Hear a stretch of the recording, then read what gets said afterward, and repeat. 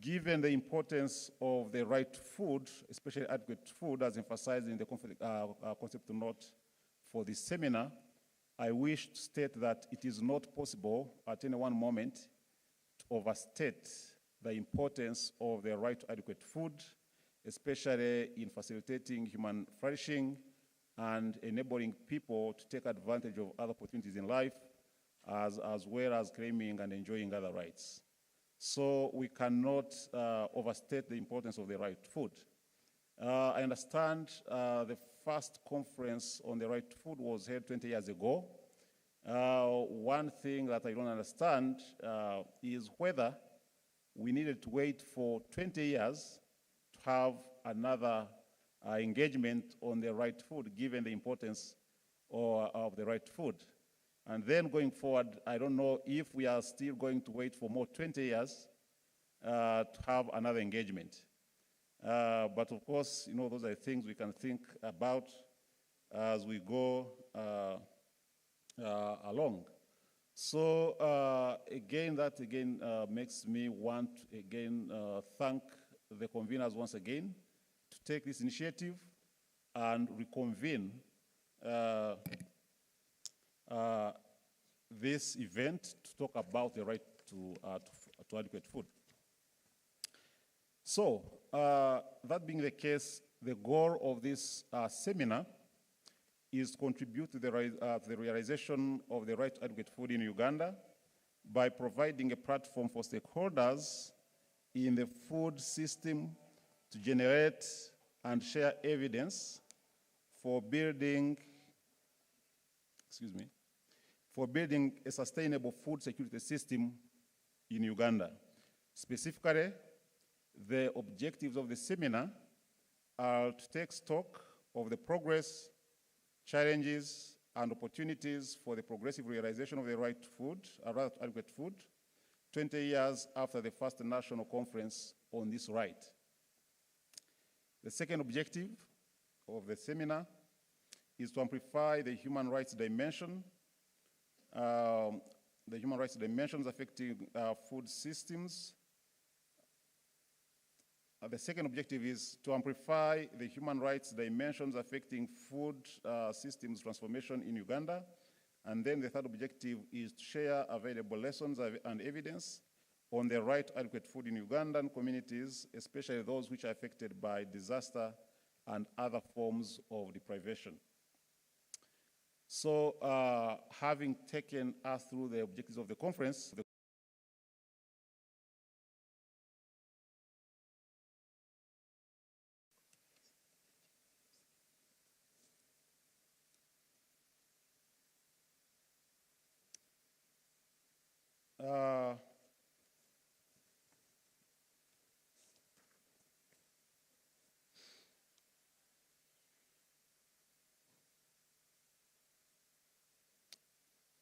I beg your pardon.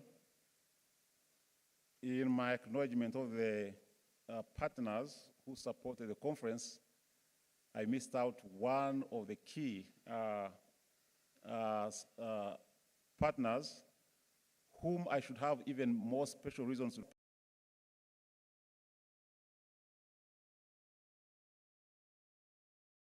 to they supported us a lot. The other reason I said I should have to thank them even the more is that Vice Chancellor for Finance and Administration, Professor Henry Alinaitwe, the chairperson.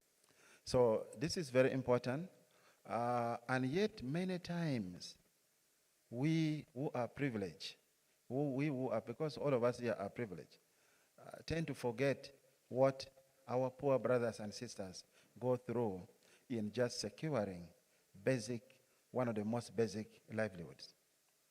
Uganda, as we all know, is a very rich country in terms of food.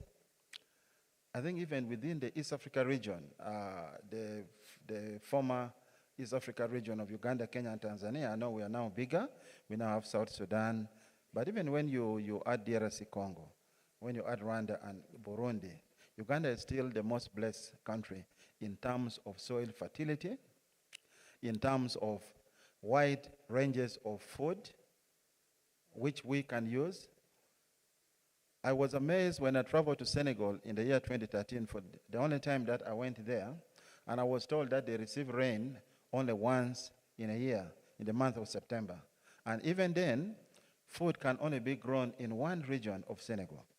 So all the food that is eaten in Senegal is imported from France and other surrounding countries, and people have to make do, most people have to make do with, there's that long bread, I don't know whether it's called the baguette or something like that, and fish, which they scavenge when the ocean recedes every morning. And when I came back to Uganda, all of a sudden, I all at once recognize how blessed we are as a country. But of course, despite the fact that we are blessed as a country, still within the country, access to food is still controlled by so many factors. And of course, we have situation where, in spite of the fertility of the soil, in spite of the natural vegetation that God has given to Uganda, we still have many communities that suffer occasional food insecurity.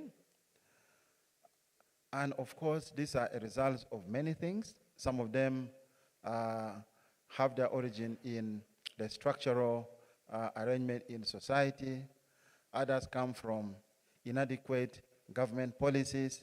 Although I want to say that the government, Uganda as a country has some of the best policies in the world, but as we know, we are not the best either at implementing these very good policies that we have on paper.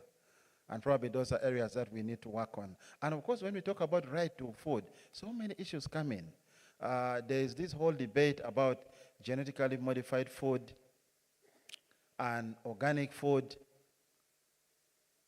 And then the major question then is, what do we do? Should we protect the nature, the natural way through which we derive our food, or should we explore this more scientifically advanced method which can allow us to actually get more food? But then the question is it safe anyway? Surprisingly, even in the Western world, there's still a very strong aversion on issues around genetically modified food in many of the communities, be it in Europe, be it in America, but of course the debate continues.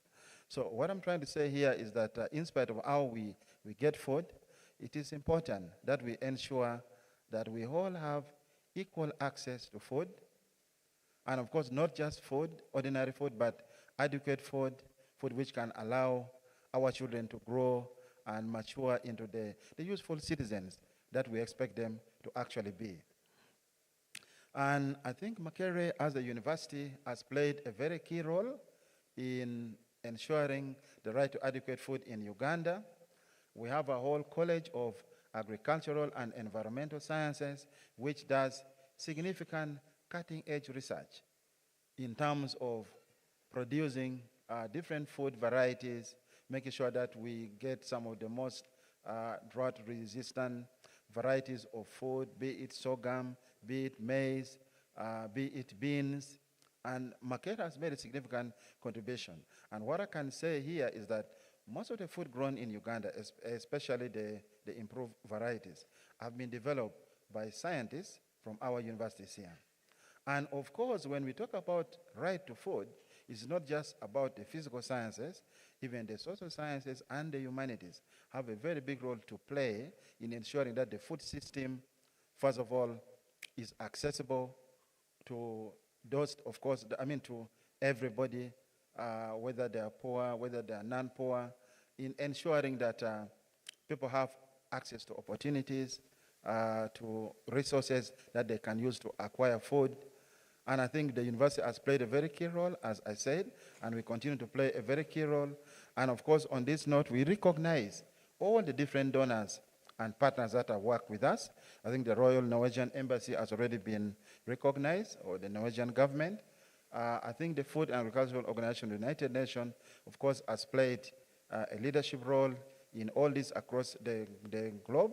And of course, we've received quite significant support from the World Bank and many other multilateral and bilateral donors in supporting our research in enhancing the right to adequate food in the country.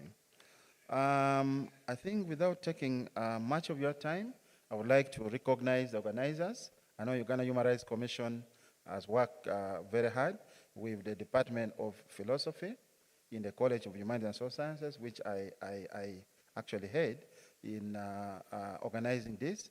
I would like to recognize Professor Archangel Rukoko, who has been at the forefront of this. And I think this is a very timely conference, even as we continue working towards making contribution for the attainment of the Sustainable Development Goals. It is one of the critical areas so that issues around hunger and famine does not stall our progress towards achieving Sustainable Development Goals. And then maybe before I invite the Vice Chancellor, I would like to also note that for some of you who are new to Makerere, the College of Humanities and Social Sciences is the biggest college in the university with over 15 departments, 6 schools, 5 major schools, and 1 research center, the Makerere Institute for Social Research, and with over 8,000 students. So I just wanted to introduce my college to you, but of course Makerere has, I think, 9 other colleges, so we have about 10 colleges in total. At this note, I would like to thank you again for coming and take the opportunity to invite the Vice Chancellor to address the audience. Mr. Vice Chancellor, sir.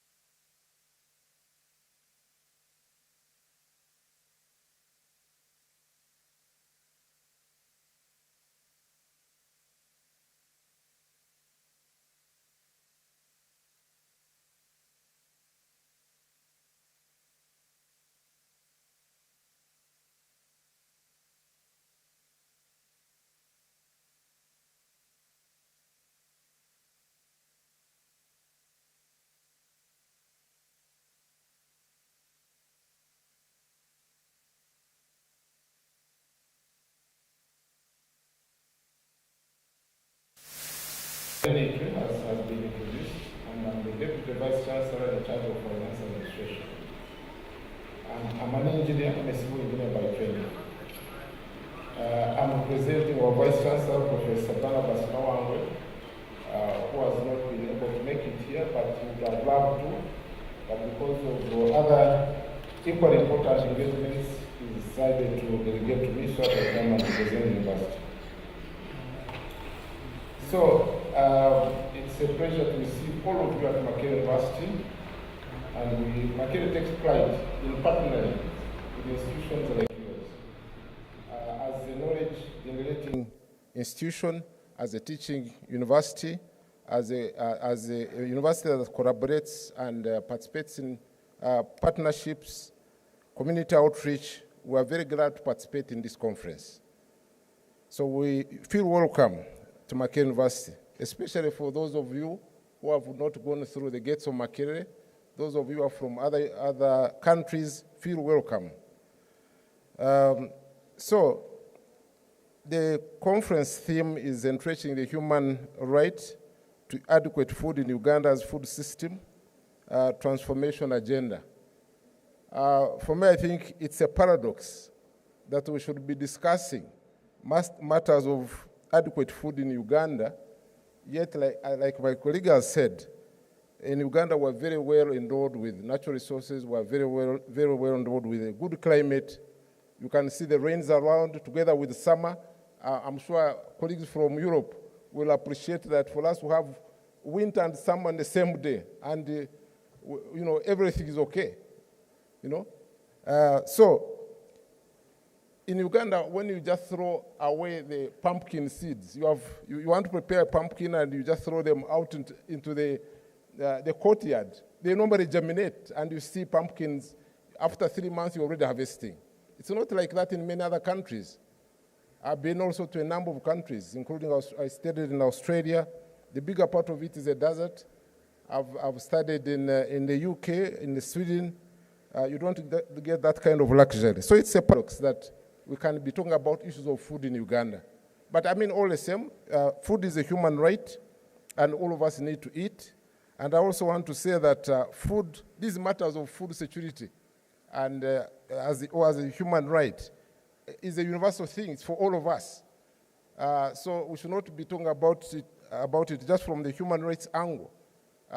As a university, I should have seen more people from the College of Agriculture, the College of Engineering, the College of Veterinary Medicine, because I mean, they're the ones who look after the animals.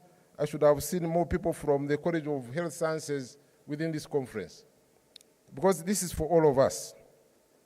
What normally goes wrong with our foods in Uganda is not just the quantity. The quantity, I think, would be having enough. But issues of, one, the handling, issues of handling the food, a lot of it is wasted. We have a lot of post-harvest losses, but also losses which occur within the gardens. We also have issues of quality, the quality of our foods. Quite often when you are moving around, you see maize just being dried in the compounds, and then the ducks and the hens are moving over it, and in the process doing their funny things on our food. So the issue of quality, the issue of handling, the issue of transportation. On a number of occasions, when we've had little food in areas like Karamoja, you find it during the same season in Mbarara, places like Mbarara, they are throwing away the matoke because it's ripening. So the issue of transportation and distribution within the country. And then, of course, the other major one I see is the issue of preservation. How do we preserve our foods? Like, again, I've talked about matoke, but can we make it more lasting on the shelves so it's not wasted?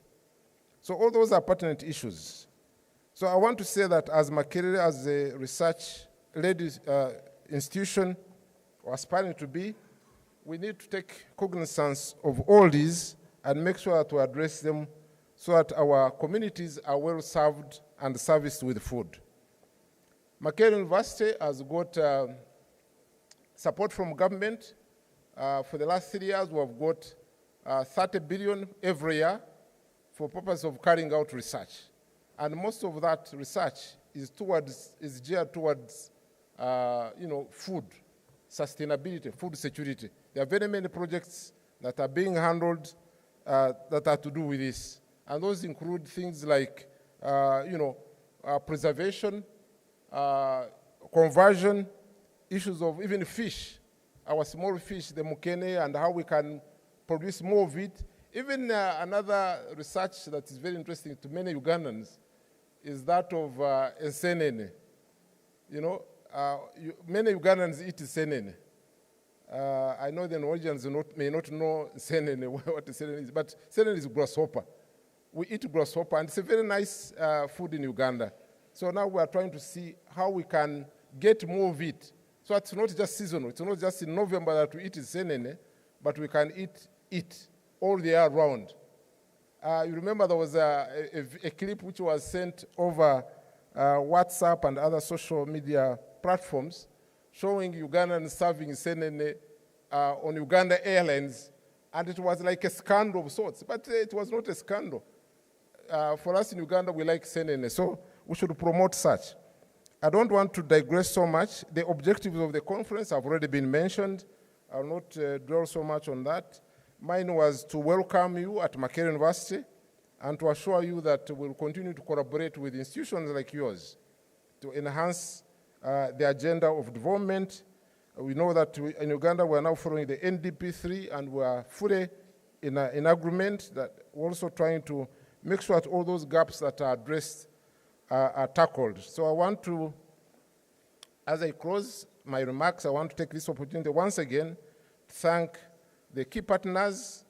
They have mentioned FAO, the Food and Agricultural Organization team, the Uganda Human Rights Commission team, the Chambogo University, especially Dr. Peter Lukundo, the Office of the High Commission, this one I've already talked about, the World Food Program, the Food Rights Alliance team, the Center for the Right to Food and Living Rights team, and then, of course, the Norwegian Embassy has been mentioned a number of times. I want to thank all of you stakeholders for coming to Makerere. And this is what makes Makerere University shine. Your participation is always in our favor. I thank you as we build for the future.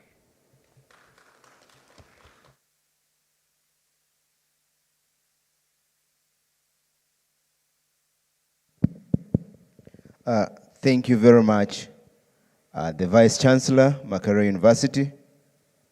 Thank you, the Principal, College of Humanities and Social Sciences. And thank you, the Head of Department of Philosophy, Makerere University, for your welcome remarks. We are feeling at home. Members, let's give them a hand clap.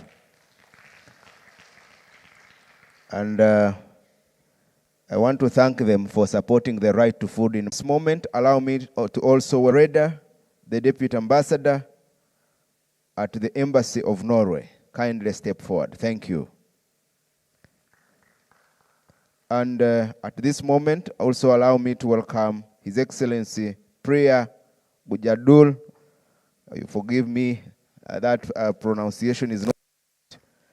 The Deputy FAO representative to Uganda. Kindly step forward. Thank you. My task right now is very simple now. To welcome the Chairperson, Uganda Human Rights Commission, to give welcome remarks. And after that, the Chairperson will invite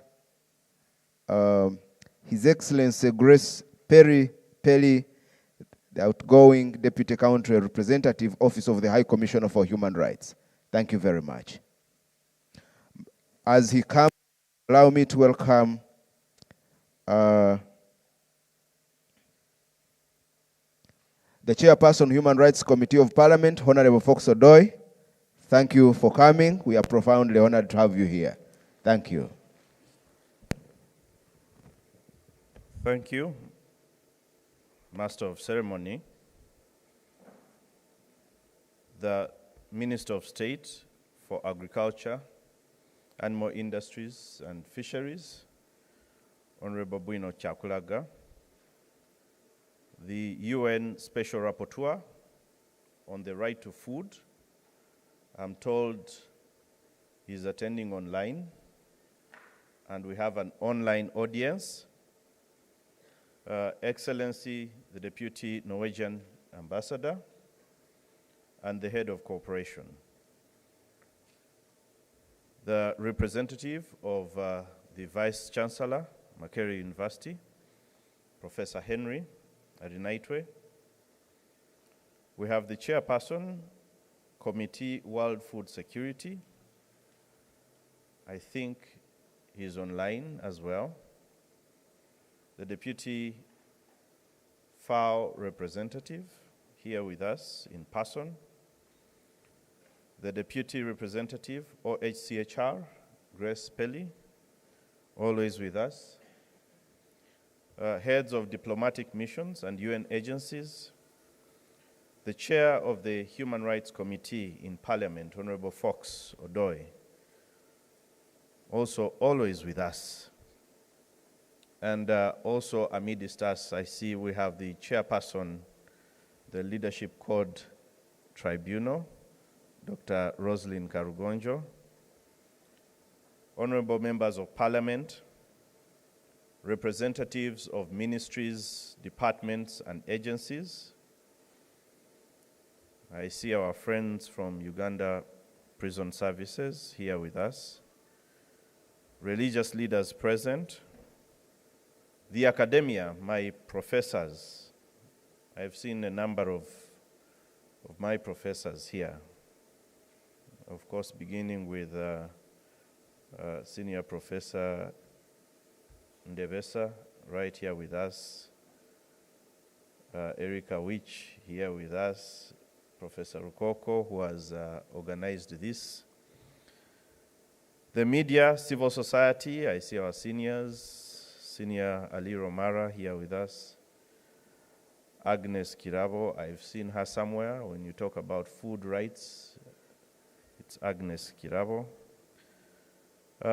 Distinguished participants, ladies and gentlemen, I'll deliver these remarks on behalf of the chairperson of the Uganda Human Rights Commission, who is not here with us, but on duty very far away in West Nile, in Arua.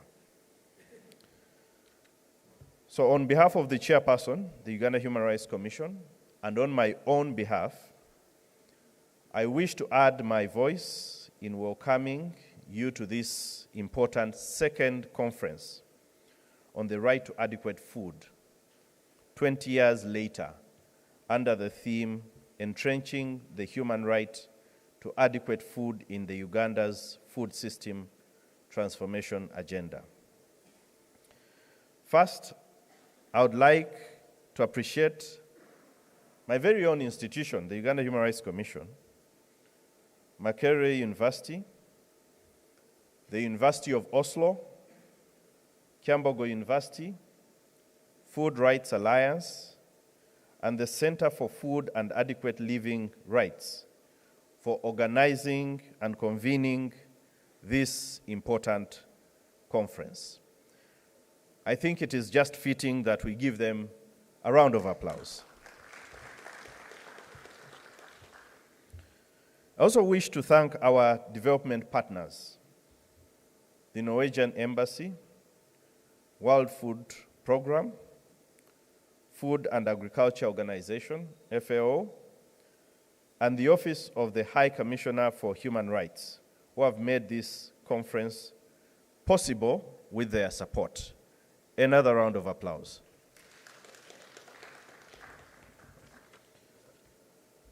Allow me to also appreciate all of you who have taken their time off your busy schedules to attend this conference, both here in person, but also virtually. We don't take it for granted. You may clap for yourselves. Excellencies, ladies and gentlemen, the right to food is an inclusive right, and I will explain. It's not simply a right to minimum ration of calories, proteins, and other specific nutrients. It's a right to all nutritional elements that a person needs to live a healthy and active life. And this goes hand in hand with the means to access all those nutritional elements. So, distinguished guests, hunger is on the rise, affecting nearly 10% of the people globally. In fact, according to FAO, more than 2.3 billion people are moderately or severely food insecure. 3.1 billion people around the world cannot afford a healthy diet. 149 million children under the age of 5 are stunted due to chronic lack of essential nutrients in their diets. And worse still, 39 million are overweight because of inadequate essential nutrients. Just last year, Uganda lost a number of people in Karamoja due to hunger. In Kabong district alone, the statistics show that 225 deaths were registered due to starvation. In Napak, 188 deaths were registered due to hunger. 35 deaths were registered in Moroto, 8 deaths in Karenga, and the highest number was in Kotido, with 1,676 deaths due to famine and hunger. Just take a moment and think about those figures. So, majority of those suffering from hunger and malnutrition are poor, living in arid lands, and are landless without access to productive resources. Besides the situation in Karamoja, the Uganda Human Rights Commission has also noted that as cities and towns grow, so do the people who cannot find or afford food due to unemployment or underemployment. Ladies and gentlemen, while the world has more than enough food, today more than 1 billion people are going hungry. This is totally unacceptable. Combating hunger and malnutrition is more than a moral duty or a policy choice. It's a legally binding human rights obligation. Food and nutritional security are the foundations of a decent life, a sound education, and a basis for achievement of Sustainable Development Goal number 2, which aims at zero hunger for all the persons in the world. The food crisis today is a wake-up call, not just for today, but also for tomorrow.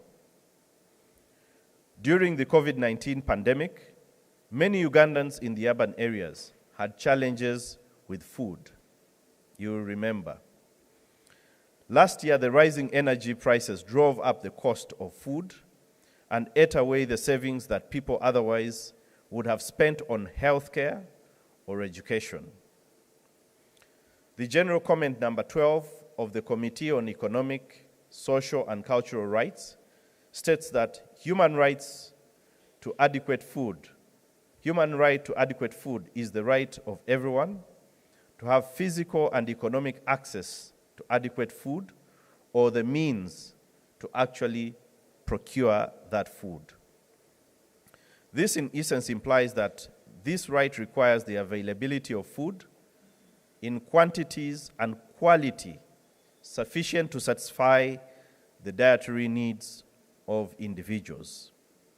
This food must be free from adverse substances and acceptable within a given culture.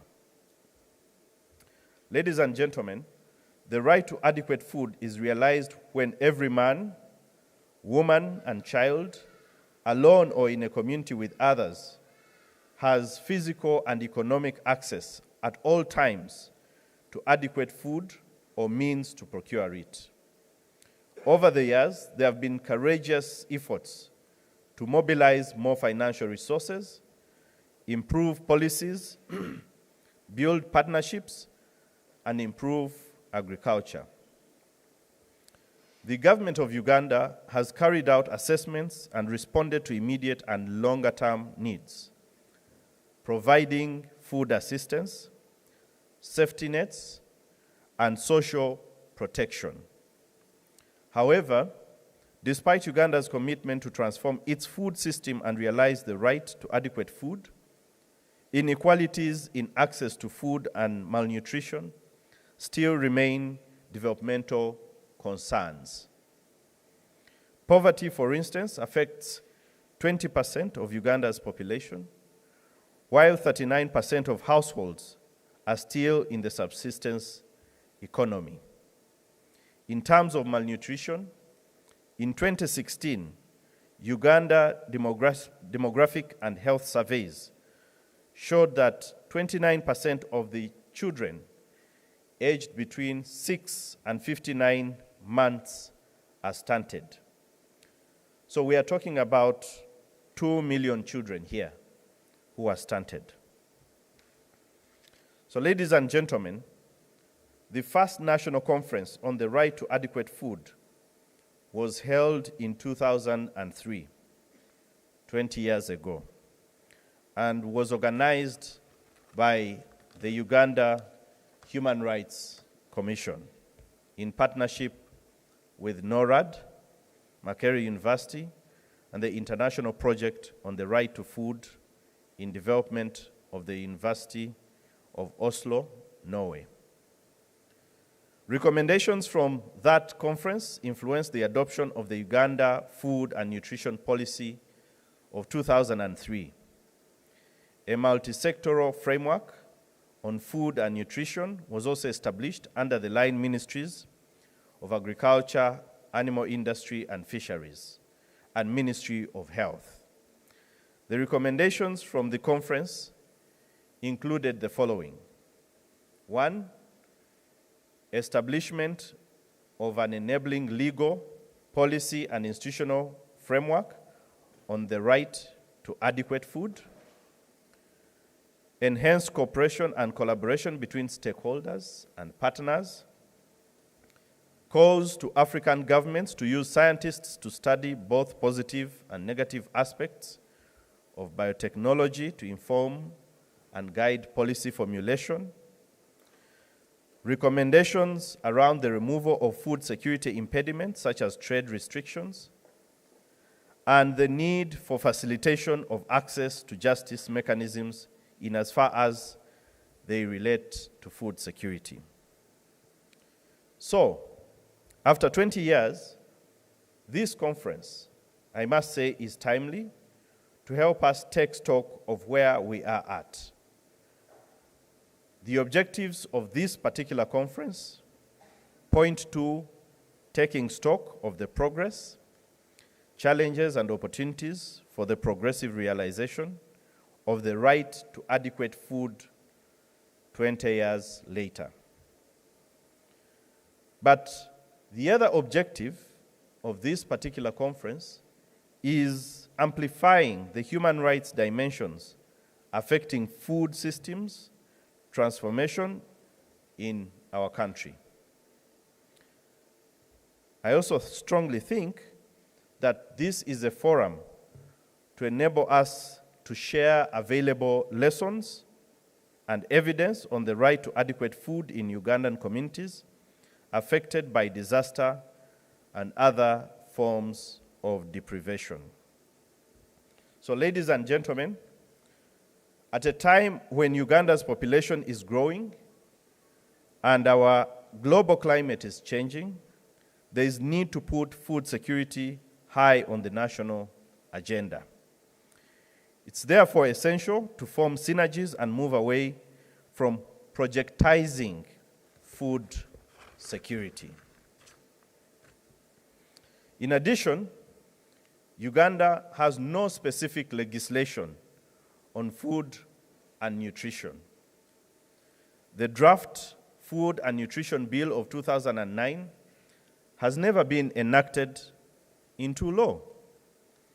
I therefore call upon the government of Uganda to expeditiously enact the Food and Nutrition Bill to facilitate food safety, food security, and availability of nutritious foods for all people in Uganda.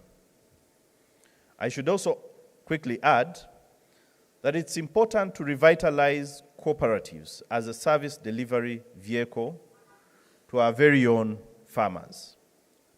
We must also harmonize our views on the causes of food insecurity in order to promote an integrated, comprehensive, and cross-sector approach to dealing with food insecurity. We also need to strengthen our disaster preparedness and response mechanism so that there is timely intervention in times of disaster. Another critical aspect that we need to pay attention to is how we process and store our food beyond cultivation seasons. I think an issue that has been talked about here. So, ladies and gentlemen, as I wind up, Let me reiterate the Commission's commitment to promote and protect the realization of the right to adequate food for all Ugandans.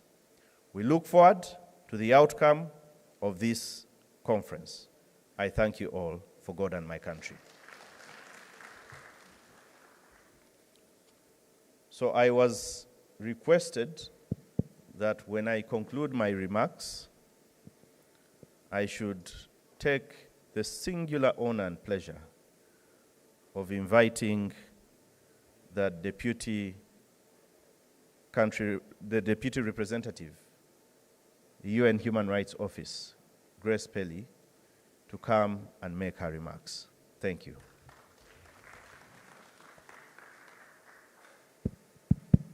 Thank you, Chairperson. As Her Excellency Grace comes to speak to us, I want to remind you of the right to adequate and clean places of convenience.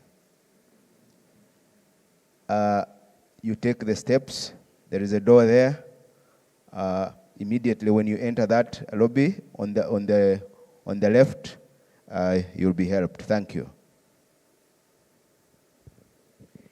Good morning, everybody. I came this morning to the conference expecting to participate and looking forward to the coming days. And I also came woefully unprepared to make opening remarks.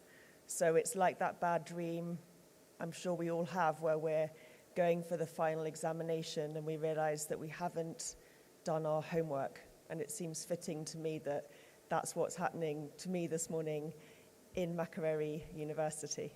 So please forgive my lack of preparedness. So I'll keep it super short, and luckily the other panel members have already said everything that I would have said had I prepared this morning. So I just wanted to keep it very short and echo the remarks of my predecessors by saying a very big thank you to Makerere University, to the Uganda Human Rights Commission, to the Embassy of Norway, and to all of our partners for making this important event happen today and tomorrow. And I very much look forward to the sessions and to taking the discussions forward with you all. Thank you very much. Thank you, Your Excellency Grace Pelly. At this moment, allow me to welcome His Excellency Ole Reda, the Deputy Ambassador at the Embassy of Norway, to give us welcome remarks. And then after that, kindly invite Her Excellency Priya to also give us the remarks. Thank you. Thank you very much. Minister of State for Agriculture, Animal Industries and Fisheries, Honorable Kiakulaga Fred Bino, Deputy Vice-Chancellor of Makerere University, Professor Henry Arinaitwe, parliamentarians, representatives of UN organizations present, representatives from government institutions, ladies and gentlemen. I am happy to join you all here today at the second conference on the human right to adequate food in Uganda. Globally, access to adequate and nutritious food continues to worsen every year. Global food insecurity is aggravated by the war in Ukraine, which has affected food prices around the world. Uganda is no exception. The regions of Karamoja, Teso, and West Nile have continuously experienced limited access to adequate and nutritious food.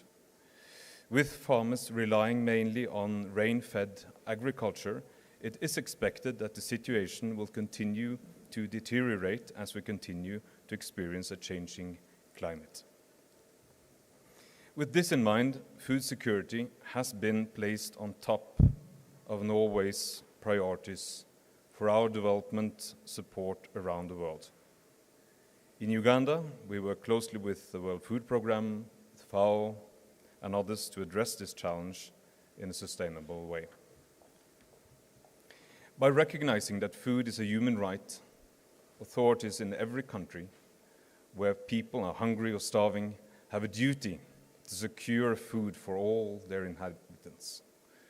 To fulfill this duty, countries must have necessary frameworks in place. Discrimination and marginalization of vulnerable groups is one of the barriers that prevent countries from fulfilling the right to food for all.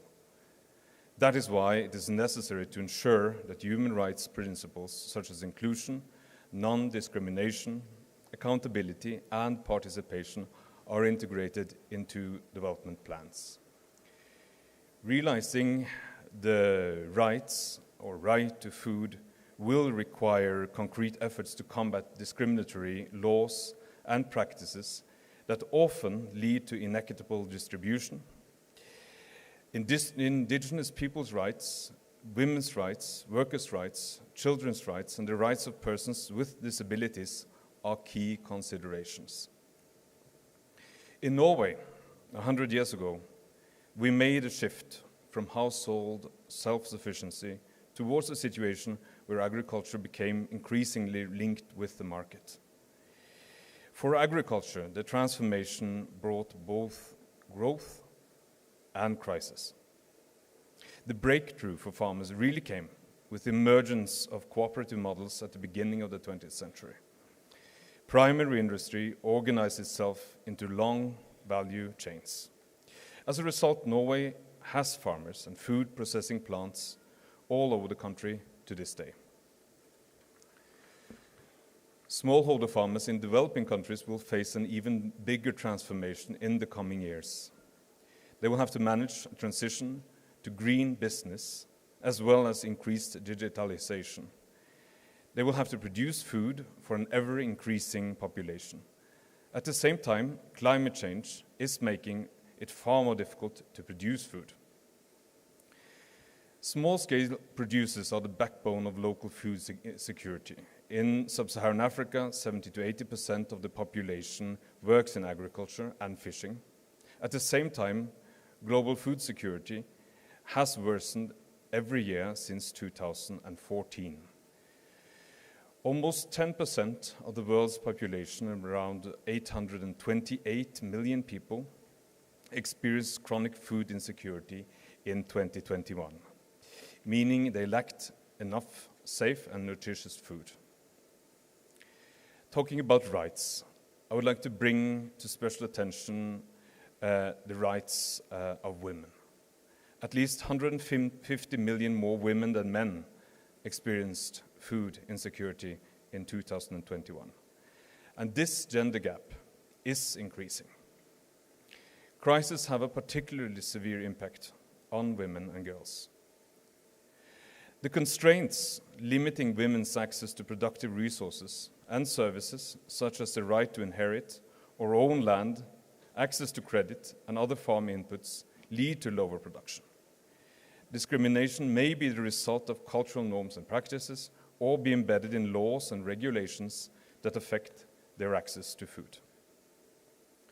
So as you deliberate on the right to food over the next 2 days, I wish that you take into consideration the various hindrances to the right to food across different groups and also how this may affect economic growth. I hope that this conference is productive and provides concrete steps that can be taken to ensure everyone's right to adequate food in Uganda. Thank you.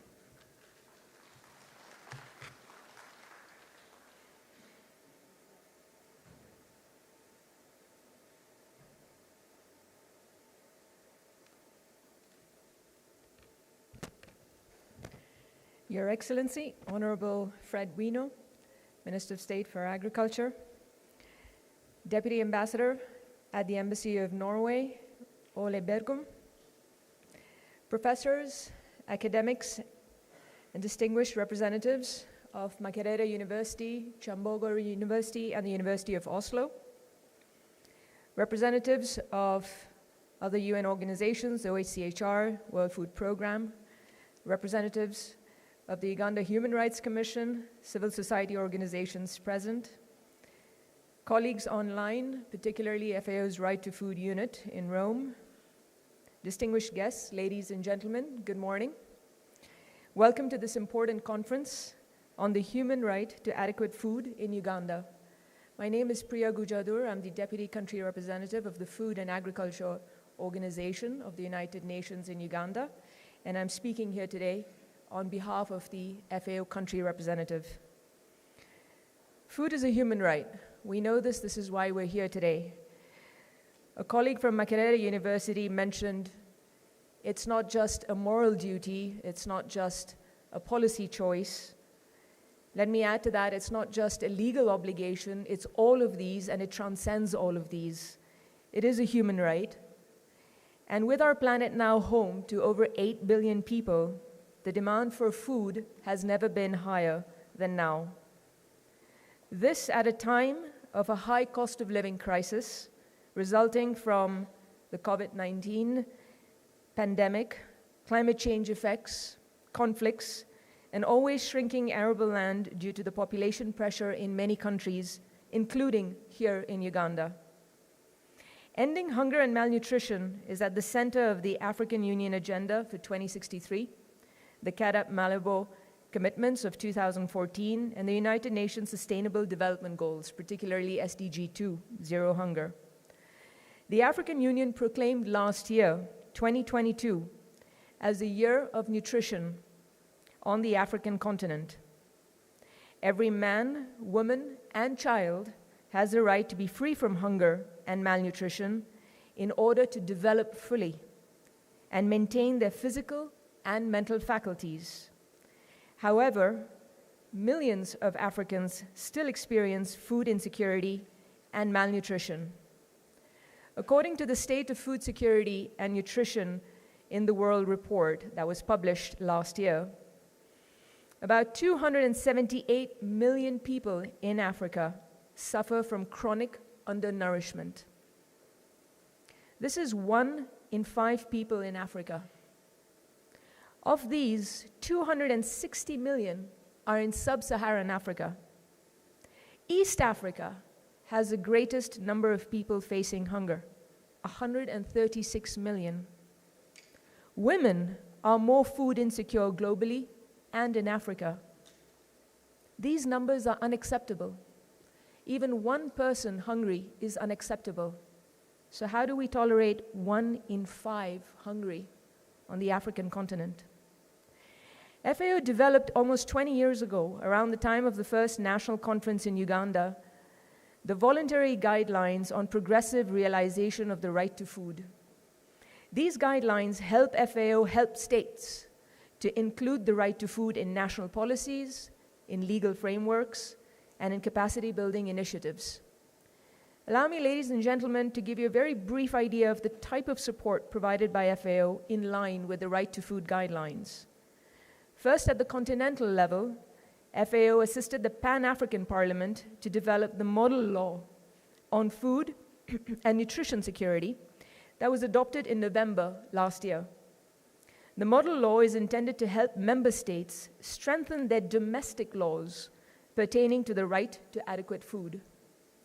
Second, at country level, FAO supported the development of a framework law on food and nutrition security in Djibouti, and a Food and Nutrition Act in Somalia. Third, in Uganda specifically, FAO provided support for the formulation of the draft Food and Nutrition Bill that we've heard about already in 2009, which placed a significant emphasis on the right to adequate food. But as mentioned, this was not enacted into law. FAO also provides direct assistance to vulnerable groups, including refugee and host communities, and the people of Karamoja, in collaboration with the World Food Programme. In Uganda, from 2012 to 2022, a 10-year period, FAO has assisted the capacity building of the Parliament of Uganda through the creation of the Uganda Parliamentary Alliance to advocate and lobby for Food and Nutrition Security matters to be able to support a number of legislations such as the Fisheries and Aquaculture Bill, defending the right to food and consumer protection rights, etc. We've also helped a legal assessment to map the food and nutrition legislation in Uganda by highlighting the legal gaps in food and nutrition security legislation. And through the domestication of the Pan-African Parliament model, law on food, nutrition, and security, which importantly can serve as a benchmark for updating the draft 2009 Food and Nutrition Bill in Uganda. In light of the present momentum around the transformation of Uganda's food systems, this conference is critically important to revive the discussion on the progressive realization of the right to food. Ladies and gentlemen, FAO believes that the Uganda Parliamentary Alliance for Food and Nutrition Security is critical in advancing the country agri-food systems transformation. In particular, and together with civil society organizations such as the Food Rights Alliance, Consumer Protection Organization, the Center for the Defense of the Right to Adequate Food, this alliance can be instrumental in supporting legislation that can help a number of priority areas with regard to healthy and safe food for all, including the revival and updating of the 2009 Food and Nutrition Bill, the creation of a strategic food reserve system in Uganda, the creation of food banks and seed banks, the legislation and policy on food aid and distribution, the establishment of social protection programs using blended tools, the digitalization of food systems operations, strengthening food quality assurance and safety to promote the consumption of safe and healthy diets to reduce the prevalence of non-communicable diseases and to boost immunity, to promote One Health in Uganda, and to create robust food and nutrition management information systems for a data-driven and evidence-based agri-food systems transformation agenda. Ladies and gentlemen, we look forward to the conclusions and practical recommendations for action that will come out from this conference. FAO stands ready and pledges its continued support to Uganda to enhance food security and transform food systems, contributing to the achievement of the SDGs, and in particular SDG 1 and SDG 2, leaving no one behind. Thank you very much for your kind attention.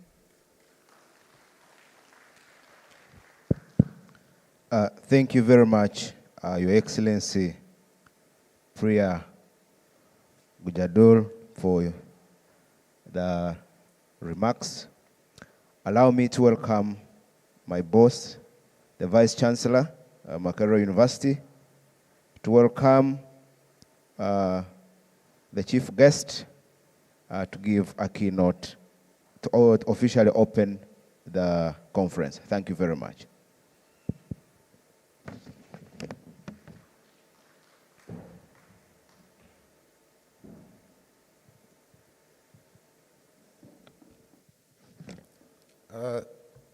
Members have already been here, so I'll stand on the existing protocol.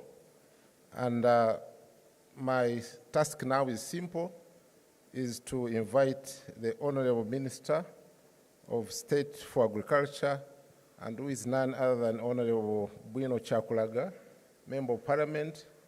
So, Honorable Minister, you are welcome to address your people and then to open the conference. Thank you very much.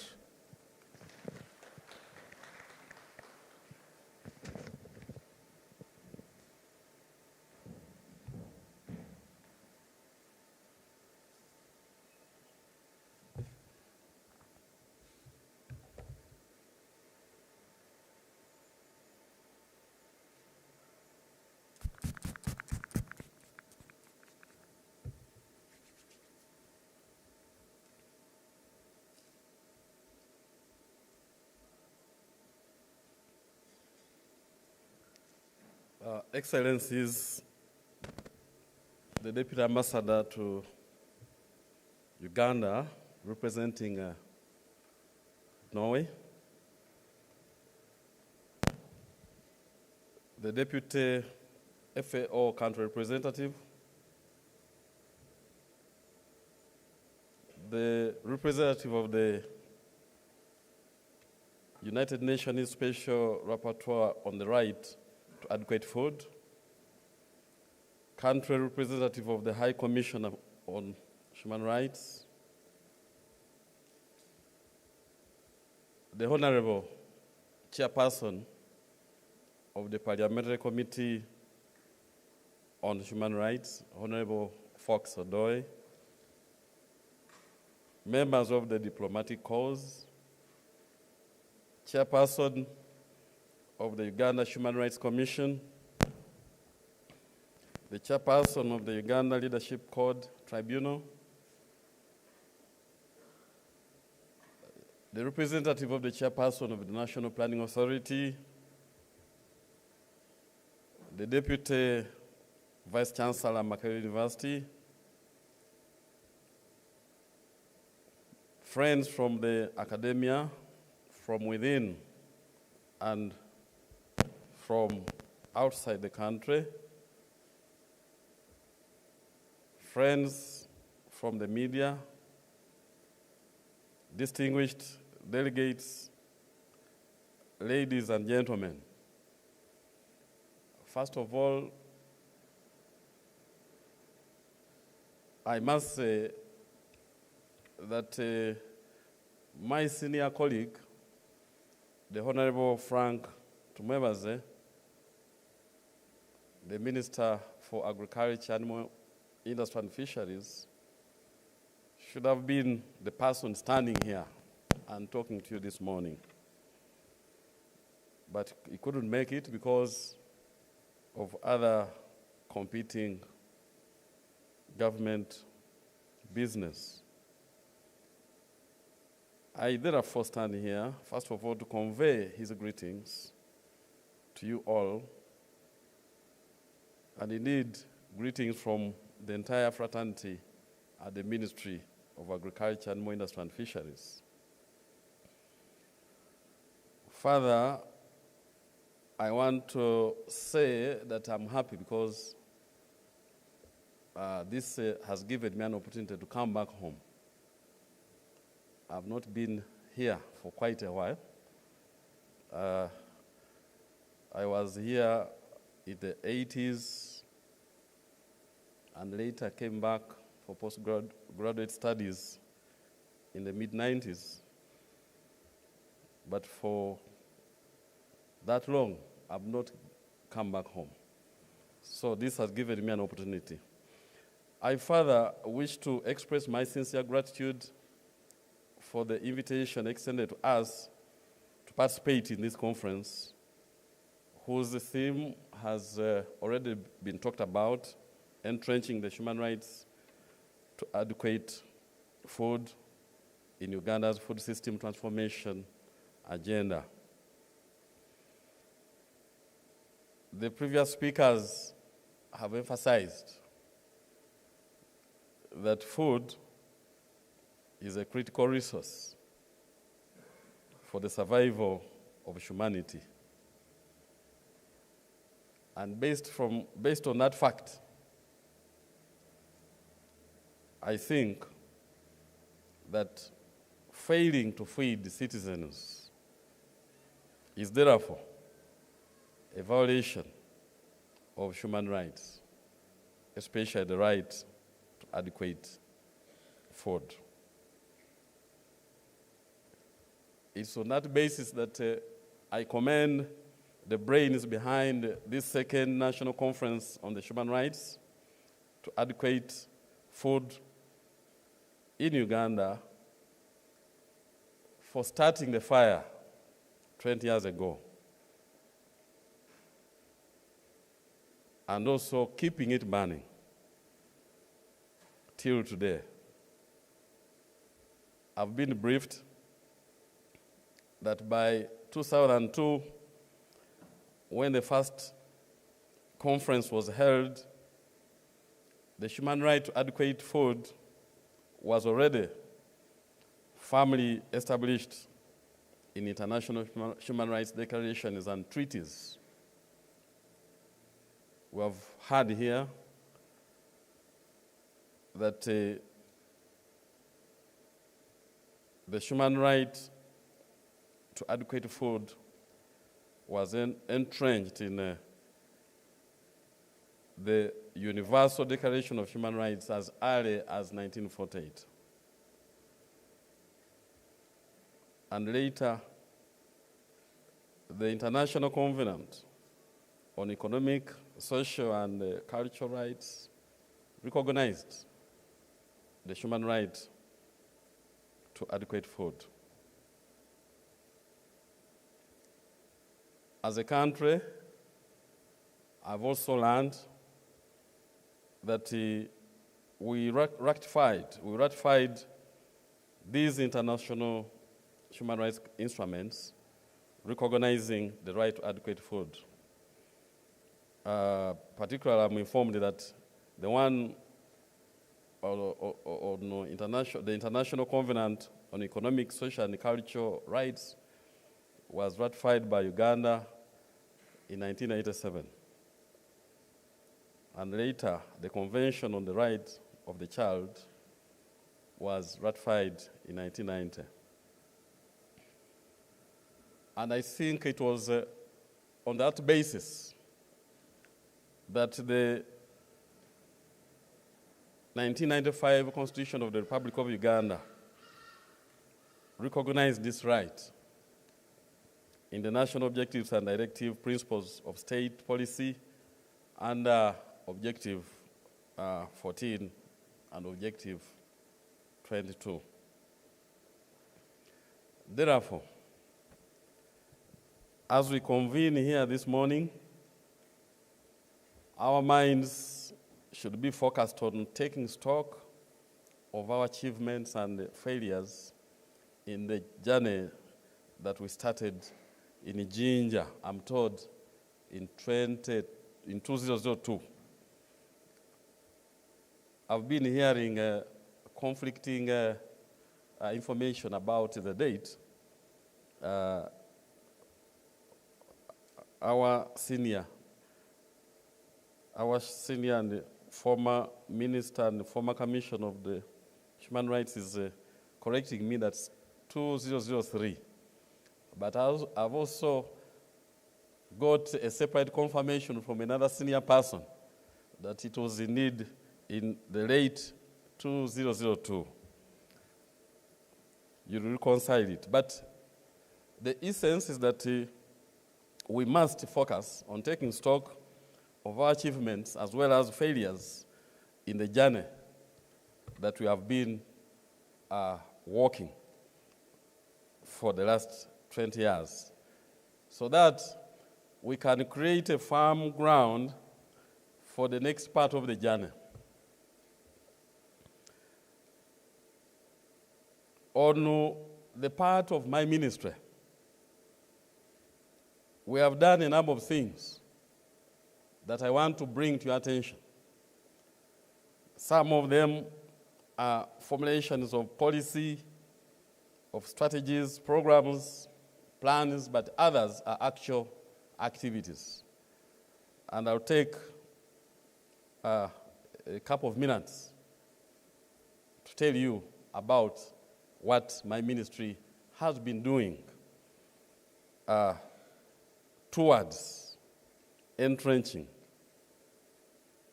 the human right to adequate food in Uganda's food system transformation agenda. I will start with what came out of the first meeting, and this is the Uganda Food and Nutrition Policy of 2003, which was formulated to promote nutrition status of all people of Uganda through multi-sectoral and coordinated interventions that focus on food security, improved nutrition, and increased incomes. This policy has been implemented by various state and non-state actors, although we still have a date of enacting a law to operationalize that policy.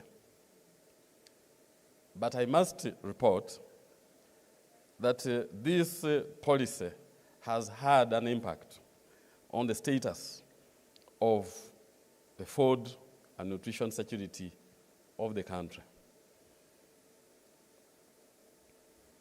Number two, under the coordination of the Right Honorable Prime Minister, government formulated the Nutrition Action Plan in 2011, aimed at reducing malnutrition. My ministry's role was to enhance production, distribution, and utilization of nutrient-dense foods. I wish to thank our researchers at the National Agricultural Research Organization, represented here by the Deputy Director General, who developed the technologies of iron and zinc-rich beans, vitamin A-rich sweet potatoes, and vitamin A-rich pumpkins. The private sector companies, on the other hand, namely Reko, Mukwano, Mandela, Maganjo, Bidika, and many others, are implementing the fortification of food with these particular vitamins to enhance the nutrition status of their products. Number three,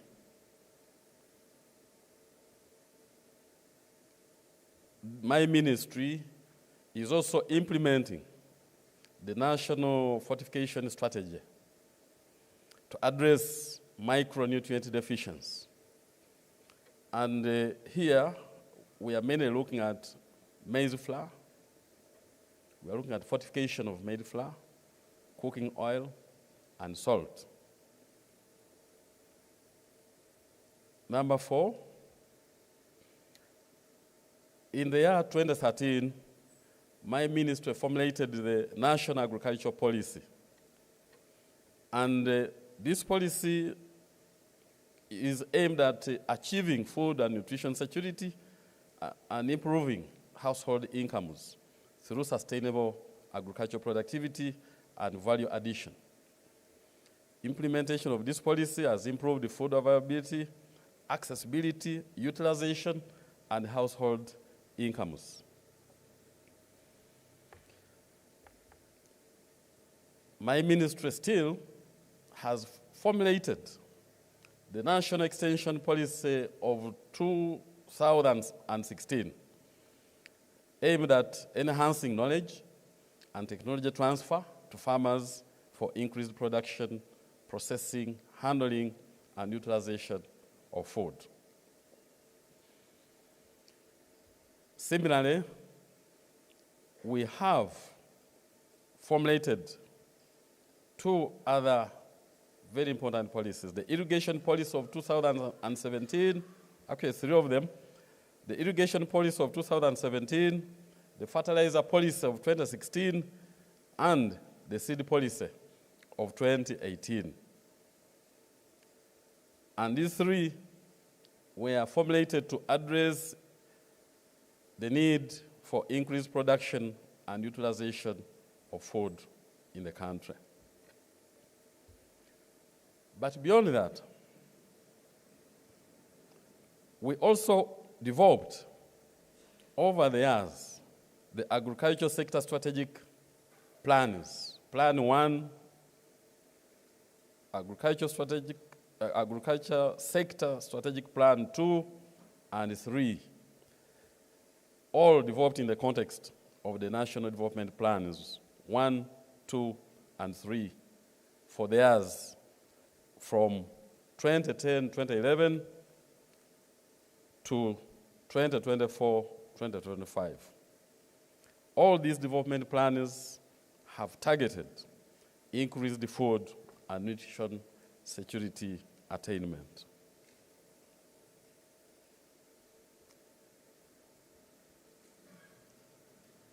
And working with the Ministry of Gender, Ministry of Gender, Labor and Social Development, together with the Ministry of Local Government and the Office of the Prime Minister, my ministry has implemented several social protection programs under the Social Protection Policy of 2015 to support vulnerable communities in healthy feeding. My ministry and the partner MDAs periodically conduct the National Food Security Assessment under this arrangement. And we produce what we call the Integrated Food Phase Classification Reports on food security.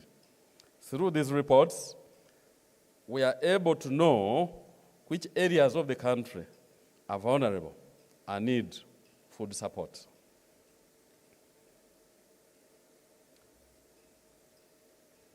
Besides those direct policy and strategic interventions, we also have other interventions that may not directly impact on food security, but they do contribute indirectly. And these include government support infrastructure, like development of roads, markets, and communication channels to facilitate food evacuation and distribution from areas of plenty to areas of scarcity.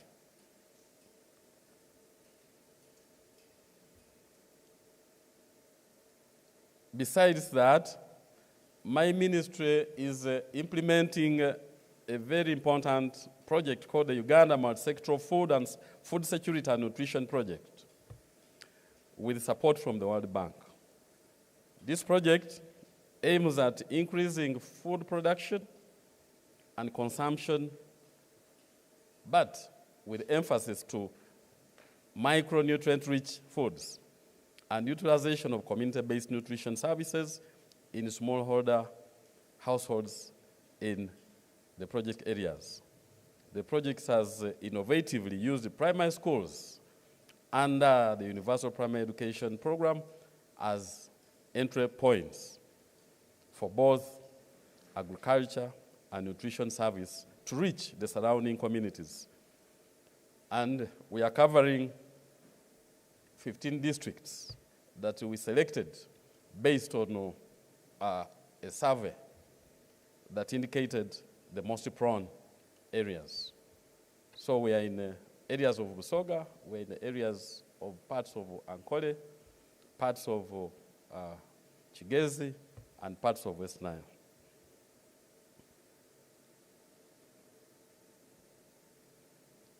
The list of interventions is long, and I may not exhaust it. But allow me to inform you that recently the government of Uganda took a decision to implement what we are calling the parish development model as a way of reaching out to the population of Ugandans that are still locked up in subsistence. Here we are addressing many of the obstacles for them so that they can get out of that trap. But as we do so, we are emphasizing food production.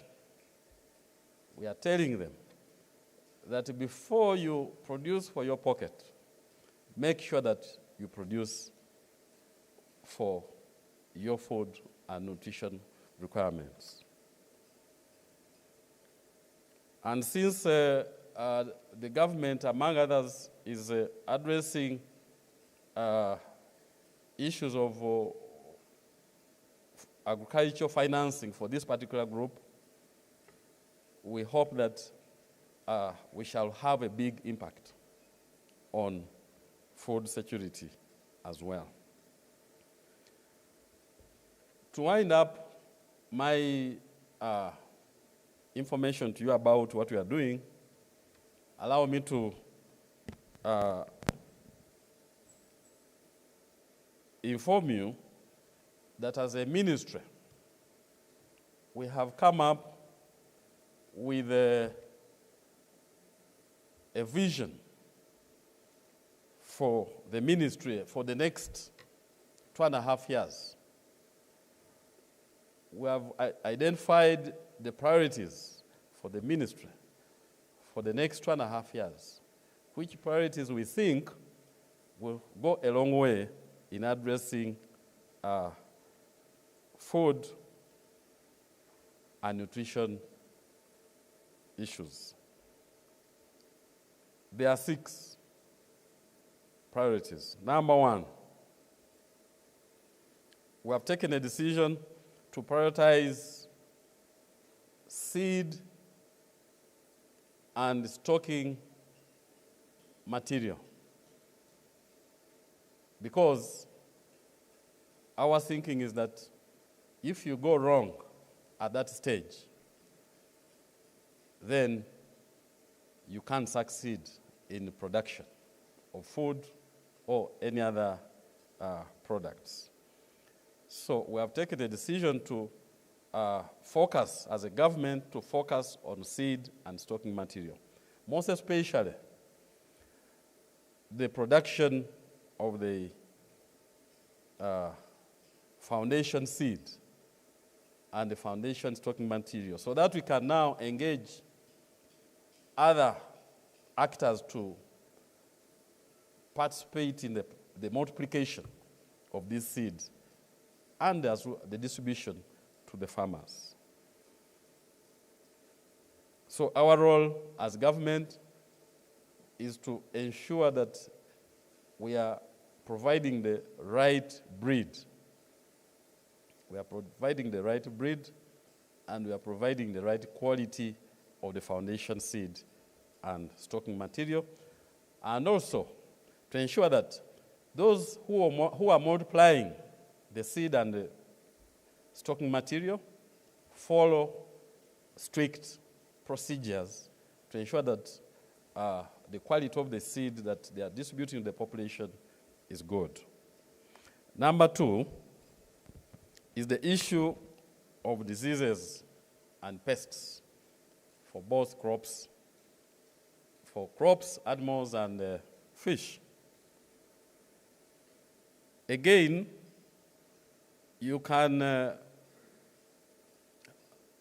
do all efforts towards production, but as long as you still have challenges of disease and pests unsolved, your efforts will be will end up in less than optimal outputs. So our approach will be to identify those crop and livestock diseases and pests that are most affecting our farmers, and then we deal with them. We deal with them decisively so that the output of our farmers is optimal enough. Of course, you may be aware that the yields from the general population compared to the yields in our research stations, the difference is big. The difference is big.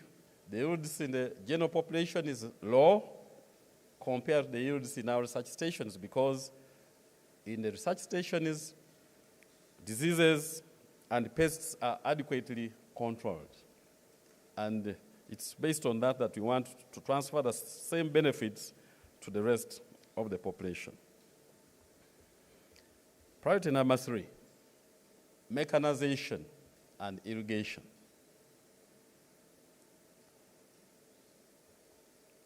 you will agree with me that given the demand for food and other products, agricultural products, we can no longer be able to satisfy that demand while using rudimentary tools.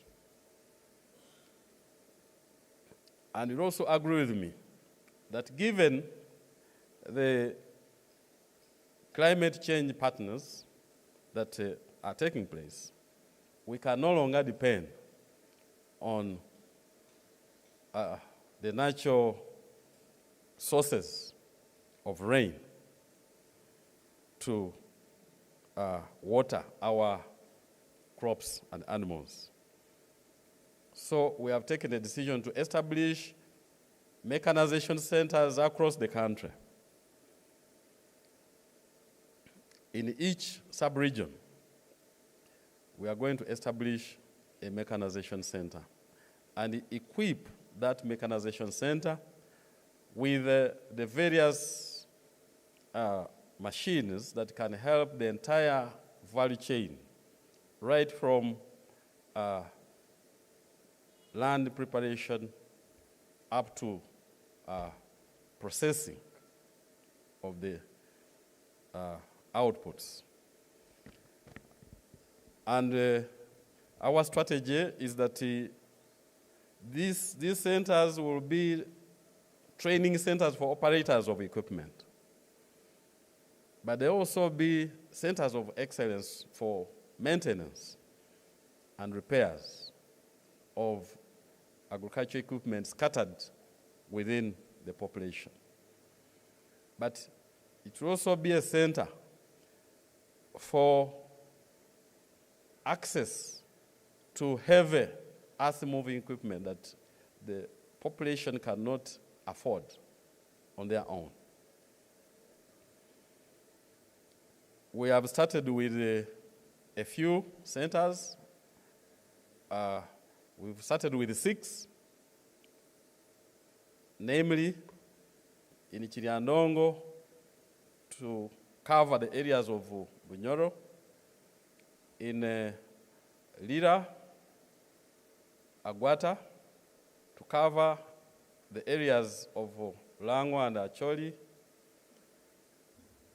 in Karamoja, based in Moroto, to cover the Karamoja sub-region, and then in Impiji and in Sanga to cover the areas of Ankole. And we shall keep on expanding until we cover all the 18 sub-regions. And at each center, we shall also put their capability for irrigation so that we can transfer that capability to the population. Our 4th priority is to address what one of the speakers talked about.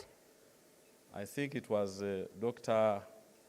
The head of department of philosophy, who said that Uganda is endowed with the resources.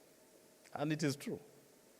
We are endowed with the resources. But unfortunately, we are not utilizing these resources. We are sleeping. So one of the very important interventions is to wake up Ugandans, waking them up so that they are able to utilize the natural resources that are available here. So this intervention, we are calling it Okuzukusa, waking up the population. Waking them up, mobilizing them, and educating them on what to do, because the resources are largely there. Number 5 is working with large-scale farmers, because for a long time, we have been mainly concentrating on mobilizing the smallholder farmers because they are the majority. But our work with the smallholder farmers currently is emphasizing high-value enterprises for them, because it's not economically viable for them to produce low-value enterprises on a small scale. It wouldn't make economic sense. But by doing that, by advising them to concentrate on high-value enterprises, we are inadvertently decampaigning production of strategic crops. For example, maize. Maize is a low-value crop. So by telling the smallholders not to emphasize low-value enterprises, we are indirectly discouraging them from producing food. And we think this may not be good for the country. So this is why we have taken a decision to deliberately mobilize large-scale farmers so that they can produce these seemingly low-value crops for purposes of addressing issues of food security, but also for addressing other strategic demands. For example, we have other enterprises like ranching for beef. Smallholder farmers cannot ranch for beef because they don't have enough land to do so. But beef is so important, not only for our population, but also for the international market. So we want to mobilize large-scale farmers so that we are able to address strategic demand of various enterprises that small-scale farmers may not be able to produce because it's not profitable to produce them on small scale. Finally, we have taken a decision to deliberately promote fish, both fish farming and wild catch fisheries, because of the importance of that subsector. Because previously, the population has been coming to us and saying, the only way that we relate with the fisheries is by regulating them. Just regulating. So we want now, on top of regulating, also to promote. Not only promote, but also facilitate. Also provide financing for aquaculture, both on ponds, in ponds and in cages on lakes, but also to promote sustainable wild catch fisheries. I can talk about the good things that we have done towards entrenching the human right to adequate food in Uganda's food system transformation agenda. I can speak on and on and on. However, I know that what could be ringing in your minds is, having done all that, does it mean that food insecurity, hunger, and malnutrition has been wiped out? The answer is no. Food insecurity, hunger, and malnutrition still persist, despite the interventions that we have made. And don't look at me to provide the solution for that. I want you to look at yourself. Actually, that is why you are here. I want to request you that you, people that have gathered here, the like-minded people on this subject matter, should use these 2 days to evaluate the gaps that have made food insecurity, hunger, and malnutrition to still persist, despite the interventions that I've talked about. So that we work together to formulate the next steps towards the theme of our conference today, which is entrenching the human right to adequate food in Uganda's food system transformation agenda. Finally, I would like to thank the two main conveners of this conference. I'm told that the two main conveners are the Uganda Human Rights Commission and Makerere University, Kampala. I thank you for this initiative. I thank you for the initiative, and I also thank you for continuing to push us.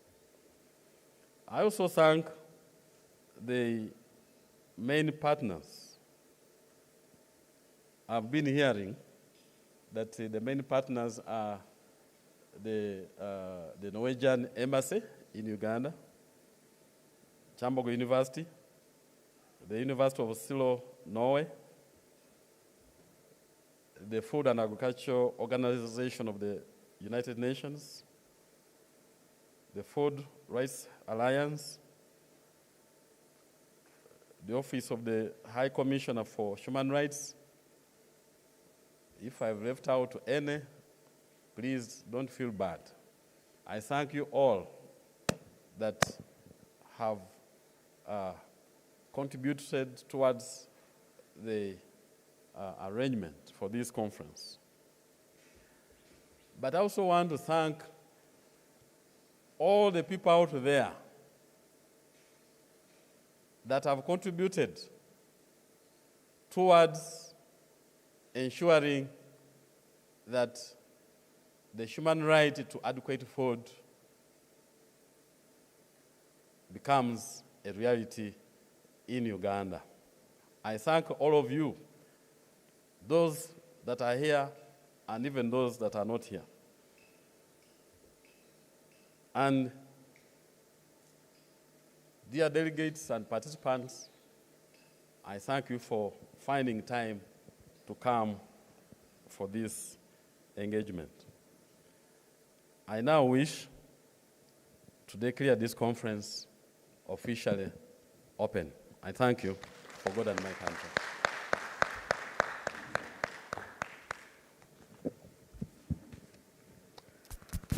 Thank you, Honorable Minister. Fred Bwino Kyakulaga for officially opening the conference.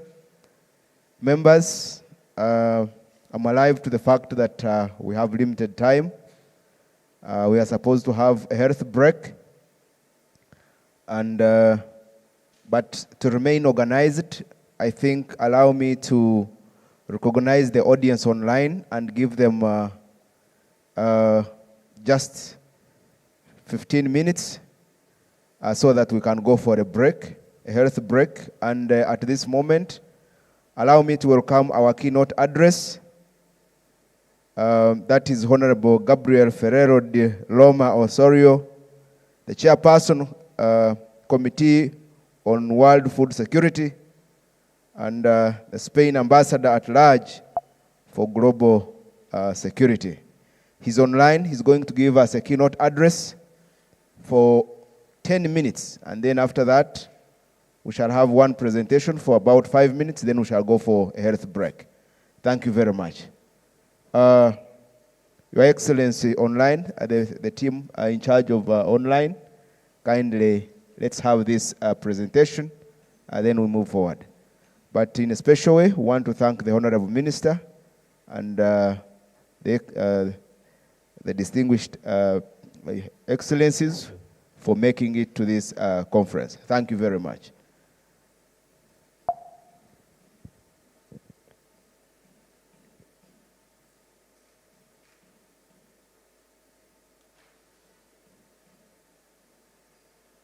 Good morning, colleagues. I'm not sure if you can hear me or nor see me from Uganda. Can you confirm this, please?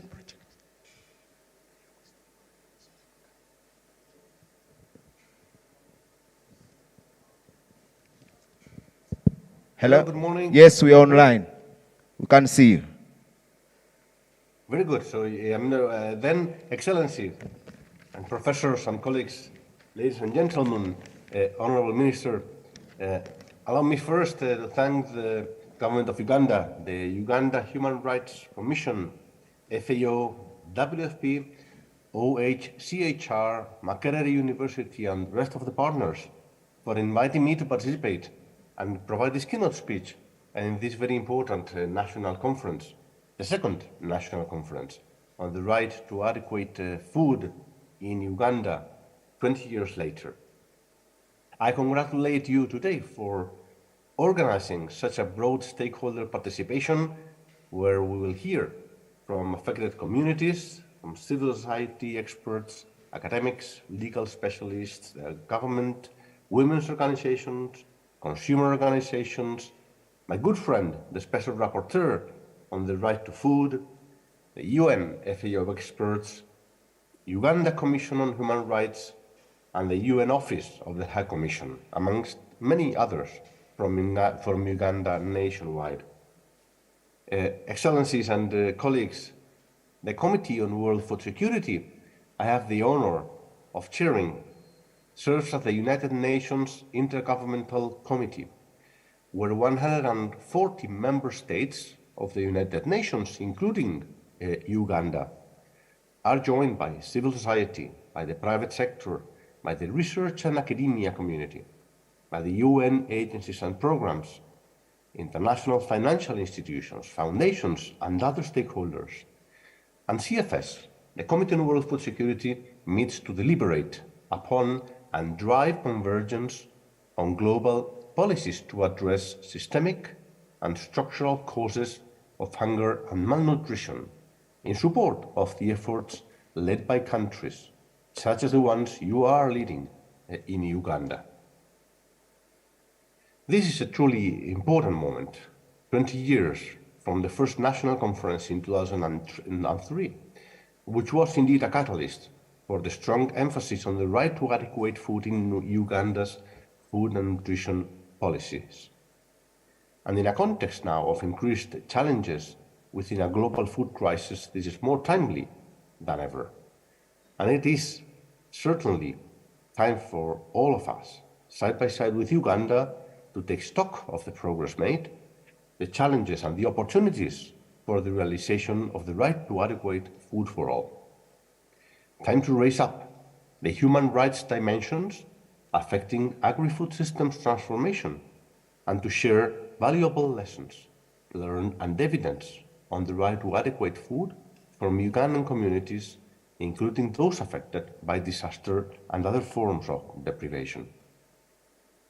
20 years on then, where are we in terms of the realization of the right to food for all? It is a critical subject and often a difficult one for our governments, but it is an essential question to ask. And to ask, can we do more? Colleagues, allow me to set out some of the global context. And we heard already from previous speakers on where are we now. And today, indeed, the world is reeling from a lengthy pandemic which has forced many millions into poverty and hunger, as well as to indignity, brutal intervening in livelihoods, the lost education of our children, and adding burdens to those frequently already overburdened, our women, our girl children, and others in the most vulnerable situations, facing greater responsibilities and time spent in care for the sick, for older persons, for children, and others in communities stricken by illness, disaster, or abandon. All at a time of escalating costs of living. And climate change impact is yet more evident, inflicting droughts, floods, disaster and extreme weather events upon so many, exacerbating the fragility of many nations, communities and peoples, forcing so many to flee communities and to face rising levels of hunger as food production and crops in many areas are frustrated. Today, we will hear from affected people living in communities in the highly disaster and vulnerable districts of Karenga, Buruda and Kasese. Changes in climate seasonality and temperatures have impacted agriculture and food systems worldwide, not just in Uganda. And we know the most exposed locations and communities are in Africa, Asia, Central and South America, Small Island, and the Arctic, with local farmers, especially smallholder farmers, fisherfolks, foresters, and pastoralists, indigenous and local people being most at risk. And the invasion of Ukraine and the ongoing war has added suffering to the existing conflicts already ongoing in many parts of the world. Conflicts, no doubt, drive poverty, exclusion, hardship, and hunger. In areas of conflict, thousands upon thousands are killed, injured, or being forcibly displaced. Let's make no mistake, the most effective and efficient way to fight hunger is to stop the war.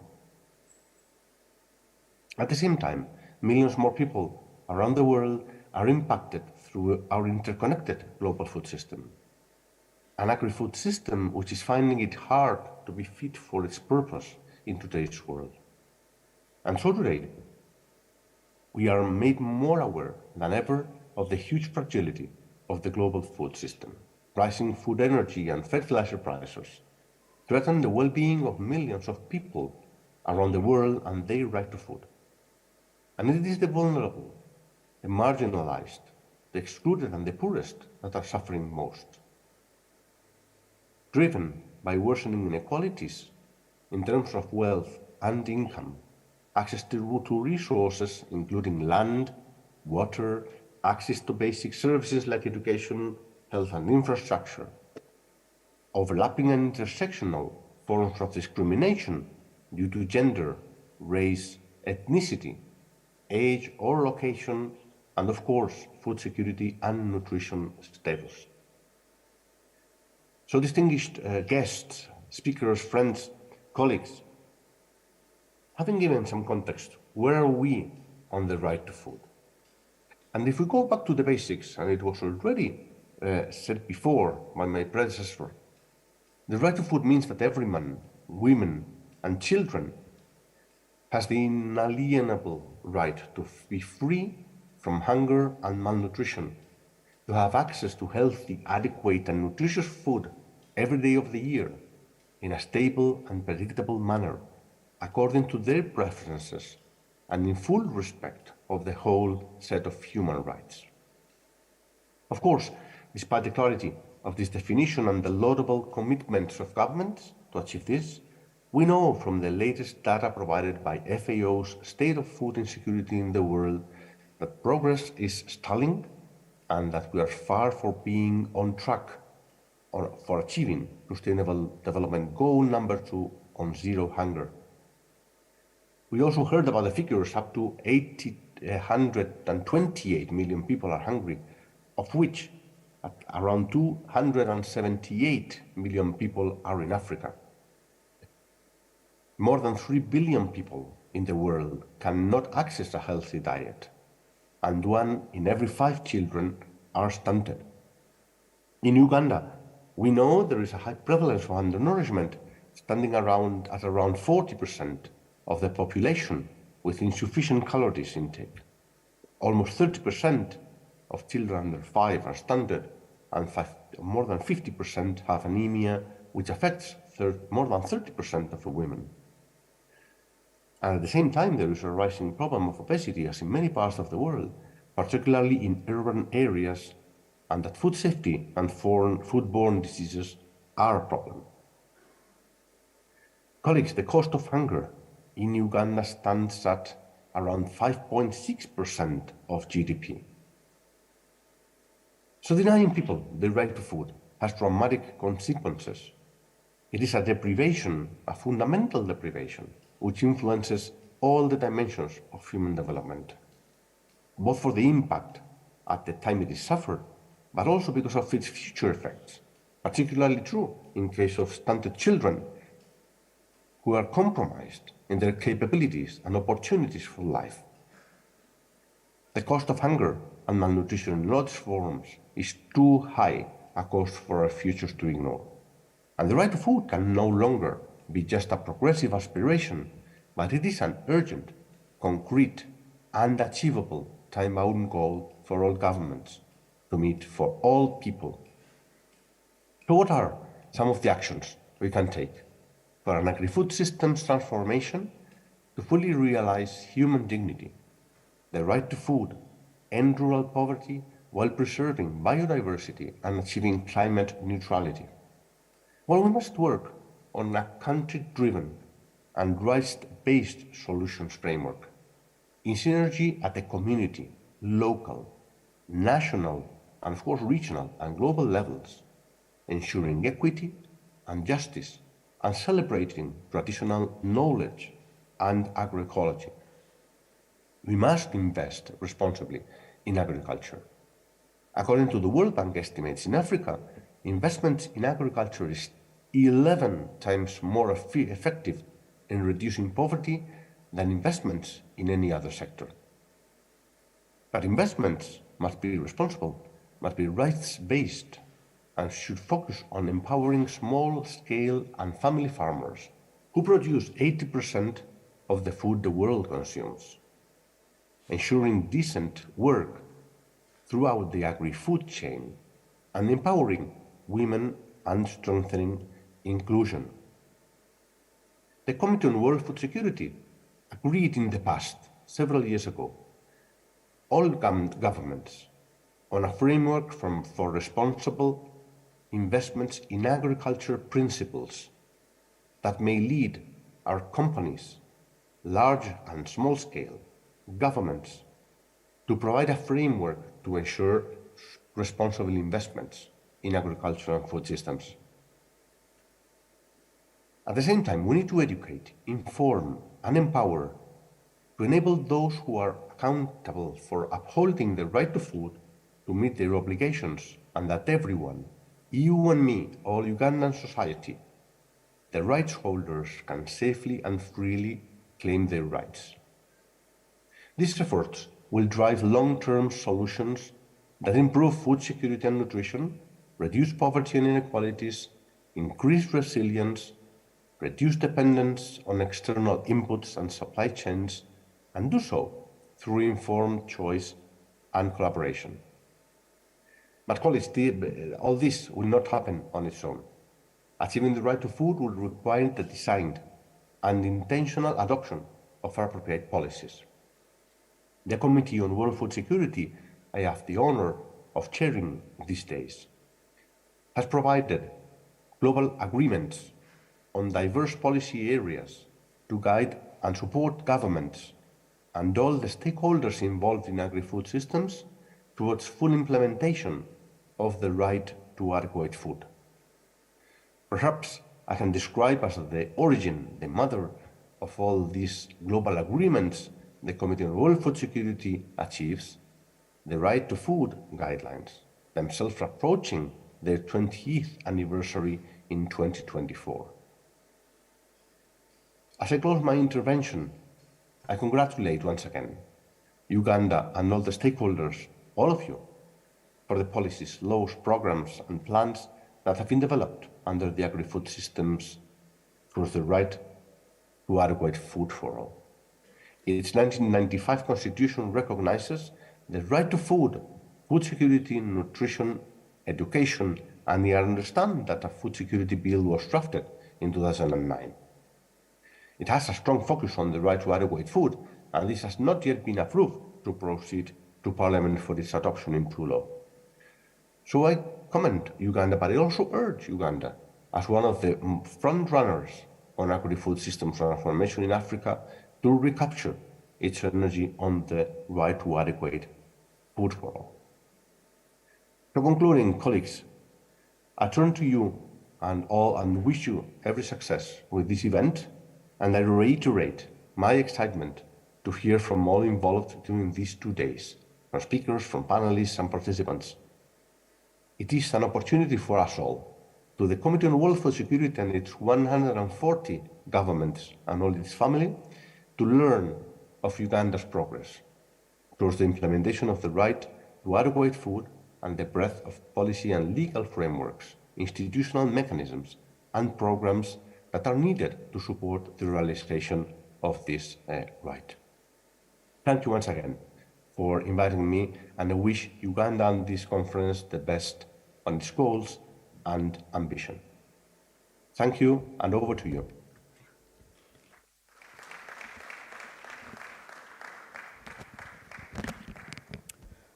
Thank you, Your Excellency Gabriel Ferrero de Loma Osorio, for the keynote address. Ladies and gentlemen, we are slightly behind schedule. Allow me to welcome the head of FAO Right to Food Unit in Rome, that is Alejandro Grispin, to give us a brief presentation on towards the 20th anniversary of the United Nations guidelines on the right to food. Kindly, if you can take about 5 minutes so that we can break off for a health break. Thank you very much. And to the online audience, we want to thank you sincerely for being part of us. Thank you.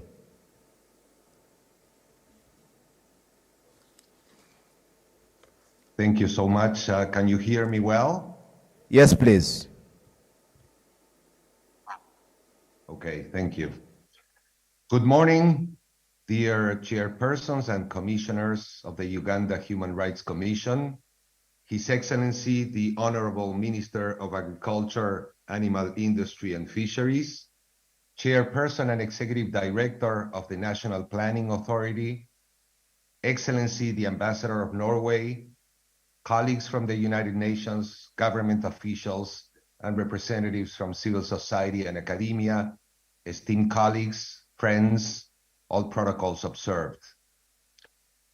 On behalf of the Right to Food Unit of FAO, I would like to sincerely thank you for this invitation and congratulate the Human Rights Commission, Makerere University, and all the other partners for convening this important and timely conference. This is as good a time as any to put the right to adequate food at center stage on the policy agenda. Even before the COVID-19 pandemic, the world was not on track to achieving Sustainable Development Goal 2 on ending hunger and achieving food security and improved nutrition for all. When COVID-19 struck, the lockdowns put in place to contain its spread not only resulted in massive job and income losses that hit the most socially and economically vulnerable populations hardest, but also in an unprecedented increase in hunger, with an estimated 150 million more people experiencing hunger in 2021 than in 2019. Since then, the slow and uneven economic recovery from the pandemic, coupled with price volatility in international commodity markets, the persistence of conflict, and the increasing frequency of climate shocks have continued to hinder progress in addressing hunger and malnutrition around the world. Because people living in extreme poverty spend, on average, 2/3 of their budget on food, soaring food prices are hitting them hardest. In fact, it is projected that every additional 1% increase in food prices will push nearly 10 million more people into extreme poverty around the world, putting food further beyond their means. Now, we know that food is a human right. Human rights are inherent to all people. They are not only universal, they are inalienable, indivisible, interdependent and interrelated. One set of rights cannot be enjoyed fully without the others.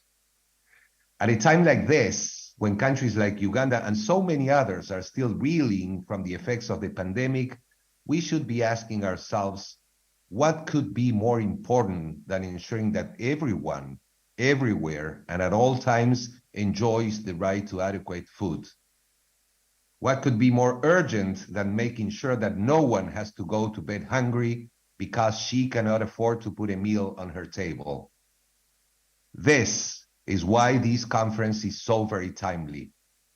Because without faster and sustained progress in addressing rural poverty and other deprivations affecting rural populations, it will not be possible to meet SDG 2, nor most of the other Sustainable Development Goals by 2030.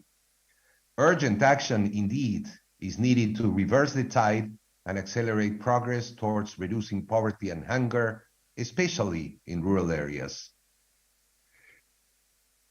Dear colleagues, FAO celebrates Uganda's initiative in continuing to drive efforts towards the realization of the right to adequate food for all. We are heartened by the fact that Uganda's constitution explicitly recognizes the right to adequate food, and that the 2003 Food and Nutrition Policy has a strong right to food focus. We understand that a food and nutrition bill was drafted some time ago and would like to offer our support to help bring it up to the parliamentary floor. Esteemed colleagues, next year, 2024, will mark the 20th anniversary of the adoption by the FAO Council of the voluntary guidelines to support the progressive realization of the right to food. In 2004, at the time of their adoption, the right to food guidelines were visionary. They anticipated the urgency of today's most pressing global challenges to achieving sustainable development, including conflict, inequalities, diseases, and change. The guidelines were the result of successfully achieving consensus among all countries on the critical importance of realizing the right to food as an intrinsic part of the right to an adequate standard of living. The recommendations set out in the guidelines are a blueprint that has influenced the global agenda to eradicate hunger and malnutrition in all its forms over the past 20 years. Today, they prove as relevant as ever in our efforts to achieve the Sustainable Development Goals, themselves grounded in human rights. The commemoration of the 20th anniversary of the adoption of the Right to Food Guidelines comes 1 year after the celebration this coming October of the 75th anniversary of the Universal Declaration of Human Rights. This will be a fantastic opportunity for Uganda to share the progress made since its first national conference on the right to adequate food held in January 2003. Ahead of these milestone celebrations, let us rekindle the spirit, impulse, and vitality of both instruments and renew our commitment to making the right to adequate food a reality for all, and especially for those who have been lagging but can no longer be left behind. With political will, adequate financing, smart policies, and investments, it is not unrealistic to dream of a world without hunger. So we call on all sectors of Ugandan society to mobilize and galvanize actions to make sure that the 20th anniversary of the Right to Food Guidelines becomes a rallying cry, a wake-up call, to use the words of the speaker from the Ministry of Agriculture, and a turning point towards ensuring that Uganda meets SDG 2 and all the other SDGs, realizing the right to food for all its citizens. Rest assured of FAO support in this endeavor, and let me wish you all very enriching and productive deliberations over the next 2 days. Many thanks. Over to you.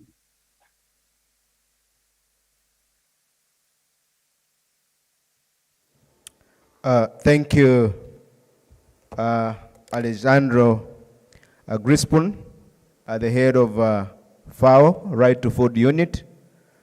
We are really excited, and Thank you.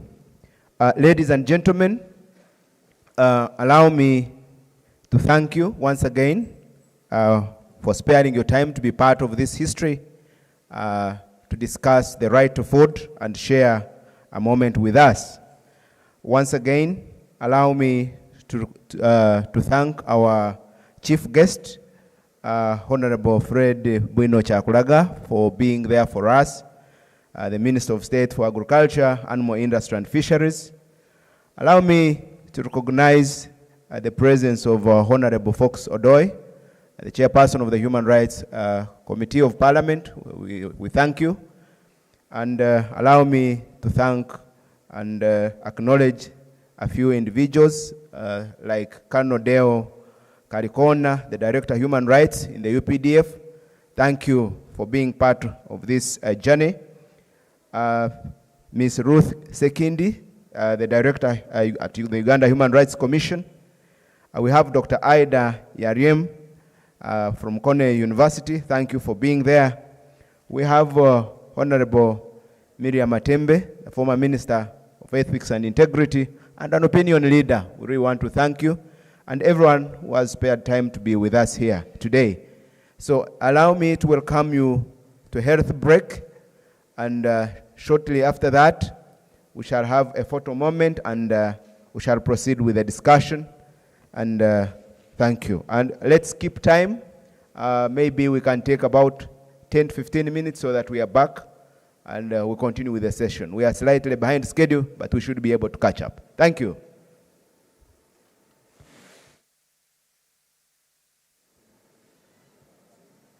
So administratively,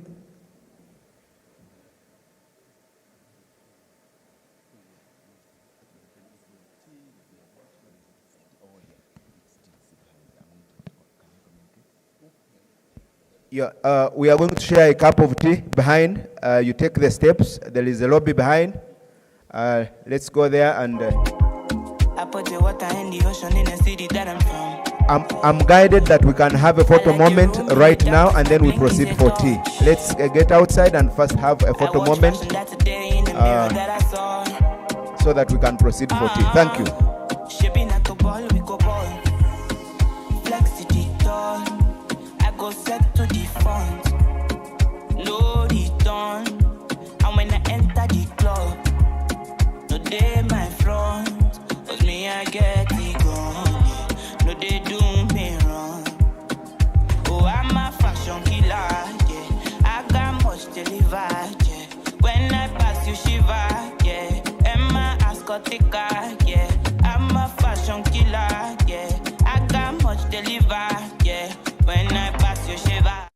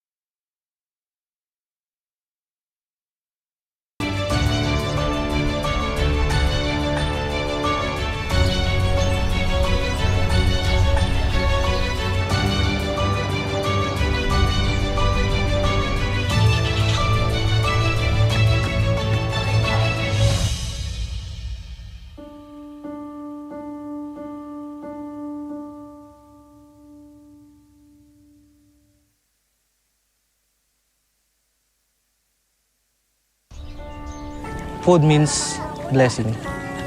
Food is life. أنا بالنسبة إلي الغذاء أول شيء الأمان.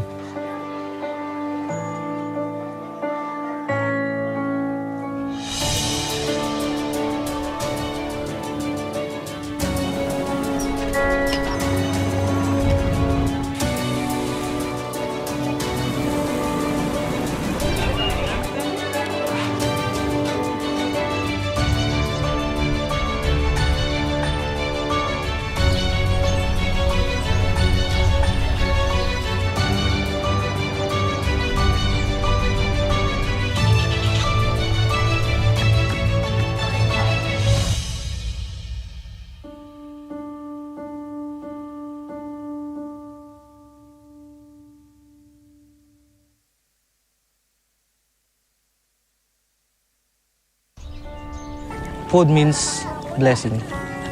Food is life. أنا بالنسبة إلي الغذاء أول شيء الأمان.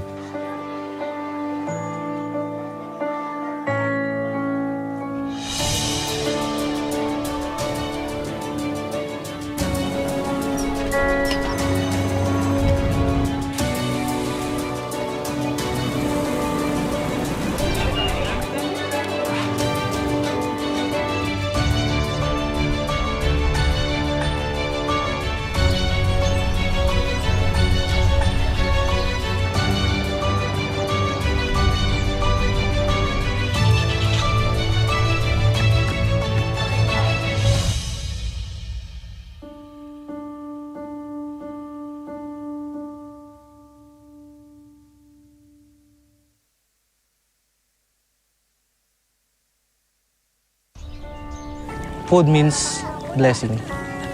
Food is life. أنا بالنسبة إلي الغذاء أول شيء الأمان.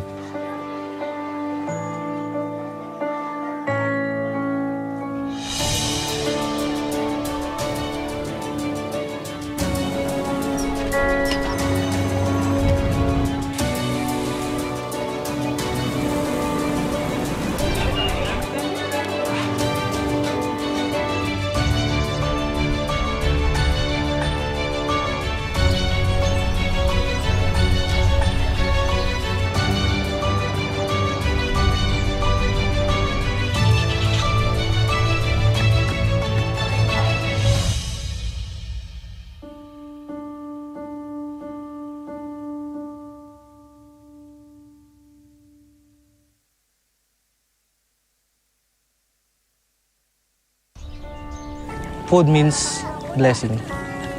Food is life. أنا بالنسبة إلي الغذاء أول شيء الأمان.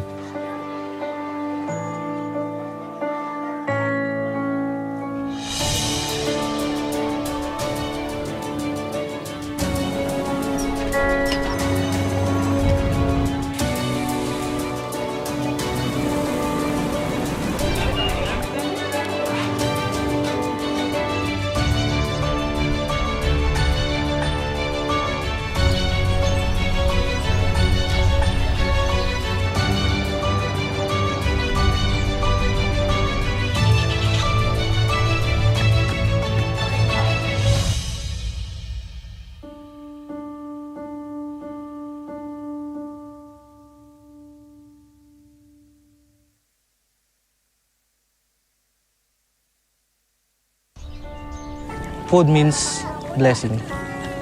Food is life. أنا بالنسبة إلي الغذاء أول شيء الأمان.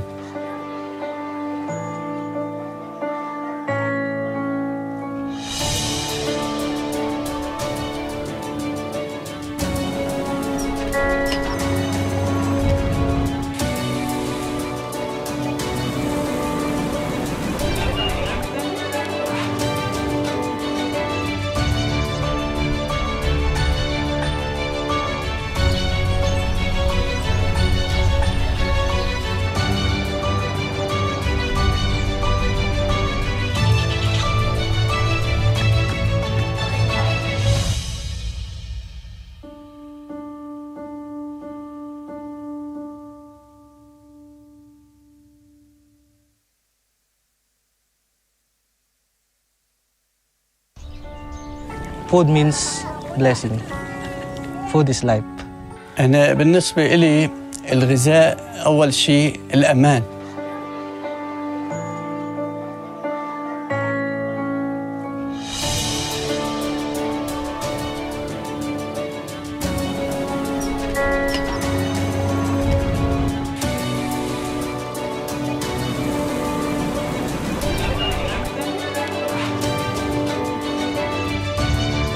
Ladies and gentlemen, conference participants,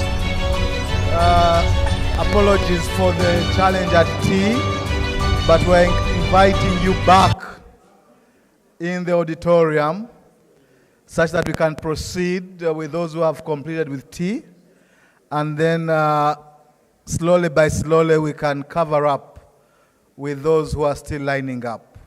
So kindly, participants, kindly reconvene so that we manage to catch up on time, and gradually we can get some tea or coffee or whatever is there as we move along. So I'm announcing the chairperson, and I think Mr. Dongtho, if you're somewhere in this hall, kindly step forward. We see how we can reconvene in the interest of time. Thank you.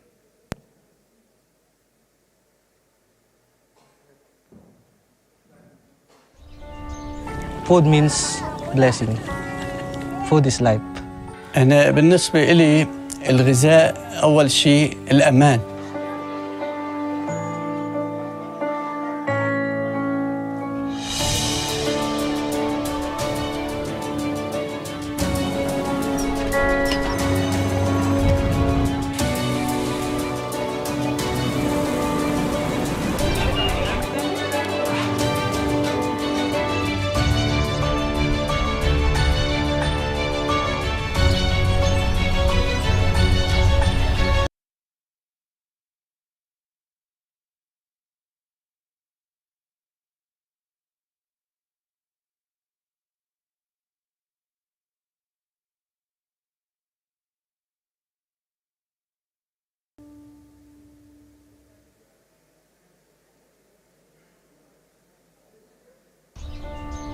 Food means blessing.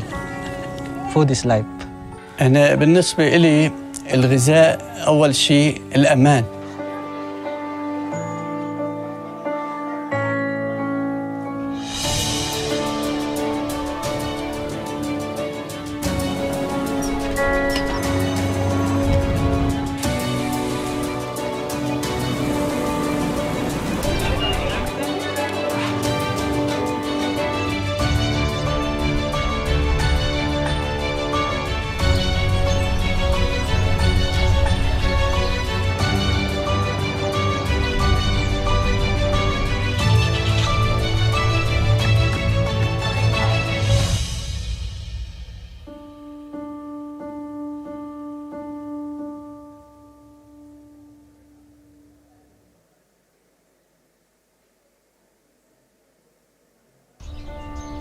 Food means blessing.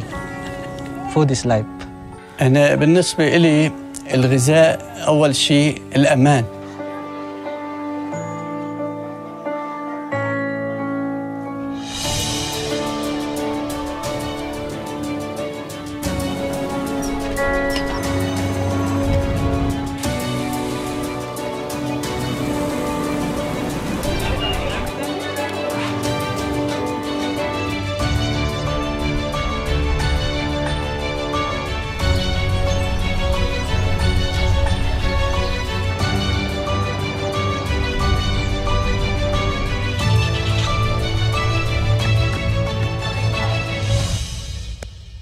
Hello? Hello? If you have finished your health break, kindly come forward.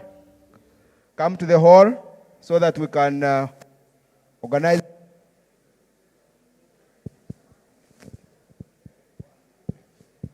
Hello? For members that have finished their health break, kindly come to the hall. Thank you.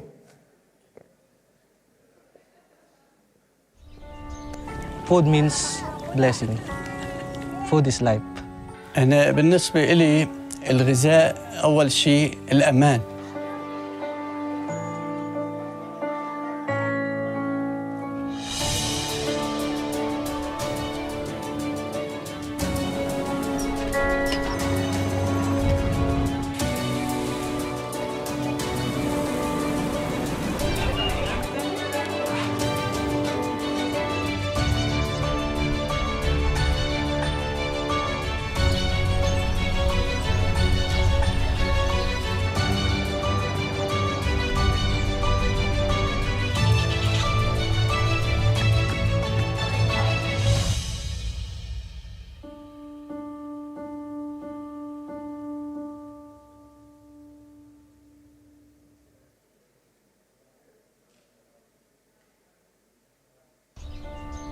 Food means blessing. Food is life. أنا بالنسبة إلي الغذاء أول شيء الأمان.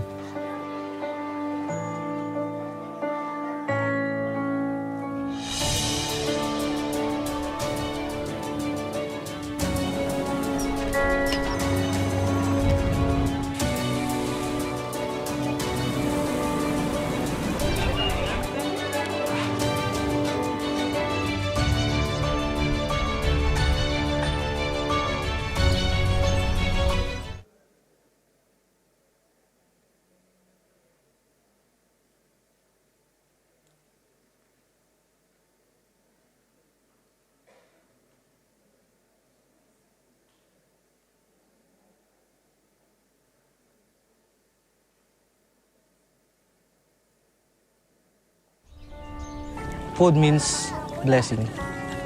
Food is life. أنا بالنسبة إلي الغذاء أول شيء الأمان.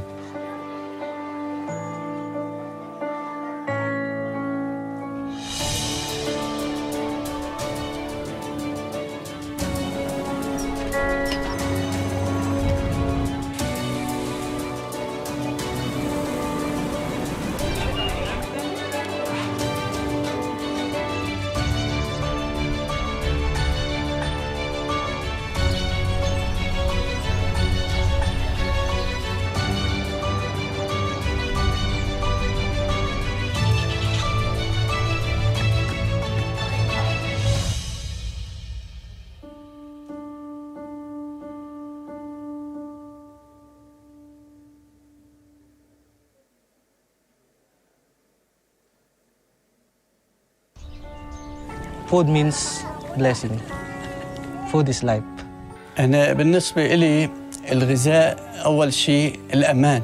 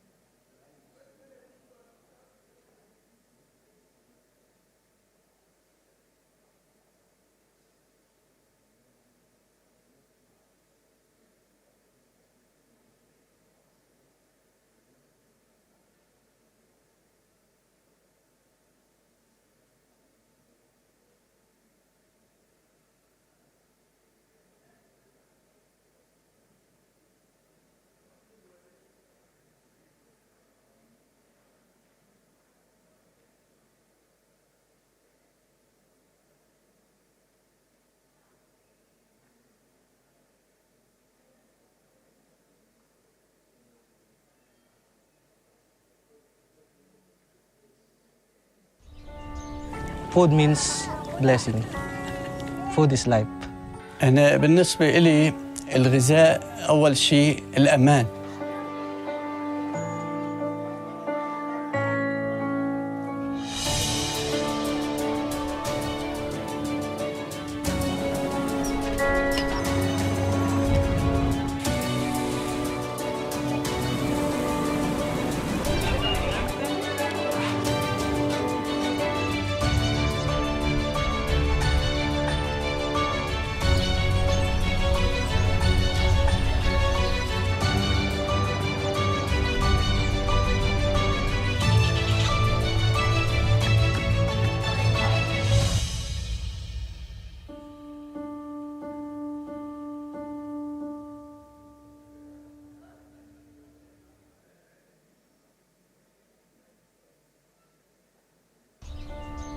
Food means blessing.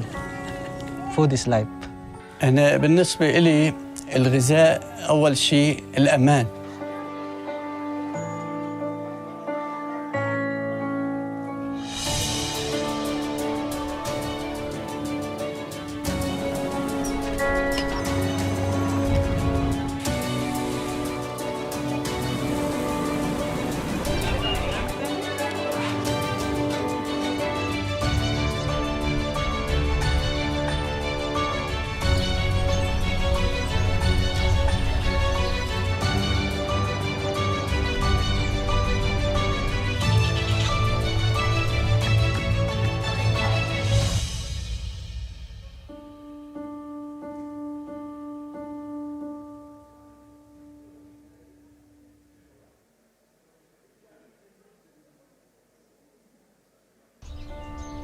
Food means blessing.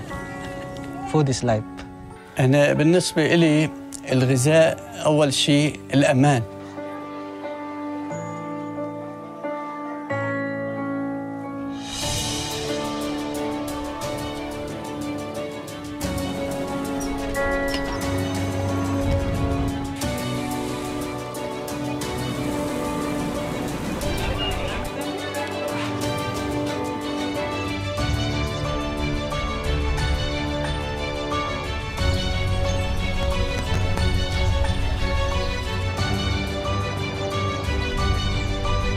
Hello, hello, hello. Ladies and gentlemen, I welcome you from a health break. Thank you for keeping time. We should be able to have a discussion of the Food keynote means address. blessing. Food is And life. that will be very brief, so that we can break off for the next session, given that we are slightly behind schedule. Our discussants will be the chairperson, Uganda National Planning Authority, and the chairperson of the Uganda Leadership Code Tribunal. Allow me to welcome the discussants. I'm reliably informed that Professor Pamela Mbabazi has been ably represented by a senior officer from the National Planning Authority. If he's done with tea, I'll be happy to receive him, and the chairperson of the Uganda Leadership Code Tribunal, Dr. Rosalyn Karugonjo Segawa, to step forward, and we start the next session. Thank you.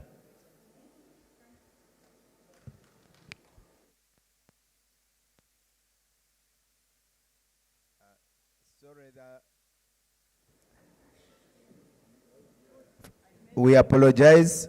As we concentrated on the right to food, we negated other rights, including inclusion and gender aspects. So,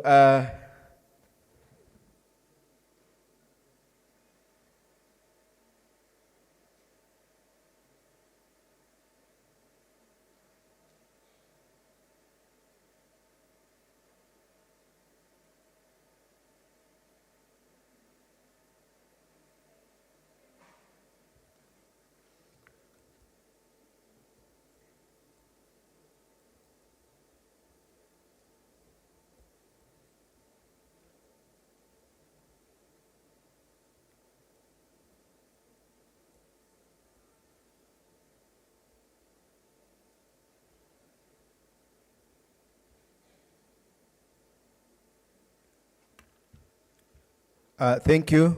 Members, we are moving into a discussion. And before you, we have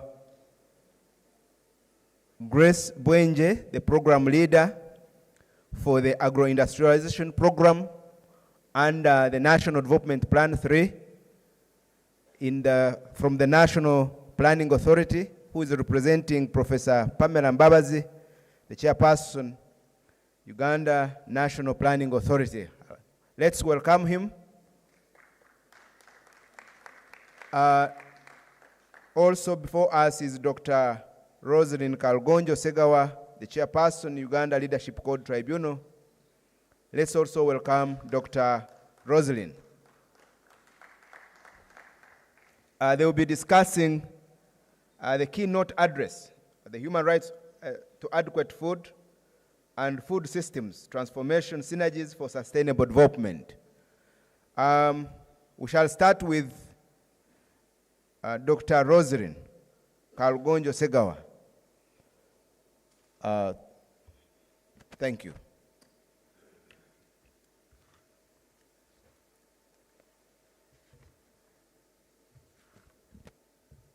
Good afternoon.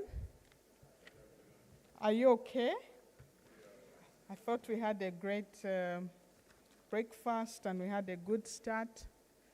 Honorable Minister of State for Agriculture, ladies and gentlemen, all protocol observed. I stand by the protocol earlier highlighted by the representative of the chairperson, UHRC, Commissioner Crispy Kaheru, and others before him. So all protocol observed, ladies and gentlemen, because I only have 10 minutes in which to make my presentation. I'd like to thank the Uganda Human Rights Commission and Makerere University as conveners for the extraordinary opportunity they've given me to also discuss the presentation by the chairperson, Committee on World Food Security, His Excellency Gabriel Ferrero de Loma Osorio. I want to set out outright that I actually endorse all his statements, and I will just make my input specifically on the right to adequate food and food systems in Uganda. Perhaps before I speak, some of you may be wondering, what has the Leadership Code Tribunal got to do with the right to food? Yes, I suppose I can find a link, because there's a link between anti-corruption and human rights protection. But I really believe I'm here because of the historical background of my work with the Uganda Human Rights Commission, and I'm happy to acknowledge my former boss, Commissioner Ali Romara, my colleagues from the Human Rights Commission. I'm also happy to be here because I had my education here at Makerere University. In terms of the Ugandan context, and I really loved the way His Excellency put it, we are emerging from a global pandemic of COVID-19, which in Uganda also had a negative impact on the enjoyment of rights in general, but even more so on the right to adequate food with limited access to food. But as was said earlier, even before COVID-19, we had food security issues in Uganda due to socioeconomic conditions and inequalities, leading to malnutrition and deaths. And I refer you to the UHRC reports. In Uganda, we have high poverty levels affecting the most vulnerable, such as women, children, and persons with disability, among others. According to World Bank, 41.4% Ugandans live in poverty. And if you're living in poverty, obviously, your right to food will be affected. Then we have a low minimum wage and inadequate safety nets, which have only been provided for the most vulnerable and the old, and they are not even sufficient. Then we have high inflation and fuel prices, which inevitably affect food.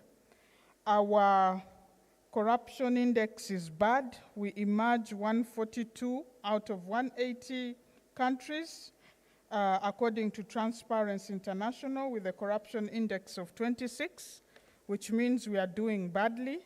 And inevitably, corruption also affects the enjoyment of the right to food, especially for those who are vulnerable, because it's during disasters that the state may come in. And if that food distribution is not handled well, then the most vulnerable end up suffering because of corruption if the food is diverted for other purposes. Of course, we are, like many other countries, we are experiencing climate change. We are also suffering the effects of environmental degradation and pollution. We have many unresolved land disputes and conflicts and challenges of access to land. We have high levels of unemployment. According to the World Bank, in 2021, we're at 4.3%, and we have limited livelihood opportunities. And then all this is happening with a growing population of about 49 million people. And the key thing that I would love to emphasize, all this is happening in an environment where we have an inadequate legal and policy framework for the protection of the right to food and other economic, social, and cultural rights. We have the food and nutrition policy, and that is really good. We have many other sector-specific policies, which are fantastic. We developed a food and nutrition bill, which would have assisted in better implementation of the policy. But as was mentioned earlier, it did not make it past the cabinet to parliament. And as such, we have no specific provision for the right to food, but we have several laws which touch on the various facets of the right to food. While we commend, as human rights experts, the efforts of the Ugandan government in enforcing the right to food, what we do need and what has been coming through with the keynote speech and with FAO, what we need is a healthy and sustainable food system. Such a system is one that delivers food security and nutrition for all in such a way that the economic, social, and environmental basis to generate food security and nutrition for future generations are not compromised. This is what FAO says, and I fully endorse that. And a healthy and sustainable food system means that it should be profitable throughout. That means it must promote some form of economic sustainability. It must have broad-based benefits for society, which means also social sustainability, and it must also have a positive or neutral impact on the natural environment, or what we call environmental sustainability. And that is all, has been highly, well highlighted by FAO. So FAO speaks of a sustainable food system, which it recommends for countries to have. And there's a nice wheel framework, which unfortunately can't be shown, but there's a nice wheel framework that is in one of FAO's publication, which identifies the main goals of FAO, which include, I'm not speaking for FAO, although I'm FAO, although I'm using their materials to highlight, because I think that the food system that they share is a good one if we can adapt it according to our circumstances and be able to use it so that we can ensure food security. I like it because it provides a systemic and a systematic way of addressing the issues around food security. So it has the 4 goals, which include poverty reduction, food security, and nutrition. And then there's the core system, which has a layer of activities through which food products flow, namely production, aggregation, processing, distribution, and consumption, including waste disposal, and a layer of services that support the flow. So these activities are embedded in a societal context, which includes all related policies laws and regulations, social cultural norms, infrastructures and organizations, and the natural environment, which includes water, soils, air, climate, and ecosystems, and genetics.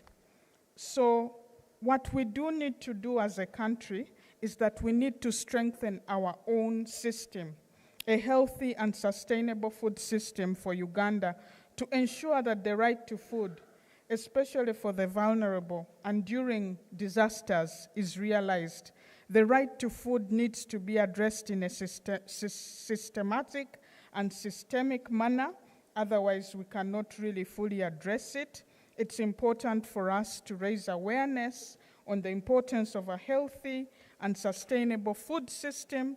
It's important to improve the food system governance to cater for the right to food and other economic, social, and cultural rights, including the right to health, the right to a clean and healthy environment, and among others, including ensuring the respect of human rights by business corporations. And this will require us to implement the National Action Plan on Business and Human Rights, and we'll also need to regulate commercial farmers and ensure sustainable agricultural practices. Another recommendation I do make, and I make this strongly, is that we must enact a specific law to provide for the right to food. We had a draft food and nutrition bill that I participated actually in drafting, and we were a committee comprised of many government departments, including, of course, we were being coordinated by the Ministry of Agriculture, and Uganda Human Rights Commission, which I was serving then, was part of it. We also had the Attorney General's Chambers, and we actually drafted a bill, a copy of which I still have, that should be revised and reconsidered by Cabinet and Parliament. And I request that if it can't go through government, it can also be presented as a private member's bill. But it is important that this, since the Minister of Agriculture is here today, that we review, because we already have a copy of the bill. We had made tremendous steps. We had done a lot of consultations. We can review, we can consult again, and let us reconsider having this bill. And we need to continue engaging in strategic litigation. The case law is still scanty. A quick research shows a few cases, like the case of Salvatore Abuki and another versus AG, and the one by Center for Food and Adequate Living Rights versus AG.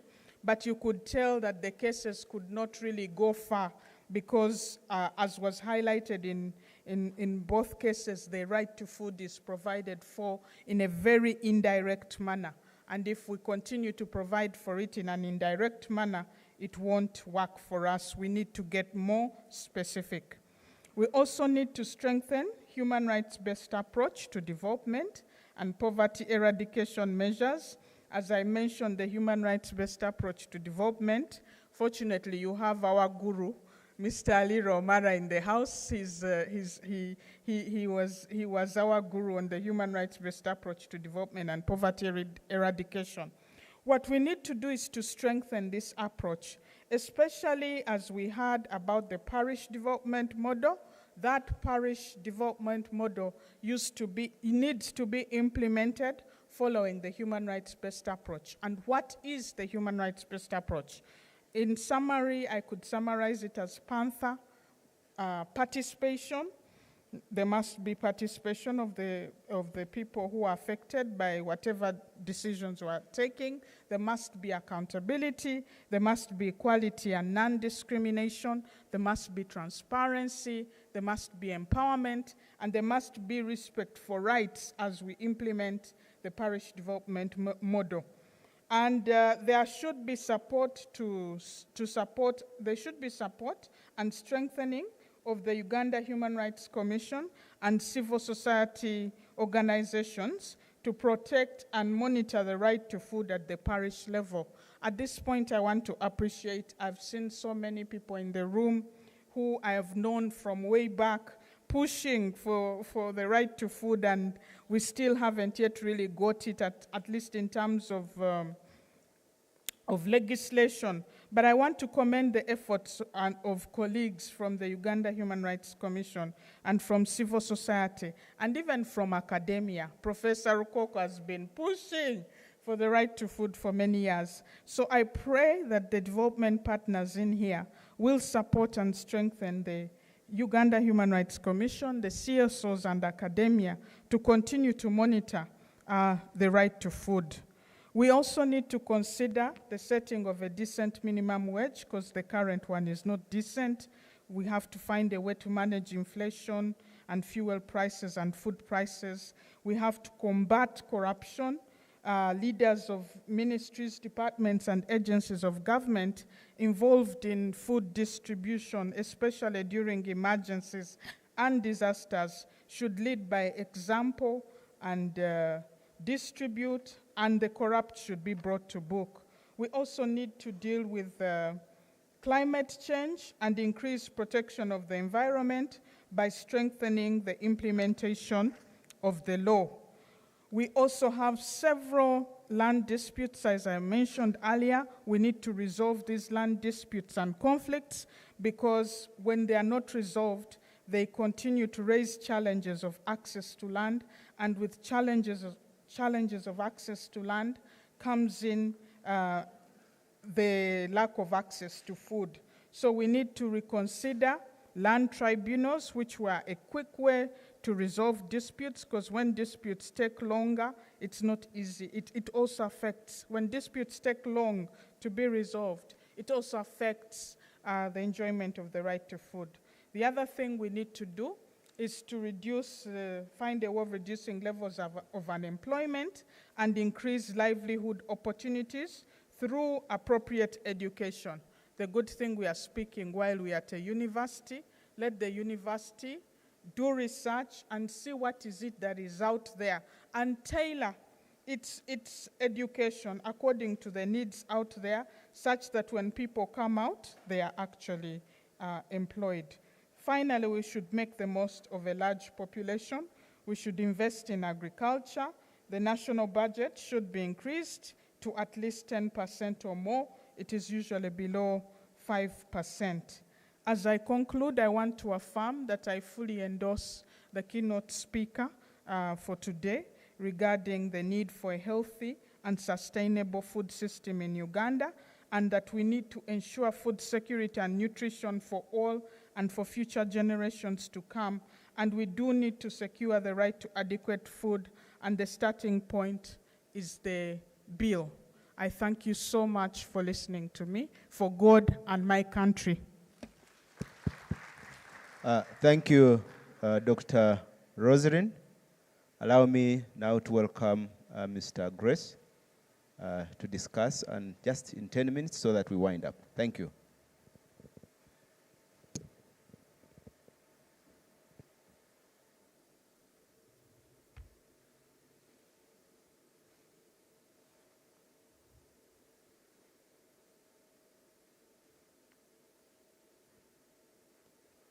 Thank you very much, Dr. Kakuru.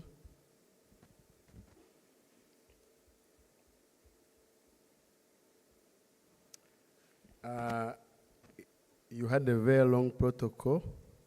I saw speakers taking about 1 minute or two reading out the protocol, and I respect it, and I observe that protocol. I'm called Grace Bwenje, as you said, from the National Planning Authority, and I'm here to, if I extend like this, am I clear?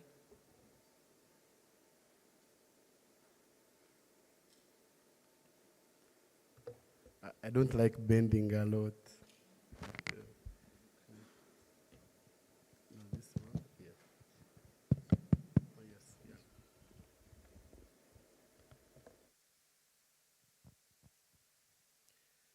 I'm representing the chairperson of the National Planning Authority, Professor Pamela Mbabazi, who sends in her apology for not being here.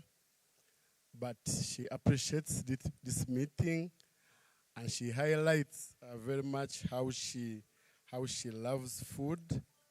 And that's why at the National Planning Authority, we co-hosted the Food Systems Summit 2021. And the National Planning Authority appreciates food.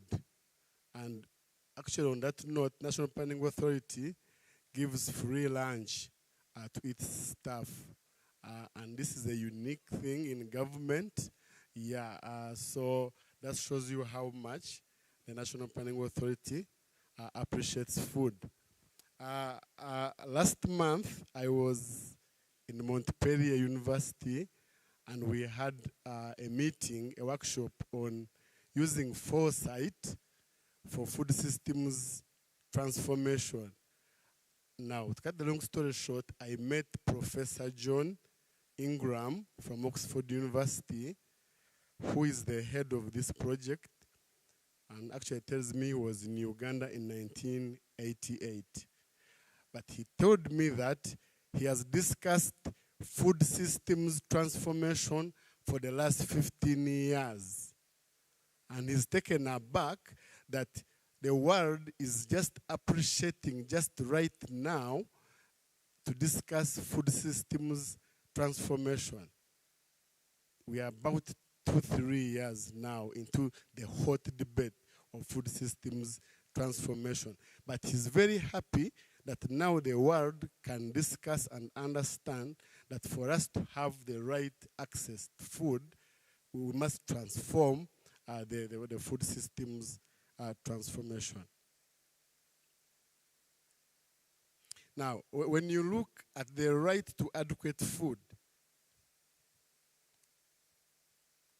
and you define the two, I would define the other one, adequate food.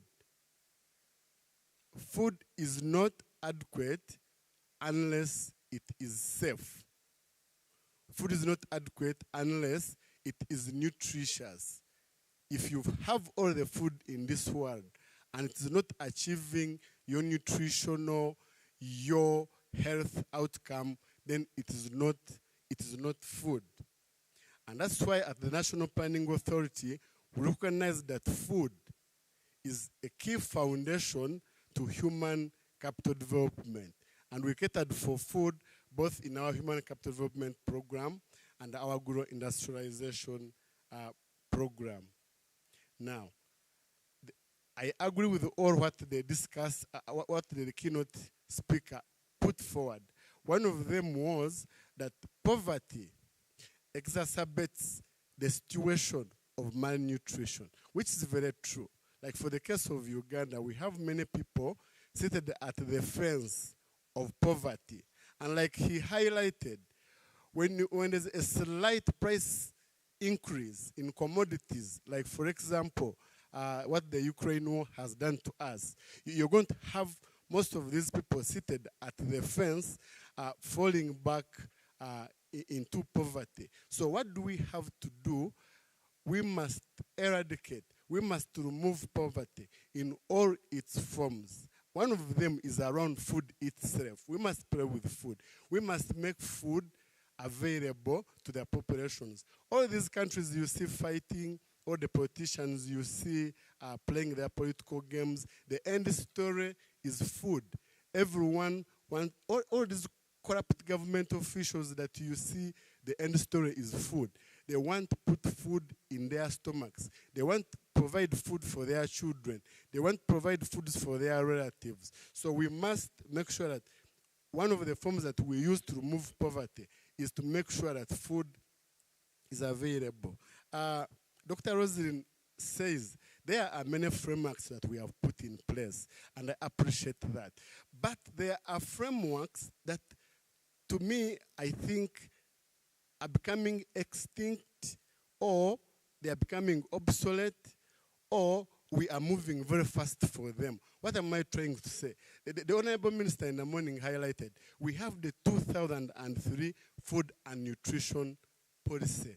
Very good. Presenter Ajandro highlights that we have the the UN guidelines for right to food.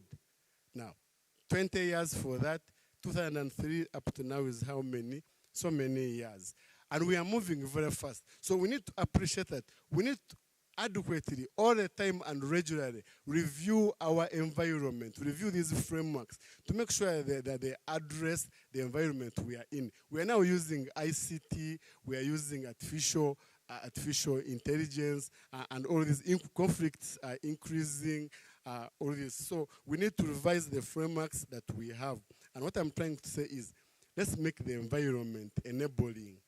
Let's make it very enabling. Are you the right institution that is hosting the food systems? Are you discussing with others? We have an increasing number of institutions, people talking alone regarding budgets, regarding planning, regarding reporting, regarding implementation. What I'm trying to say, we need to speak together. We need to come together and speak on this platform. So you cannot have adequate food when we are not speaking together. There are a lot of resources, we agree, and are being wasted. You find some areas in the country are not having enough, and we are investing quite a lot to produce these foods. But if we are speaking together, can we first reduce this waste? I'm talking about reducing the food loss. We need to recognize the extreme poor.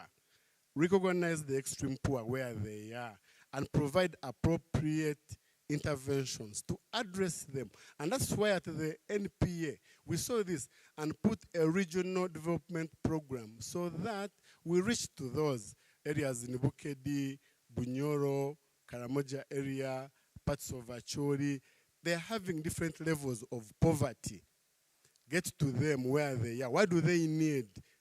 So the interventions that you choose for the general growth of the entire country cannot be the same for the regions that are poor. So you must put up specific interventions to address these poor areas. Support should be given to women. Women are central to the transformation of the food systems. And everyone has highlighted this. Allow them access land. Allow them access financing and all of that. Does the National Development Plan capture your aspirations, your priority areas? Begin at that step. You will not be able to access or attract financing from the Ministry of Finance and Planning unless you have captured what you need to transform about in the food system. So it's at the planning level that you're going to put forward what you need. And this I speak to everyone. If you want to transform the food systems in this country, you must proceed and put your priorities, your plans in the national plan. Then you move forward, budgeting, implementation, and reporting. Is the budget capturing? For example, we sacrifice a lot, Maif and others say, oh, you've not implemented. Recently, the Office of the President did an analysis of the agro-industrialization budget. And we found 80% of the budget is actually recurrent. So now we're asking ourselves, when do we develop as a country? When does the money now move to development? Where's the development budget? So is the budget speaking to what you need? So make sure that the budget attracts your interventions. The indicators should be very clear. For example, currently we're using the program-based budgeting. Is your indicator, for example, on the national food fortification in there? Because we want to see that we address the micronutrient deficiencies in this country. Because you realize that we have 3 malnutrition burdens. Undernutrition, we have overnutrition, which is obesity, and the silent hunger, the micronutrient deficiencies. So is the budget addressing, providing micronutrients to the population, recognizing their importance, all of that?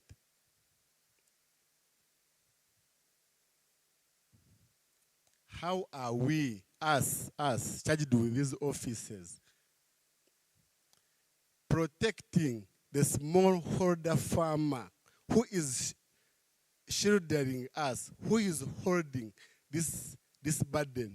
Yes, I agree with the Honorable Minister in the morning. He said now we must get the large commercial farmers to absorb this shock coming from Ukraine, get all the food. But we have those people growing for us all the coffee that we are exporting. We have all those people that are growing for us the food. Have we put the right environment for them, the smallholder farmers? And I always tell people, one day when the smallholder farmers feel that this is enough, they are going to move away. And you will see how much chaos that can be in a country like this one. So let's put the right frameworks, protect them, give them financing, protect them from shocks and all this, provide for them inputs. And I like the PDM. Yes, if we make it very functional, it's a good answer to the small holder farmers. Otherwise, as I end, let's put emphasis on removing poverty. It's the cause of all this. Let's make sure that we commercialize the agriculture we have. Let's add value to the food that we produce. Because you waste so much resources, solar power, you transported food from Bushenyi, brought matoke to Kampala, used a lot of fuel, and when you reach here, the bananas ripen. Let's look for those innovations that can move us to another level, save the energy, and all that. I submit.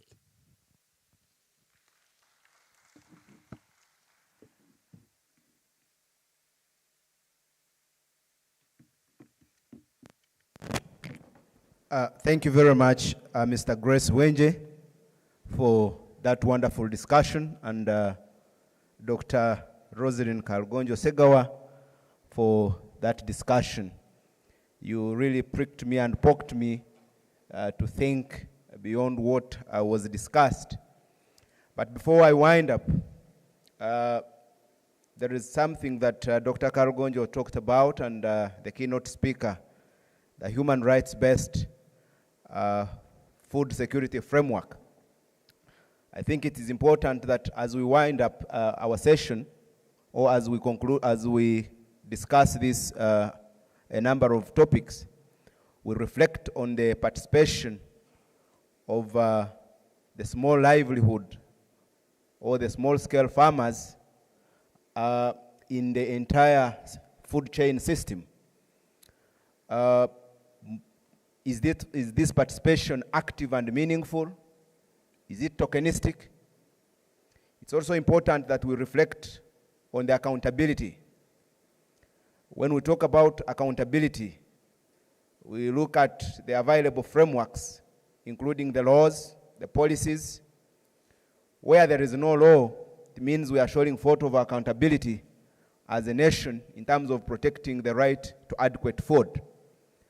And of course, we need to underline the principle of non-discrimination and inclusion, where a number of people are left out in these frameworks and directly or indirectly contributing to food insecurity in the country. We also need to look at empowerment, how our people are empowered. And shortly, I will call the next,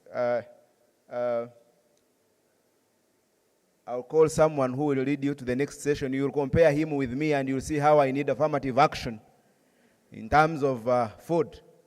And Charles, kindly step forward, Odongtho.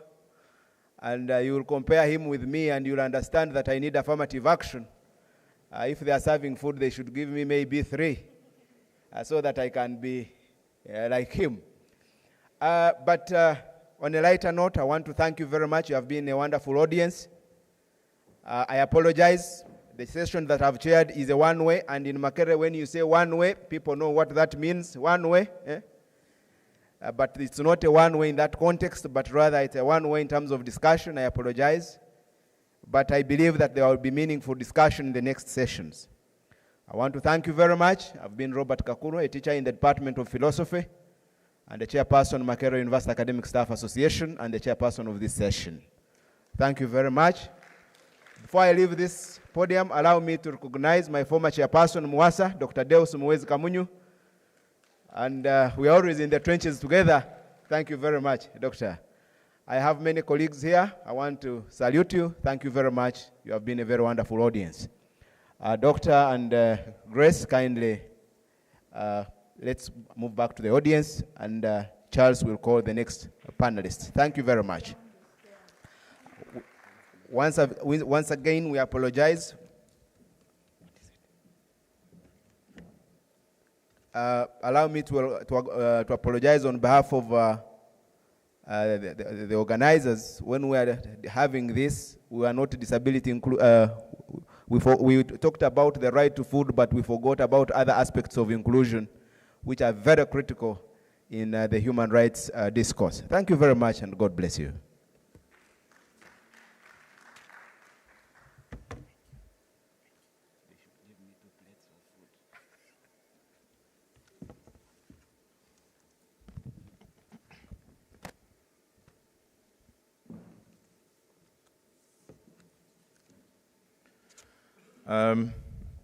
Good afternoon, ladies and gentlemen.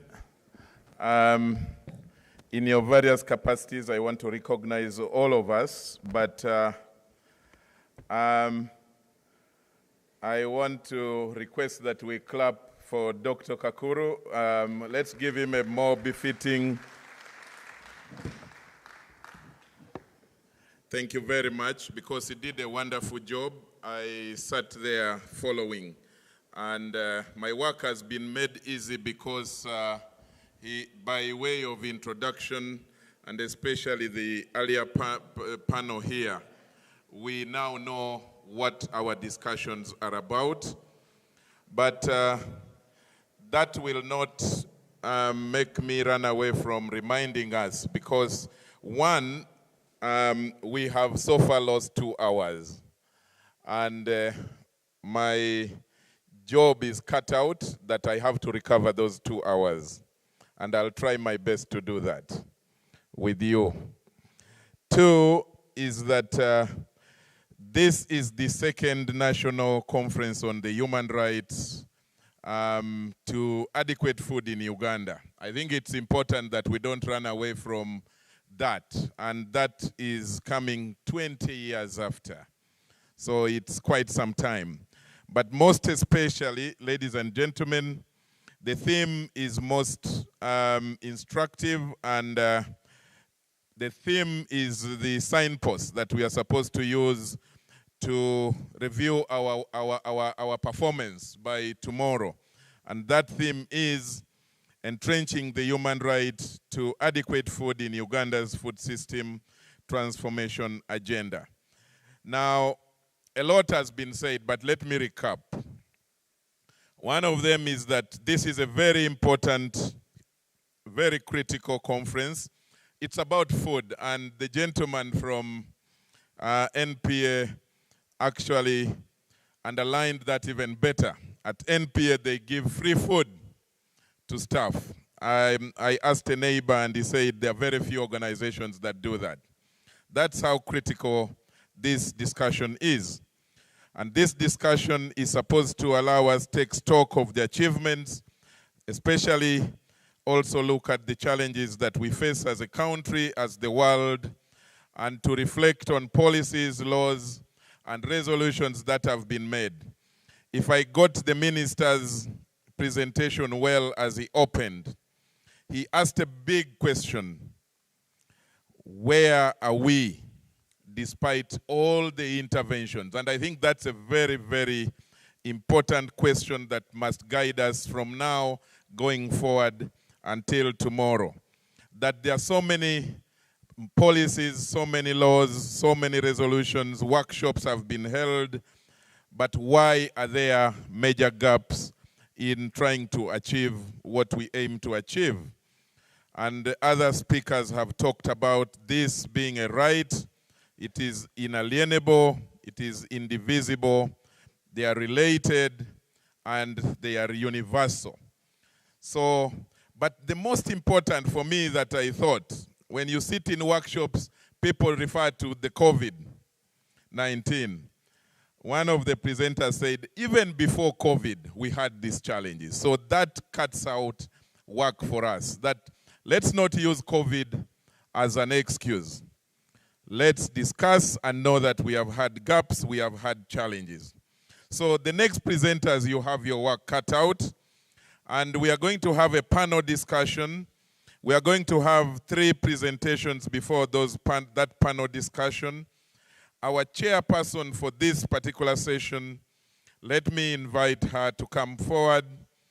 We have Ms. Shifra Lukwago, Commissioner, Uganda Human Rights Commission. Shifra, I haven't seen you around. Shifra, where are you? She's not here? Okay. The co-chairperson is Dr. Barugahare John Fisher from Makerere University, Department of Philosophy. Doctor, you're most welcome, ladies and gentlemen. Let's energize him with a bigger clap. He's going to chair for us now that you don't have a co-chair or a chair, and you have that role cut out for you. I will help him to invite the next presenter, but to only say, if it is 15 minutes, the only allowance I can give you is if you are delivering under 15. Otherwise, please, 15, because we have to recover the time. So, Professor Byaruhanga Rukoko, you're most welcome to come and present to us. If you want to stand down, maybe I can allow you. I give you a mobile microphone, or you want to come up or sit there? Oh, please come up. I can help you because this thing looks... Sorry.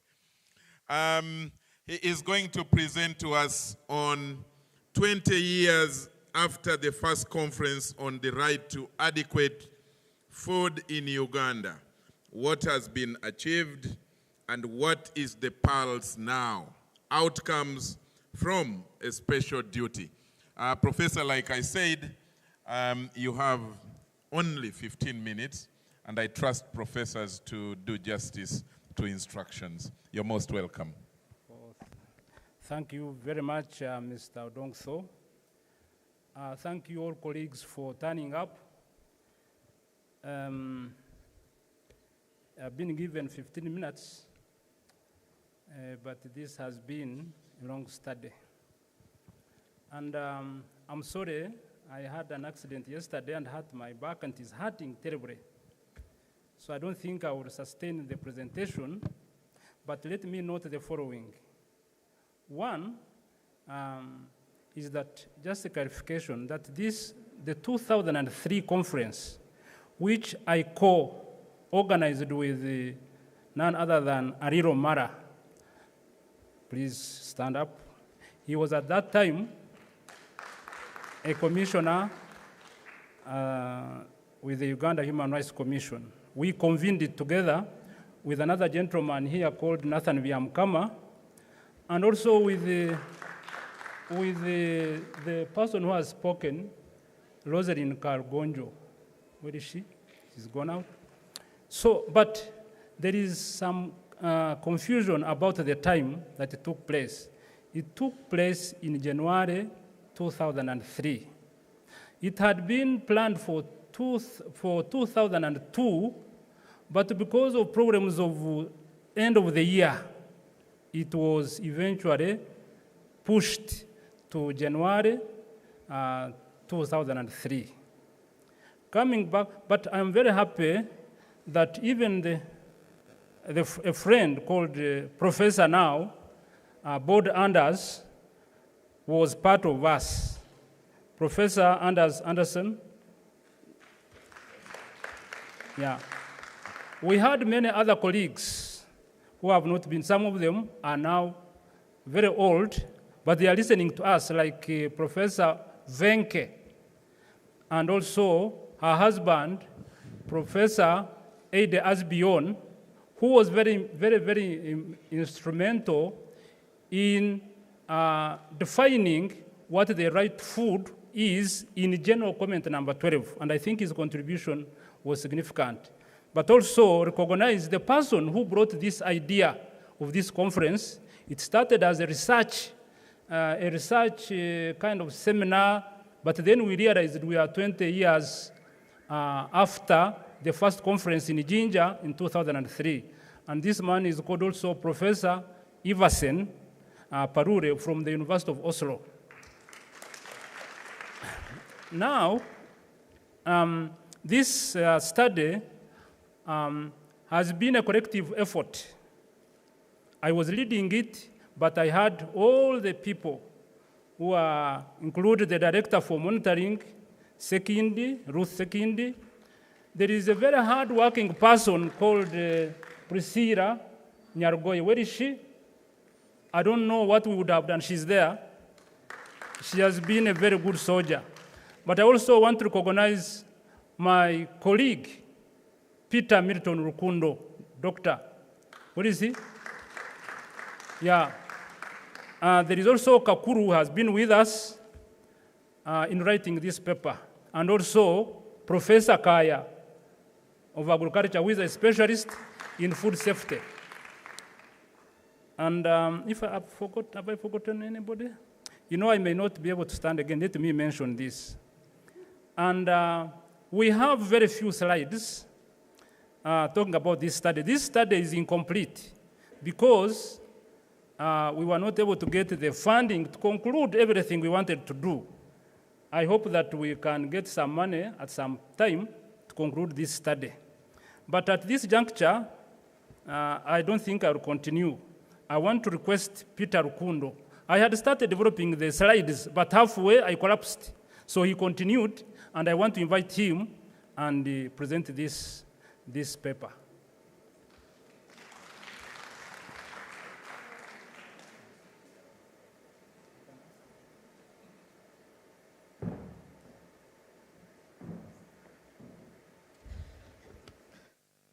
Yes, our guest of honor tonight in absentia, the Honorable Minister of State for Agriculture, who was with us this morning, distinguished ladies and gentlemen, all protocol observed. As you can see, it's a tight moment that I have to take over from the professor, but it's not very easy, but I'll do my best. So ladies and gentlemen, allow me to share with you a part of the preliminary findings we have on what we are saying is 20 years later of the right to adequate food. As indicated, I'm Peter Milton Rukundo, a senior lecturer from Chambugo University, but also a former student of Professor Rukoko here.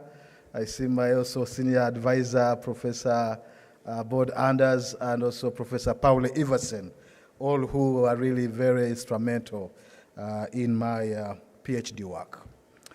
Ladies and gentlemen, the work before us is well cut out. As Professor Rukoko said, there was no other person who would give us that institutional memory like him on the team, and also other colleagues. But also, lucky enough, we had the outcomes report from the 203 meeting, but also we were able to do some additional interviews. But like he said, it's a draft, and we have tried to print it out in hard copy, although there are a few copies, maybe some are still coming, but we have a draft version. So the title is, and I'll be very rushy in my presentation, Progressive Realization of the Right to Adequate Food in Uganda 20 years after the first conference. It does not mean that there was nothing in 2003, but we're trying to see what has changed since then. And we shall focus more on the progress, the challenges, and the opportunities. Next slide. If you just rush it very fast, my brother, indeed, ladies and gentlemen, it cannot be overemphasized that food is a national strategic resource. when you talk about food, it's not just that food that we eat, but when we look at it in terms of what it can do to a population and to a country, then you realize that actually it is one of the most important resources, without which, or where there's a problem with it, there will be many, many problems. I don't know how many revolutions we can count that have been linked to issues of hunger and inadequacies in food.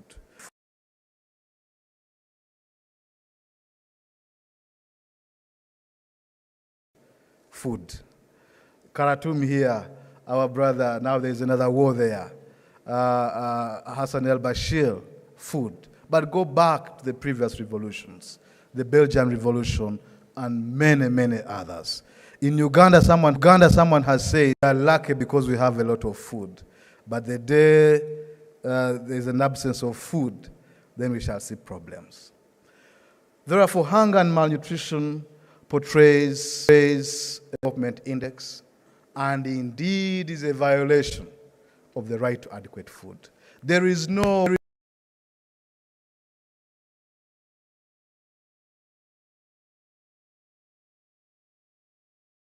former Vice President of America, I think, no, former Secretary of Clinton said, if you want to know how weak a country is, look at the levels of malnutrition. And another one, President Roosevelt also once said that it is from the hungry that dictators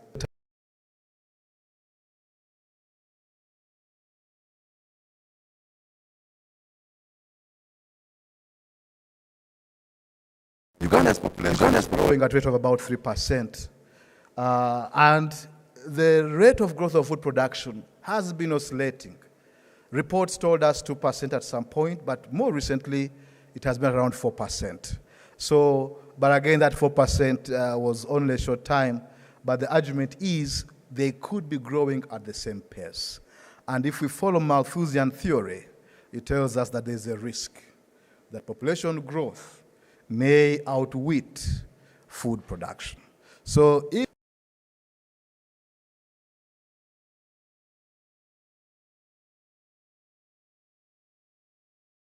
$50 million, and as every year continues to grow, the land remains the same, but there are more mouths to feed.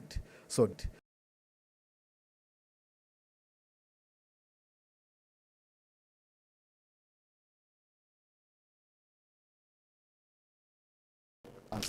it was no more.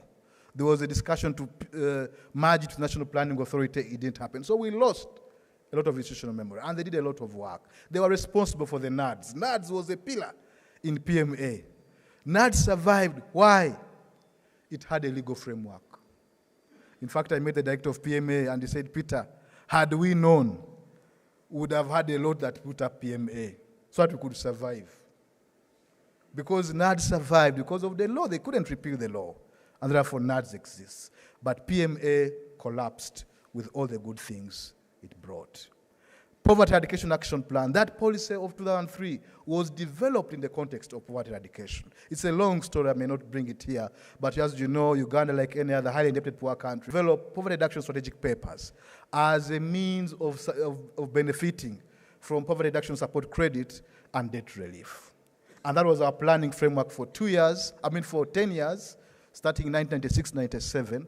However, after 2005-06, we went into the NDP planning approach, and that's how PEEP collapsed. But many people will tell you that even when we had PEEP, poverty did not change significantly, and that was the cause for the shift.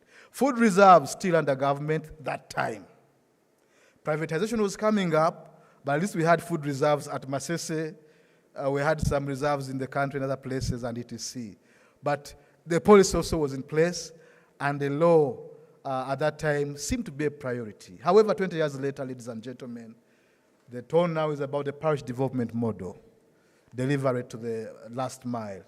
Emyoga is another one. Also, we're talking about food systems transformation. The Uganda Action Plan, we're no longer talking about the policy of 2003. In fact, when we go to meetings in the office of the Prime Minister, we are told that policy, is it there actually? So it seems not to be there, but I'm glad Minister of Agriculture is here. So we are now talking about the Uganda Nutrition Action Plan. So where is food? And one person asked me, have we sorted all the food issues for us now to say we're emphasizing on nutrition? And that was another question.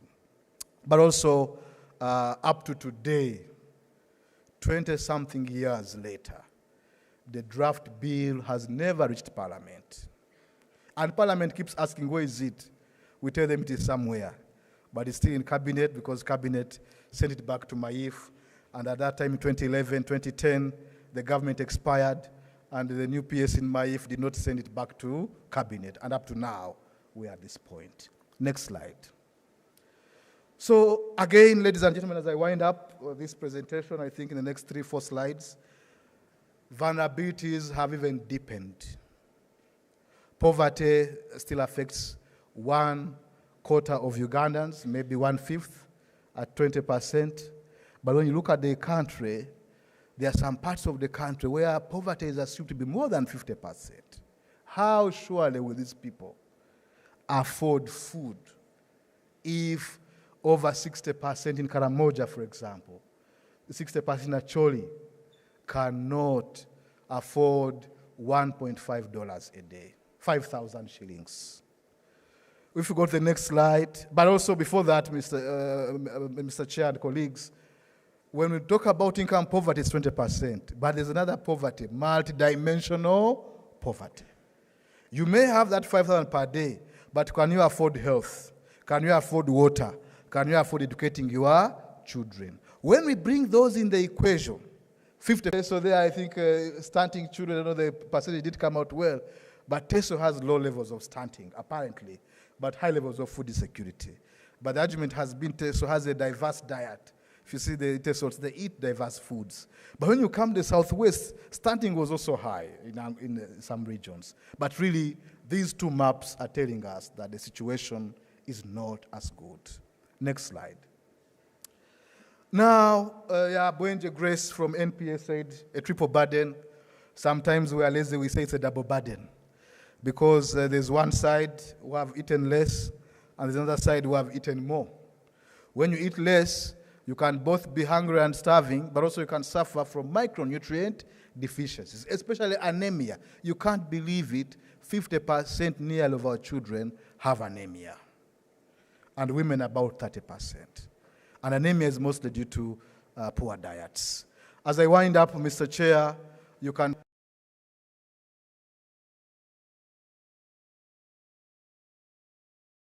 men, and death, according to a report of 2018 by WHO, among adults from overweight, obesity, and other non-communicable diseases was at about 33%. But also, if your ears are open, launched by Honorable Kaziwe that time, I think, in the sector, it also suffered implementation constraints because of PEEP. Then in 2003, the policy came in and the bill was drafted. Then in 2011, there was a shift to UNAP. And when we're in the UNAP discussion, we raised the issue. Where is the food? They said, no, now food is gone. And that somehow was a good thing, but it affected. Somehow the right to food disappeared now from the debate. Because we went for nutrition, and the UNAP focused on 1,000 days. What 1,000 days, for members who may not know, targeting women of reproductive age from pregnancy to the child under at 2 years of age. That was the priority of UNAP, because that is where the window of opportunity is. But we kept saying, okay, but the policy had the right to food. There are many things there. Somehow we lost it. Finally, currently, the debate has changed, and there we are. Somehow, the right to food is still not as eloquent. Final slides, my brother, my time is up. I think Professor Koko, this is the policy. I will not go much. I have a copy in case you want to see more details, but it suffered. It really needs review. Why? It was under NDP, and 20 years is quite a lot of time. Next slide. Yes, these other policies, the Minister of Agriculture will elaborate on them, and the Minister of Health. We have quite a number of good policies, as you can see. Next slide, please. Continue. Yes, right there. And you can see the UNAP is there. We have an instrument now. but the governance structure now is at the OPM. So we talk about anything food and nutrition, much as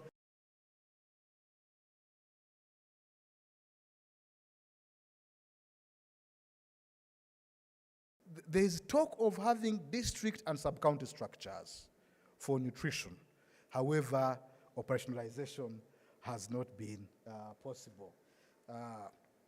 Okay, but look at the drafts, ladies and gentlemen. Many things are still in draft. Zero hunger strategy, etc., etc. Finally, I think I'll go to the conclusion. The time is up. I only have 30 seconds. Yeah, the NDP, I think National Planning Authority has said it. The right to adequate food is not mentioned anywhere in that NDP document. So I'll not move anything on that. I'll go to the next slide. The legal framework, the missing link, Dr. Gonjo has just said it. There are some few laws there, but the bill has never come. And the current debate, there's a big debate now. On do we go with framework law to look at the entire big thing, food and nutrition, or we go piecemeal? Food reserves bill, food security bill, food safety bill. The government seems to want piecemeal. The government is interested in what? Food safety, they deal with that issue. But when you say food and nutrition, there is a lot of pulling and pushing. But that is a debate for this conference. I think the conclusion, my friends, yes, the human right to adequate food remains a multi-sectoral dilemma. There is no clear answer from our work. And the space is shrinking. In fact, we are arguing in our paper that in 2003 there was a lot of space. There was more debate and more pronouncement on this right because the policy was adopted. The bill was drafted and everything. But now you hardly see a document talking about the right to adequate food, or even leaders in parliament, anywhere, talking about this right. So its space is diminishing according to our preliminary results. And clearly the debate is underground. We're here in Makere, but is it elsewhere beyond this room? We don't know. But also the law is missing, and what we are saying here, Mr. Chair, is that duty bearers and rights holders' capacity has to be heightened, but above all, at least less for a basic minimum, operationalize what's in the Constitution and what is in the existing policy frameworks. Thank you. Thank you for your presentation. Dr. Rukundo, Peter. I will take this opportunity to invite our next presenter. But before I invite the next presenter, I need to emphasize the fact that we have lost a lot of time already, and we can't have everything as we had planned it. So the next speakers kindly stick to the time allocated to you, which is strictly 10 minutes each. I hope everybody is concerned about the time we've lost. Thank you very much. So our next speaker is Dr. Christine Mukiza Ndatira. I'm sorry if I don't pronounce the name quite well. She's Executive Director, Uganda Bureau of Statistics. And being from statistics, she's going to give us facts about the state of food and nutrition security in Uganda. Thank you very much.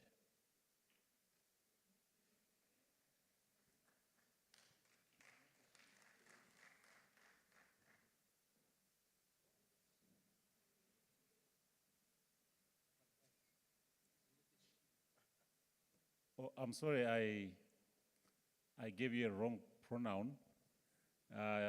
People may suspect, I'm sorry, he is a he. People may think it was not an accident because some people think it's normal these days. But this is Chris. He is a he. Thank you. Thank you, moderator. Good afternoon, members. Protocol observed. My name is Ronald Sombwe.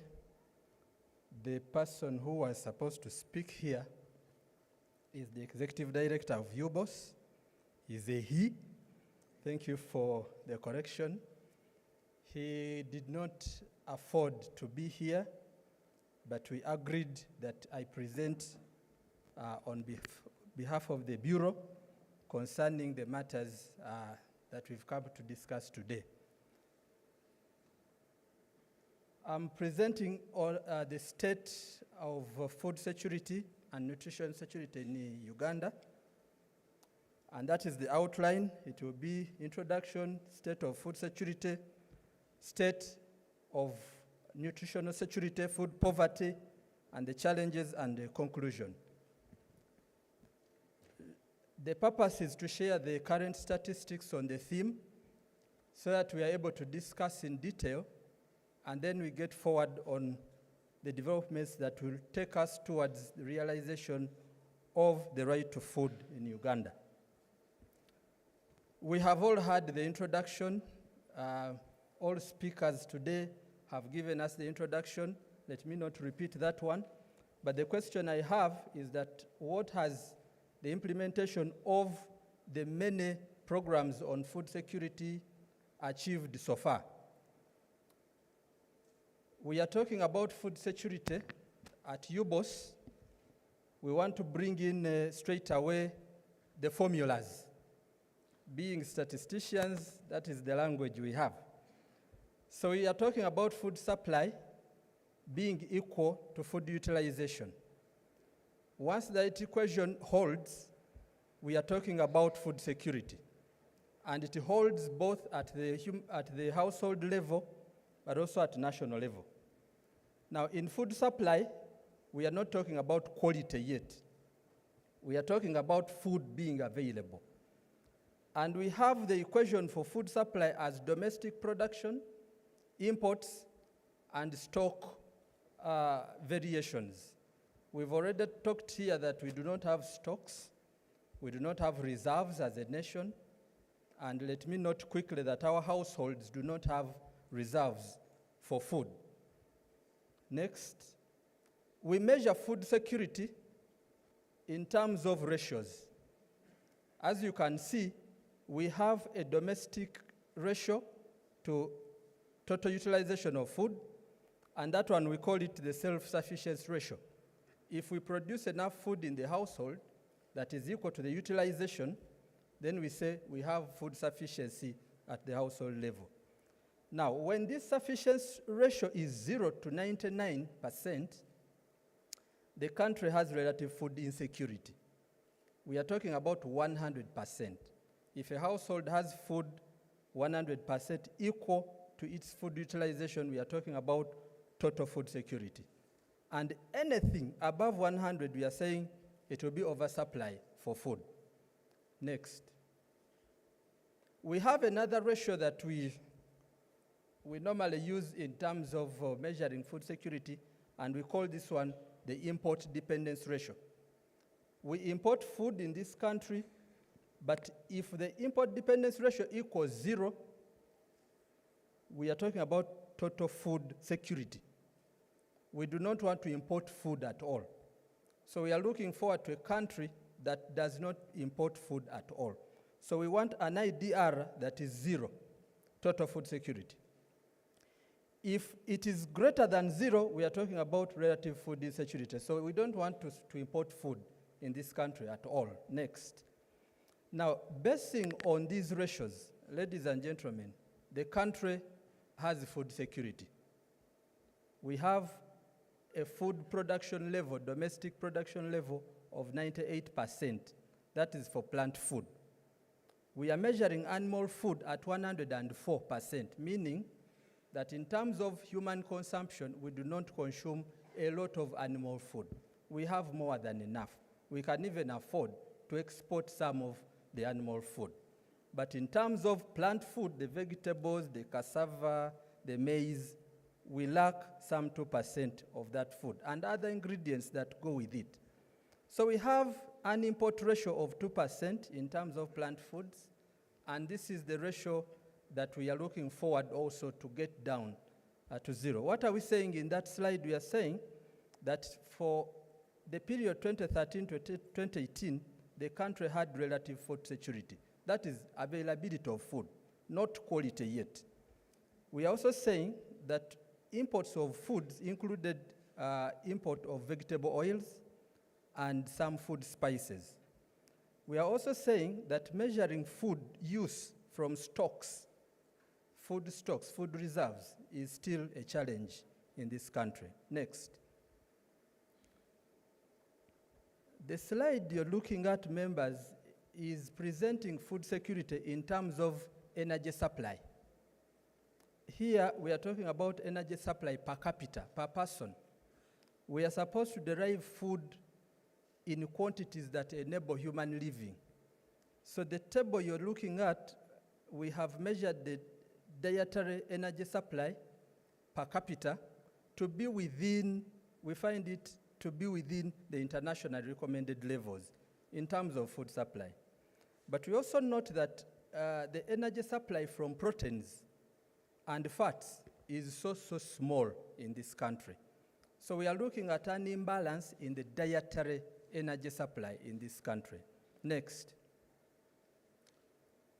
We are also talking about food security, ladies and gentlemen, in terms of availability throughout the year. You can be hungry today, but tomorrow you have food. That's not what we want here. We want food to be available throughout time. At UBOS, our measurements show that in 2018 and 2019, above 35% of the household faced food shortage. And that is the monthly distribution of those that faced shortage. The story we have there is that between April and June every year, over 40% of the agricultural households lack food. They are agricultural households, but in periods of the year, they face food shortage. Next. When we come to nutrition security in this country, we define food security in terms of what FAO has recommended. And it says that the diet you consume as an individual should have at least 5 of the 10 recommended food groups at any time of the day. I tried to see this at break time. I think you saw something at break time. It was, to me, it was quite balanced. You had some fruit, you had the carbohydrates there, starch and the protein and an egg. That's what we are saying, that an individual should consume at least 5 of those 10 food groups that recommended. They are there. The grains, the pulses, the nuts, milk, meat, eggs, and the others. All these should be on your plate. Not in excess volumes, as we shall see, but they should be there. Next.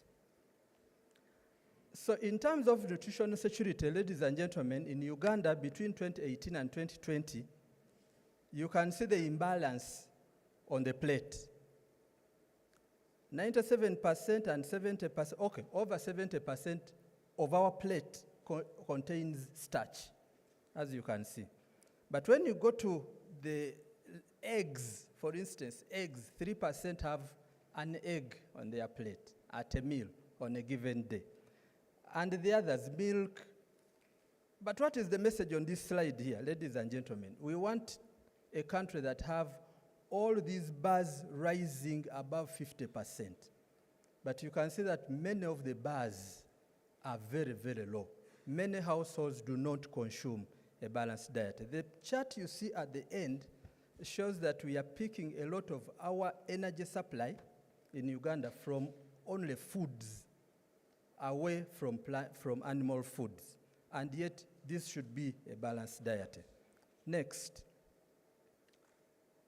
In terms of daily food consumed per person, what we are presenting here is a comparison between what Ugandans consume against the international standard.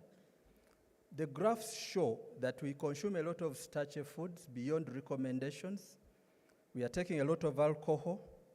We are taking a lot of sweeteners. The sweet things are too much on the plate. A lot of sugar, a lot of those things that go in to make the tooth sweeter.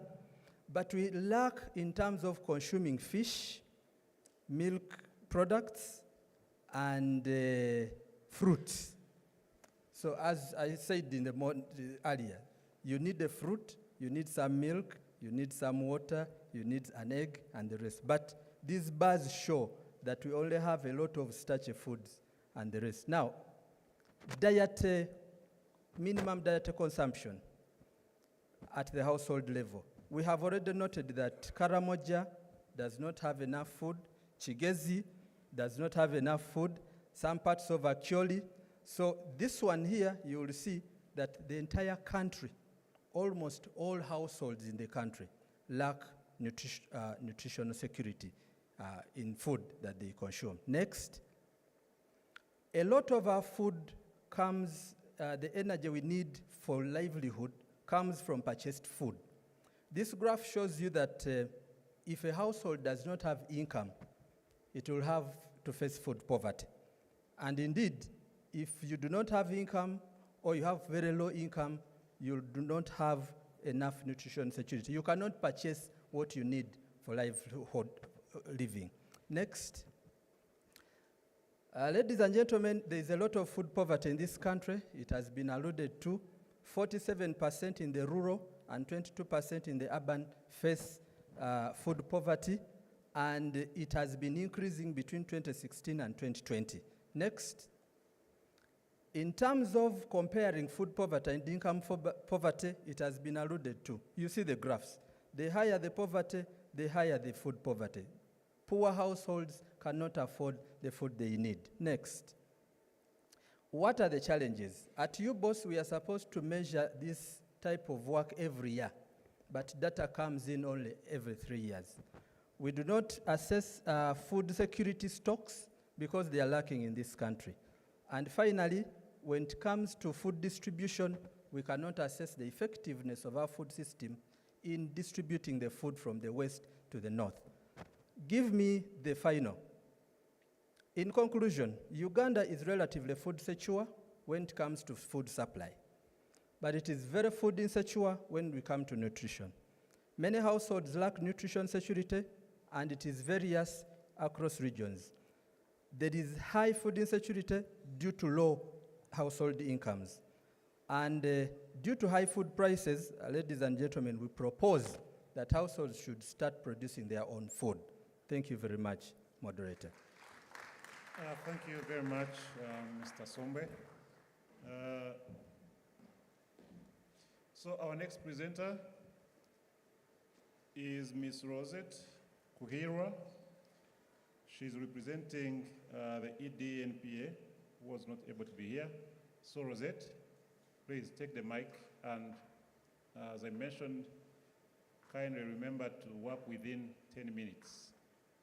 If you can donate to us 2 minutes or so, that would be great. Thank you.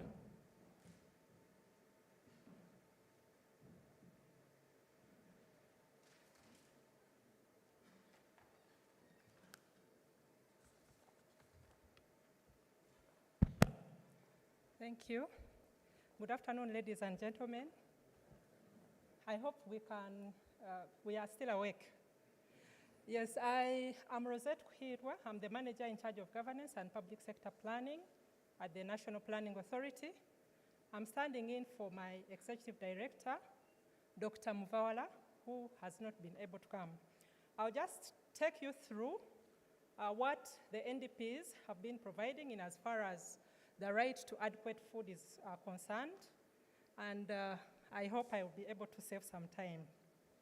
Now, in terms of setting context, we take note of the various conventions, various legal frameworks that have been put in place to provide for the right to adequate food.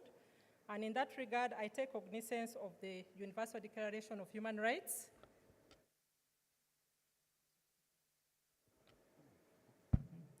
the African Charter on Human and People's Rights. I also take note of the 1995 Constitution, much as it has been alluded to as not being specific in terms of providing for the right to adequate food. But within the legal framework as is in terms of the Constitution, I think we should be able to adjudicate and enforce the right to adequate food. Now, in terms of the planning framework, the National Planning Authority was established under the Constitution, Article 125, and the NPA Act thereunder, where we are in charge of putting in place comprehensive planning frameworks. We have been able to put in place 3 NDPs so far, the NDP 1, NDP 2, and NDP 3. I'll give a bit of a detail in as far as the NDPs are concerned. But within that context, we were able to put in place the Uganda Vision 2040, which, among other things, makes specific provision regarding the right to adequate food. Paragraph 27 thereof puts emphasis on the design and implementation of the vision, which is based on sustainable development and assures promotion of access to basic needs such as food, shelter, housing, health services, etc. Paragraph 61 thereof of the Uganda Vision 2040 also places emphasis on the support for agriculture to ensure food and nutrition security, as well as agro-based industries. It further provides for identifying agro-processing as an opportunity for reducing wastage, enhancing food security, improving livelihoods for low-income groups, and empowering disadvantaged groups of society. Paragraph 102 of the Uganda Vision 2040 also provides for transforming subsistence agriculture into commercial agriculture, and also providing opportunity for food and nutrition security. Now, under NDP 1, which was implemented between 2010-11 to 2014-15, its theme was growth, employment, and socio-economic transformation for prosperity. It provided specific interventions in as far as promoting the right to adequate food is concerned. And just to mention a few, is one relating to where we were looking at issues regarding ensuring productivity, growth in agriculture for purposes of supporting the high population growth. And this was meant to reverse the continued dominance of production and export of primary commodities. Now, when we look at the NDP1 holistically, there was an attempt to provide for the right to food, though it wasn't sufficient, because even when you look at the findings of the midterm review of the NDP1, there was no clear specific provisions per se that were really specifically focusing on the right to food, much as in broad terms, there was mention of areas or aspects regarding the right to food.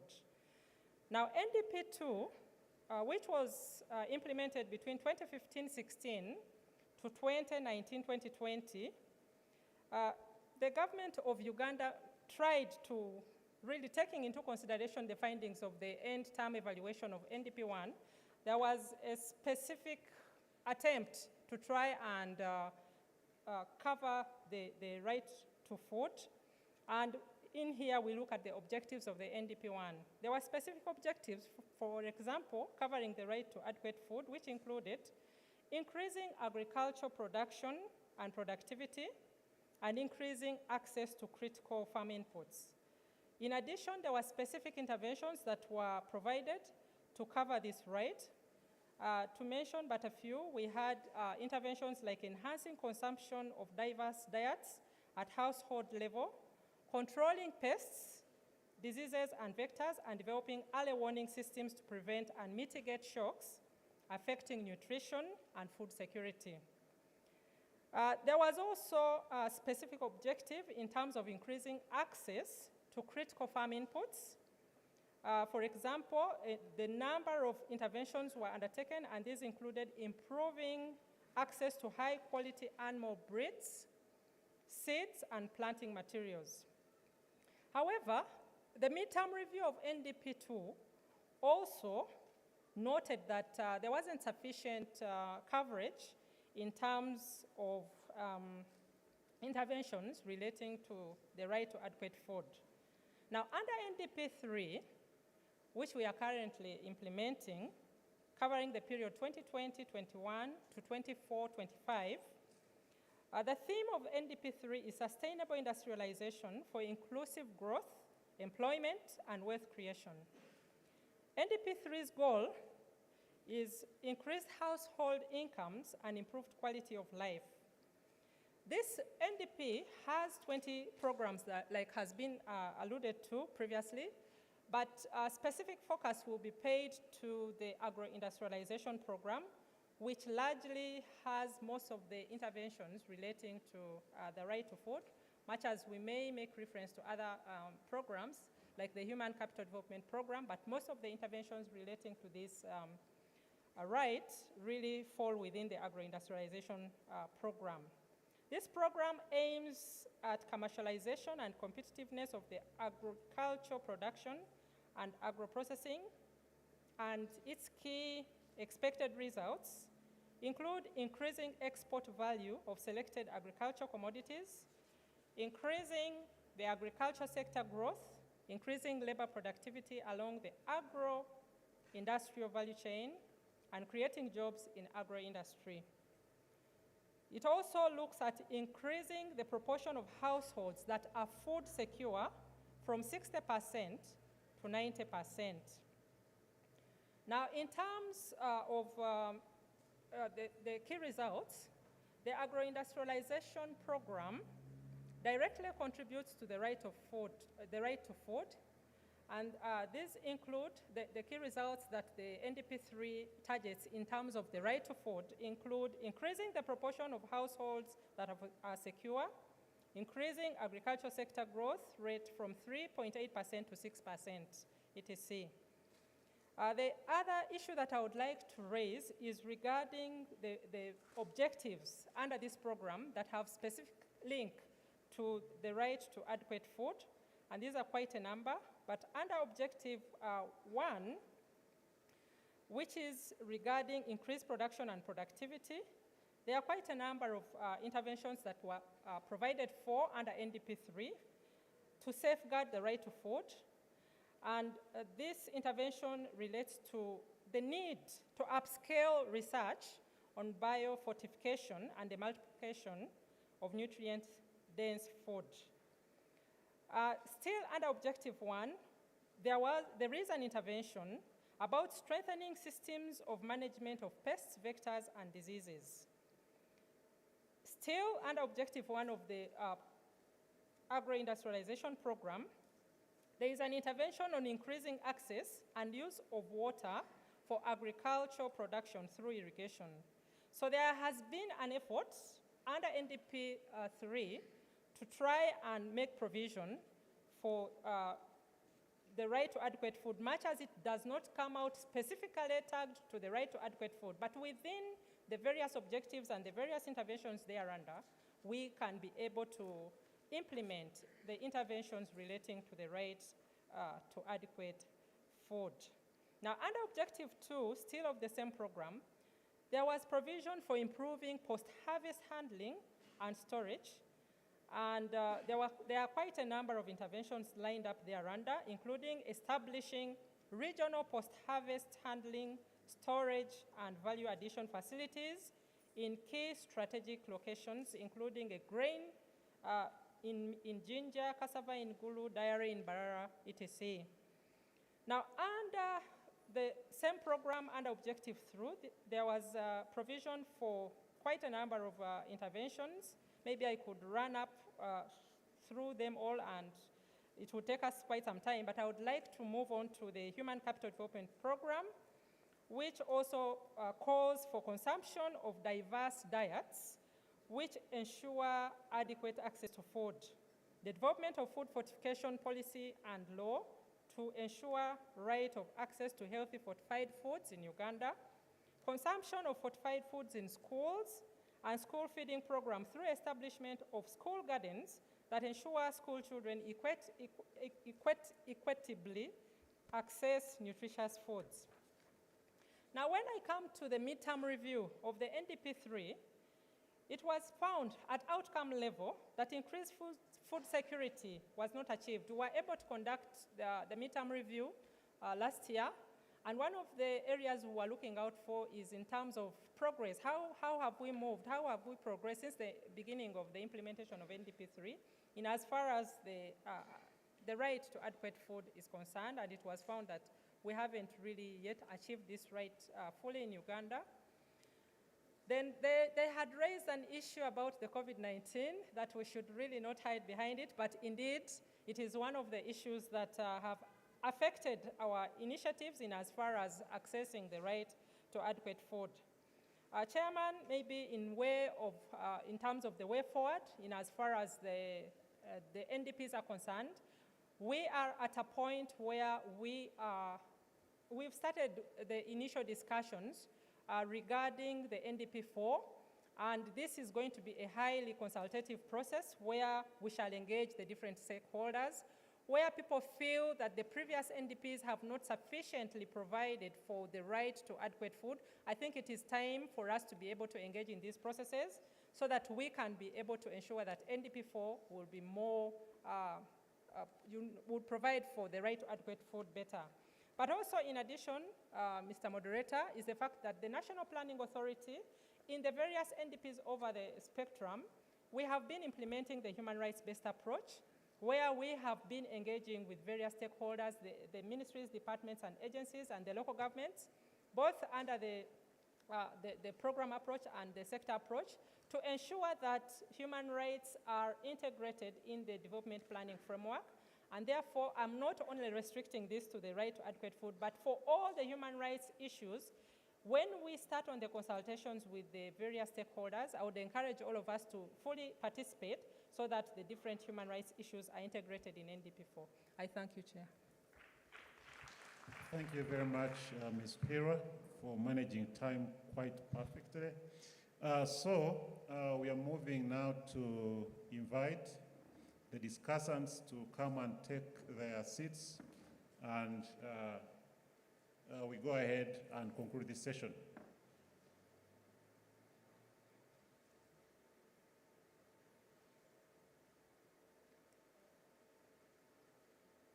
So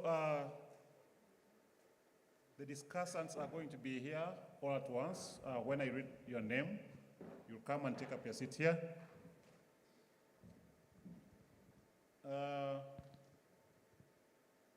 So our panelists to lead us in this discussion, the first one will be Mr. Ariro Mara.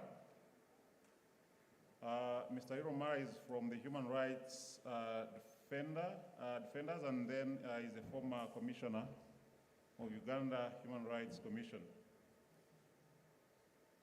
The next panelist is Mr. Alex Bambona. Mr. Bambona is an Assistant Commissioner, Food and Nutrition Security, Ministry of Agriculture, Animal Industries and Fisheries. Our next panelist is Mrs. Samari Namusoke.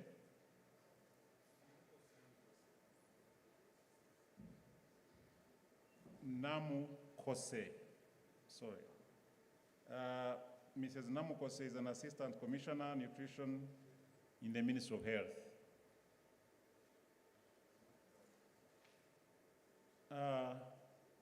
Okay.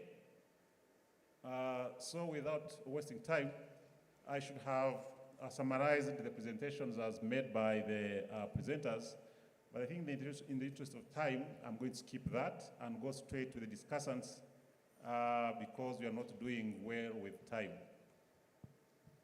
So I don't know what I should use, but I'm going to ask the discussants, each of them to comment on the presentations made.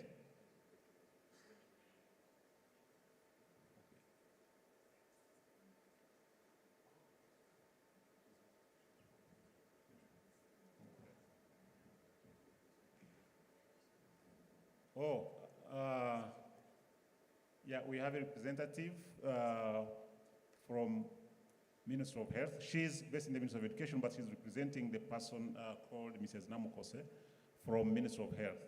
So you are very welcome. And I'll give you about 30 seconds to introduce yourself, your full names and your affiliation. This is the person that I've not introduced.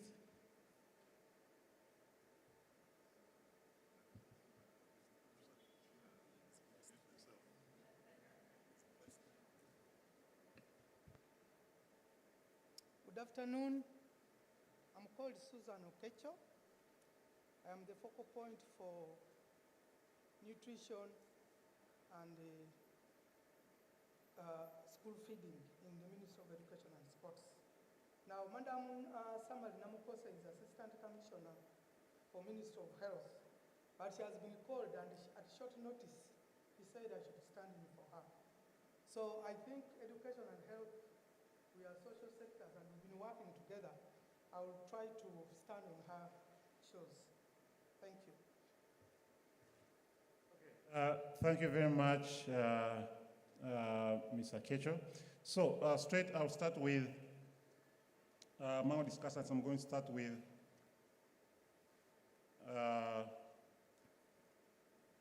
Mr. Ariro Mara, and I'm going to ask him to comment on the discussions that have been, rather on the presentations that have been made. He's free to choose which presentation to comment on, and he's free to comment on all of them. Thank you very much.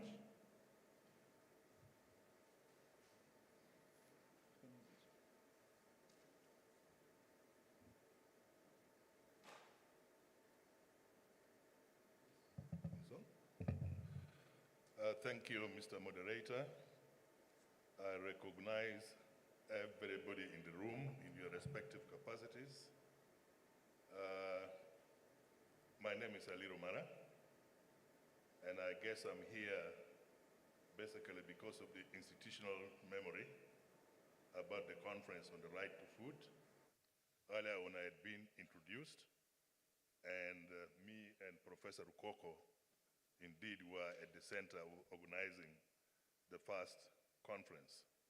I am therefore very, very, very happy to be here and look at the progress regarding the right to adequate food in Uganda.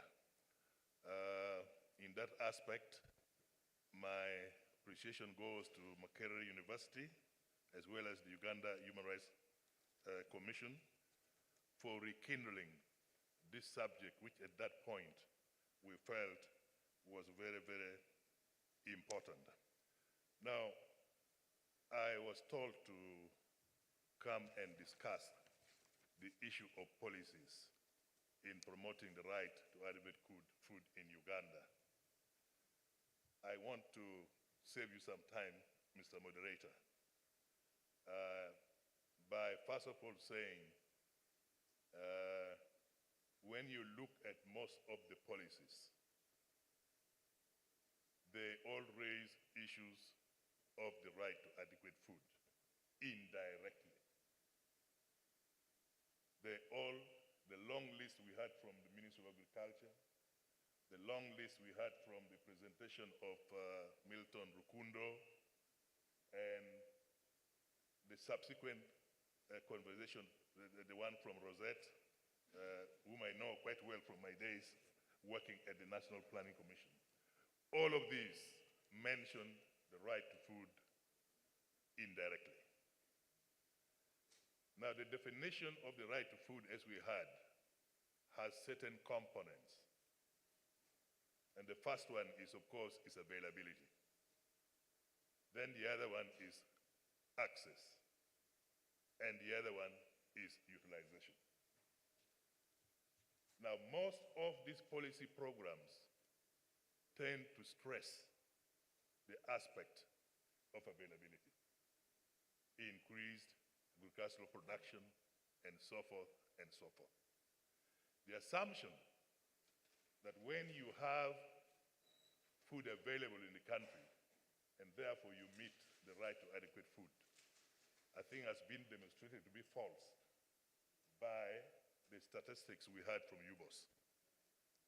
It clearly renders that assumption wrong. So I'm here to say that whatever policy we develop, if we do not specifically accept that food is a human right, the possible successes are going to be very limited. Why do I say so? A legal framework which we have been calling for here since 2023 is very, very important in introducing a number of aspects regarding the right to food. First, it gives you a framework which can be enforceable. Milton Rukundo gave an example of PMA, which has not survived because there was no law. He gave you example of NADS, which survived because there was a law. So while we've been asking here, 20 years later, despite all these policies, why have we not succeeded? I think the answer to me is very clear. We have not committed ourselves legally and given ourselves a framework for implementation, which can push all these matters forward. So, my recollection of the first conference, when you look at what we intended to achieve at that particular time,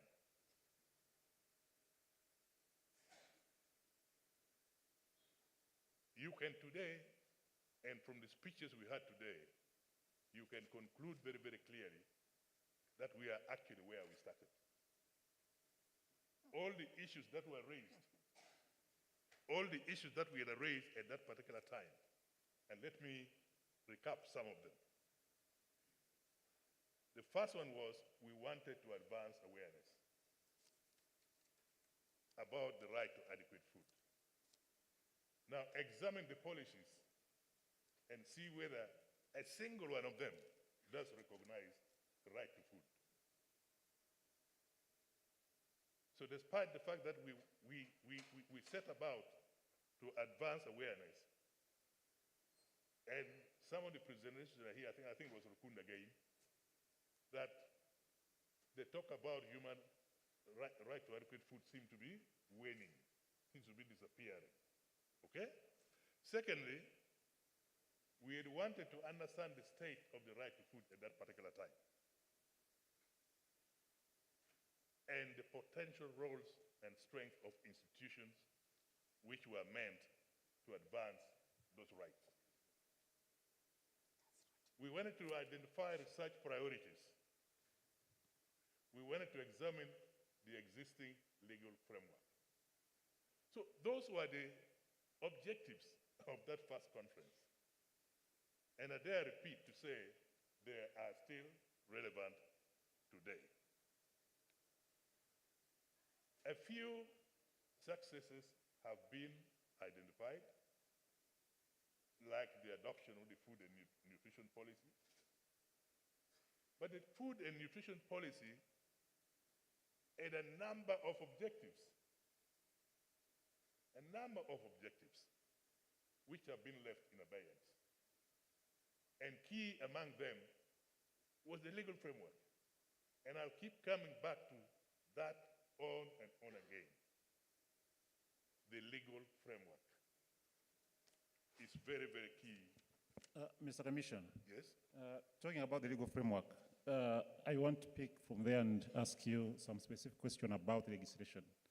Do you think we missed some opportunities during the 1995 Constitution to entrench the human rights into our policies and the way we think about how we should be governed and all that?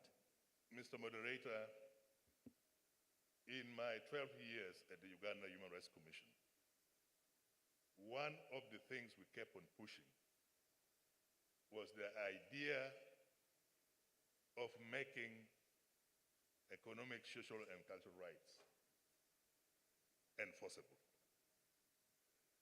And most of the economic, social, and cultural rights in the Constitution that you're referring to is in that particular area of objective principles of state policy. And I think we have already heard the complication of applying those objectives. The courts are trying to travel a long way to make it enforceable. Now, with respect to the right of food, why do we have to travel all that around?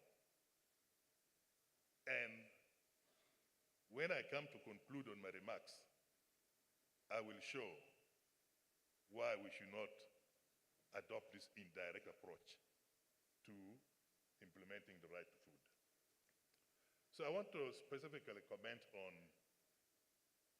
the presentation from my friend Rosette from the National Planning Authority. I do so because years back they gave me opportunity to review NDP 2, leading to the development of NDP 3. And specifically, I was supposed to look at the human rights content of that plan. Unfortunately, that report was not published,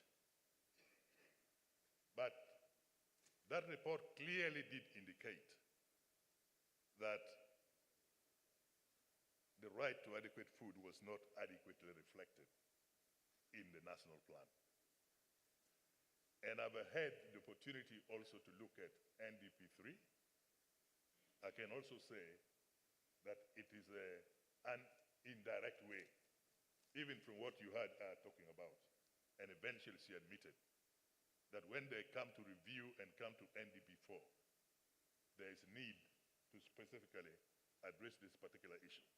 Before you leave that point, you have just talked about the human rights component in NDP, and you reviewed the NDP. But how can human rights-based approach to food and nutrition be strengthened in Uganda's development planning, given that you had a chance to review these plans, especially their progress and implementation? I think the first thing that needs to be done is a specific recognition.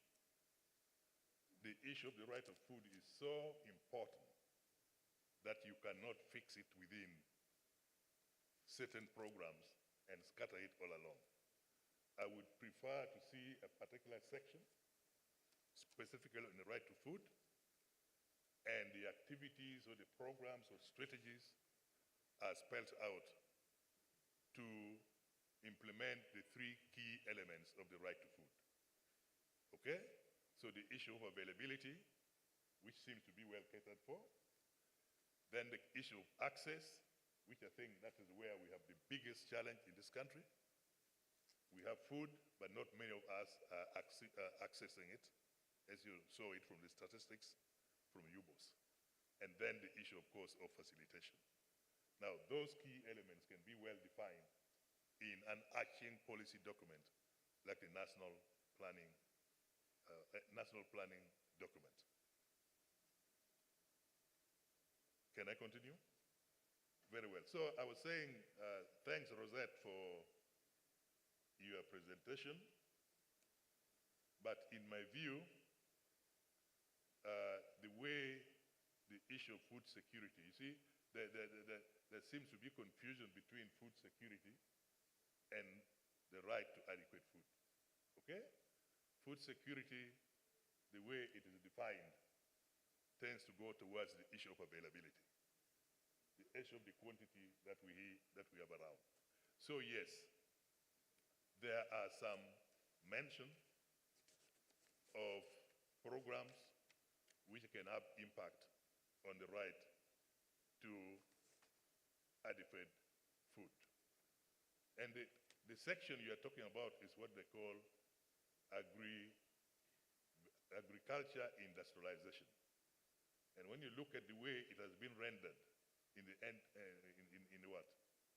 NDP 3, they are talking of producing for the market, they are talking of export, they are talking of, and then indirectly they think that when they produce more, people will have enough food to what? To consume. Okay? So I want to conclude this way, that the right to adequate food is so important that we need to address it specifically in the plan. That's my recommendation. Because, as we have heard here, there's clear evidence that food and nutrition issues within the population is a very, very, very big challenge. We have heard about yearly food insecurity within Uganda and several regions of Uganda. We have heard about stunting We have heard about school meals being inadequate. We have heard about low human capital development, and part of the issues related to that is that we are not eating enough food in our schools or even for our young people. We know that most of the manufactured foods in this country, somebody talked about fortification, I think it was the Minister of Agriculture. He talked about fortification. But when you look for a law that requires fortification, that law is not there. In fact, I think the fortification that is being done voluntarily or as a way of marketing the foods that are being manufactured. He talked about Mokwano, for example. He talked about the people who are milling maize and all this. But even that, there's a challenge. The majority of maize which is milled in this country is by small millers.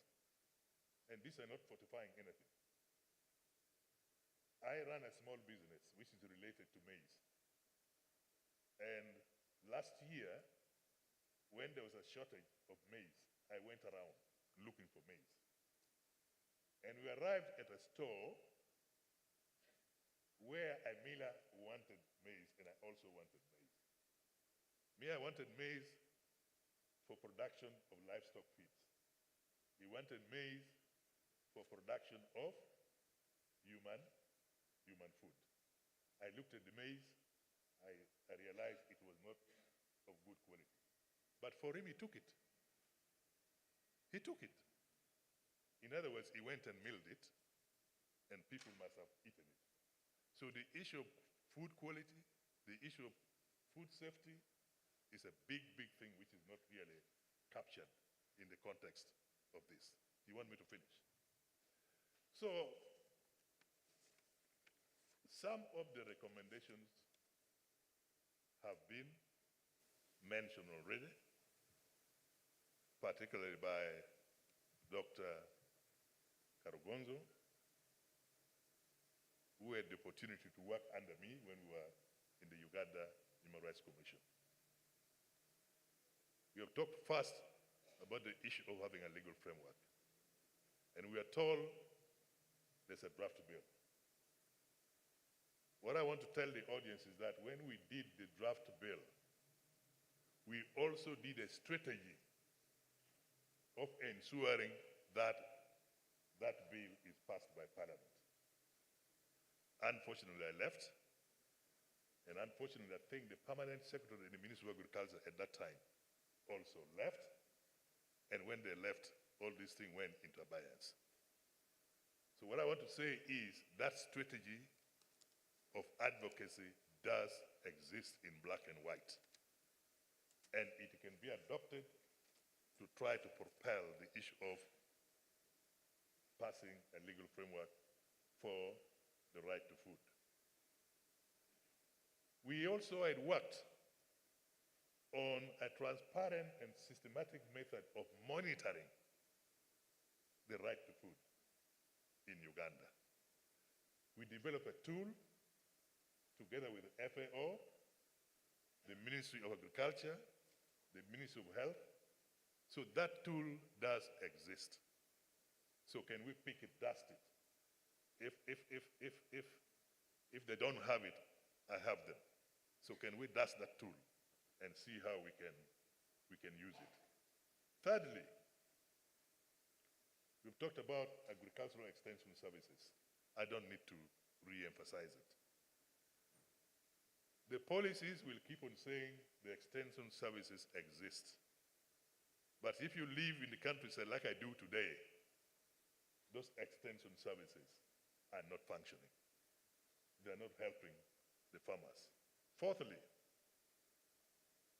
you cannot talk of advancing the right to adequate food unless you have an effective safety net system. You have an effective social protection system. Can we say we have one in Uganda? We don't. We have heard of disaster preparedness. which in most cases is actually not prepared. And when they respond, they are actually responding with a mug of beans, a kilo of that, a kilo of that. It's not an effective social system that can answer for the food needs of the people who are stressed for reasons beyond their what? Beyond their control. I think in the interest of time, we may not have to, I'm sorry. I know the talk is very interesting, especially those recommendations. Is it possible that some of these can be passed on to the organizers, and then they see how they can integrate them in the report? Because let me stress only one. All right. Thank you. Okay? The first one I was going to talk about institutions, and the issue of a dedicated institution to push forward the issue of food and nutrition is very, very important. Now it is scattered all over. We need a body that can coordinate that. And then we have been crying that this conference lasted 20 years for us to hold another one. Can I suggest, and I think it is possible, and we don't have to make it very expensive, it is possible to have an annual conference on the right to food in Uganda. There are several annual conferences happening today in Uganda, which is of little significance. I don't want to mention them, but they happen every year. On a topical subject like this one, we should be able to hold an annual conference to review progress and challenges. Okay, thank you very much, Mr. Mara. So we are going to have our second panelist make her comment. This will be Mrs. Okesh. And I'm sorry, Mrs. Okesh, I'm going to give you just 3 minutes. And in your remarks, you are going to help me answer this question. Generally, how is the Ministry of Health promoting the right to food, especially in the context of infant and young child nutrition? Thank you very much, Mr. Chair. As I introduce myself, I come from education. I'm just begging for your indulgence before I answer that question to say something about education, because the group I represent are also very important. In terms of population, I think we take more than half of the population of Uganda, right from pre-primary, primary, secondary, tertiary, up to universities. And I would like to say that since morning and since we've been struggling on these issues of right to food, the particular topic of today really delineates the education sector completely. The issue of right to adequate food, even the issue of right to food itself. I like all of us who are Ugandans who are here to reflect on what is happening in terms of hunger in schools and at all levels, and education institutions at all levels. My prayer is that following what was discussed today, I just allow me to say what the Honorable Minister said at the opening. Yes, he said, the Honorable Minister said that actually hunger is an indication of indignity, and that is a very strong word. It's an indication of indignity, and he also said it is important for Uganda, as we struggle on this right to food, look at our global commitments, and then look at us as not looking at it just as a vision, as something we should feel like doing, but it should be a commitment which is having an obligation. So it is my prayer on behalf of Ministry of Education sector, which I belong to, that this conference, even what Dr. Peter Rukundo presented, you could see that the key issues of the education sector were not so much highlighted. If we are to look at the right to food in its comprehensive content, and you leave the most important, those who are going to be the adults of tomorrow, probably will not be suffering like this if the young people who went through the education system appreciated food the way National Planning Authority defined it. He said food is not a joke. If we got people through the system in education, we shall have less. Now, for Minister of Health, it's very easy. I will just have to read. And first, I would really thank the organizers of this conference. It's a very, very good thing. Like he has said, like you said that it should be an annual thing. Actually, when we talked about right to food the first time, when we presented, when Mr. Omara was with us, there was an RDC who put up his hand and said, right to whose food? And I think you didn't answer that question. If we can answer, the man said, right to whose food? If we have a situation where right to whose food, you get a vision where everybody has food, maybe the things would be different. So in terms of Minister of Health, whom we've been working very closely with, Minister of Health like us, we really appreciate this work that has been done. And Minister of Health is coordinating a lot of efforts around shifting. Like Dr. Rukundo said, we also have the tendency of now of business and so on. So they would like to shift to healthy and sustainable food consumption.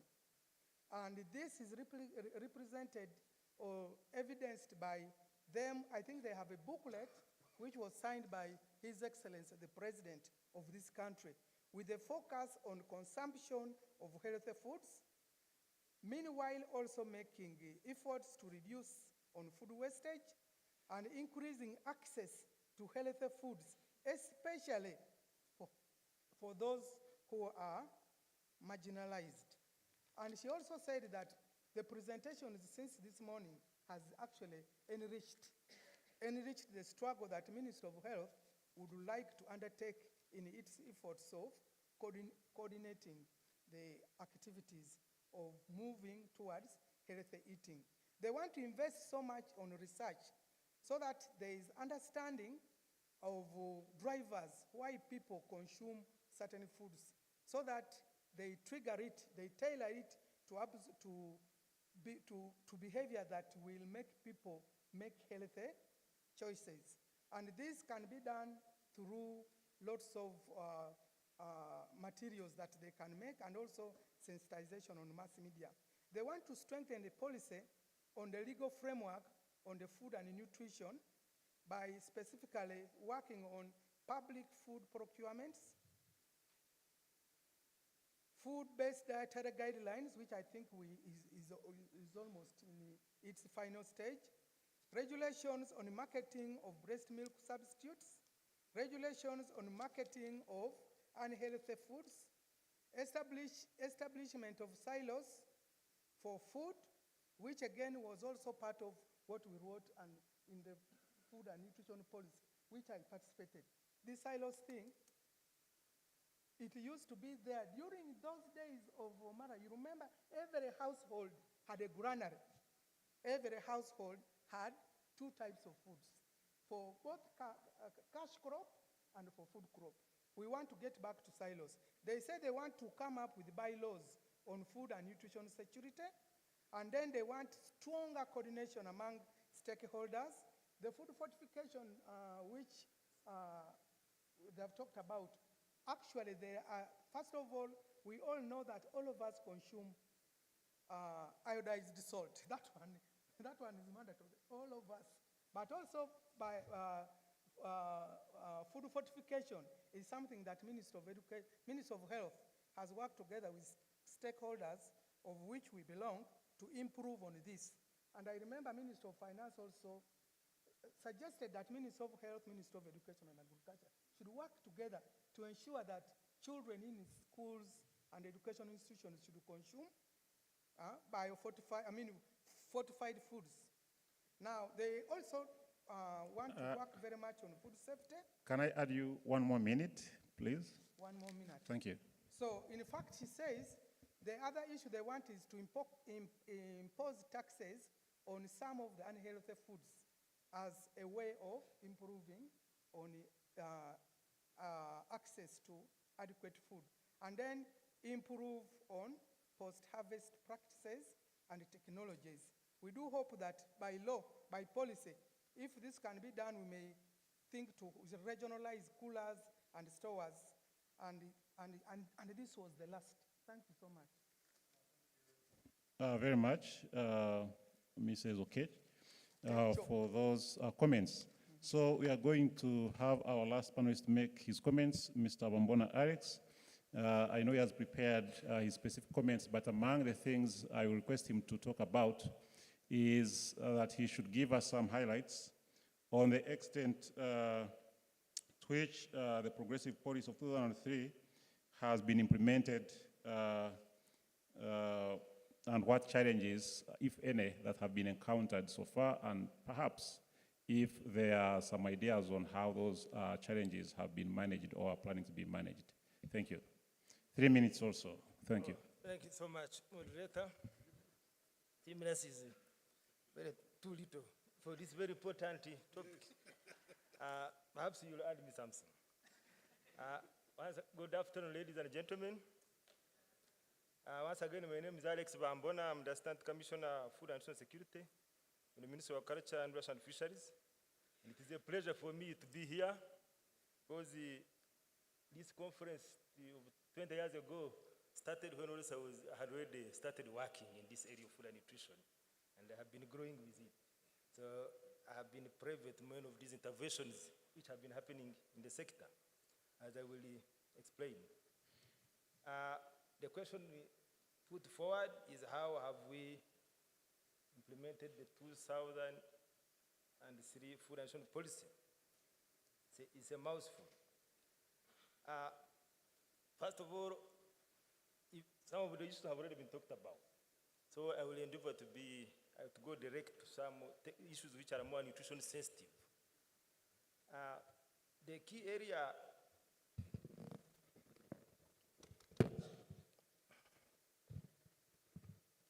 I would say that in principle, at policy level, we as a government, we have achieved a lot in the area of food and nutrition. And in fact, we are really known internationally that Uganda is very, very powerful in designing policies of food and nutrition. For the case of my sector, the agriculture sector, I think the challenge is to do more with implementation, but not the issue of policies. The enabling environment is very strong in the country, relatively strong. Some gaps, of course, you can't be 100%, but if you compare with other countries in the region, we are quite very okay. If you take the case of the agriculture sector, since 2003, we have come up with a lot of inroads to see how we strengthen the policy environment in the sector to take care of food and nutrition. One of our vision, as you know, so some of you, is a competitive and a sustainable agriculture sector. And the mission is to transform the predominantly peasant farmers into commercial oriented. So although Dr. Lilo said we are more food availability, but when you look at our vision very clearly, we are more towards the food access, because commercialization and competitive agriculture sector means income creation and business. So it's more food access, but sometimes it's more of implementation, given the resource at hand. How have we specifically handled the area of nutrition sensitivity? At policy level, if you look at the agriculture sector, the national agriculture policy, borrowing from the CADAP, you know, the agriculture sector is the mirror image, the implementation of our strategy. The implementation strategy is a mirror image of the CADAP compact for the country. And so for some of you of us who are interested in advocacy, you must look at the CADAP compact, and then look at the agriculture sector. You have the right to take us on, make sure that we move this country forward. The CADAP is very nutrition sensitive. Our national agriculture policy has the overall objective with improving food and social security and incomes through coordinated interventions. It is among the most nutrition sensitive policy in this country, sectoral policy. I beg you, I can challenge you on that. You can look around for all policies in this country. These are among the most sectoral nutrition sensitive policy in the country. Later on, as part of implementing the Uganda Nutrition Policy 2003, you have some of these things you have already talked about them, because we have been at the forefront in this policy development in the nutrition area. We have been at the forefront in the scale-up nutrition initiative. That time we were chaired by the National Planning Authority in the design of this policy. And we put our priorities very clearly to ensure that the sector is nutrition sensitive. For us, our key area is on the ensuring production and utilization, access and utilization of diverse nutritious diets. That one, the agriculture sector clearly puts its area very clearly. And we have, in the area, we have spearheaded. Mr. Bambona? Yes. I'm going to respect your request and add you 1 more minute. Thank you. Thank you. We have spearheaded the multi-sector approach in nutrition programming in this country on ground level. That's why you can see health is here talking on education on behalf of health. We're using the sector mandate. We brought the sectors together to develop the first truly multi-sectoral nutrition project in sub-Saharan Africa. The Uganda multi-sectoral food security and nutrition project, which is still ongoing, and the first of its nature in sub-Saharan Africa, and one of the best nutrition projects in this country, which has had some outcomes to ensure people have diverse nutritious diet. My colleague here can testify. We work together with the Ministry of Health and Ministry of Education, Ministry of Local Government, and we pass through the primary school to see how the people can have diverse diets. We have, so you already know what I can say, we have the will, the government has the will, and there is a lot of experience you can learn from to transform the country and ensure a nutritious diet. But of course, more can be done, but a lot has been done which you can learn from and move forward the agenda, but we need serious advocates to continue burning the candle. I think that is the gap. People come on board and then disappear, like the lakes of Valiru. They come and disappear. So, but these things need and continuous. You don't come and disappear.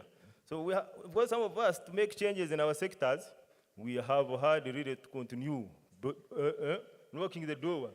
All right.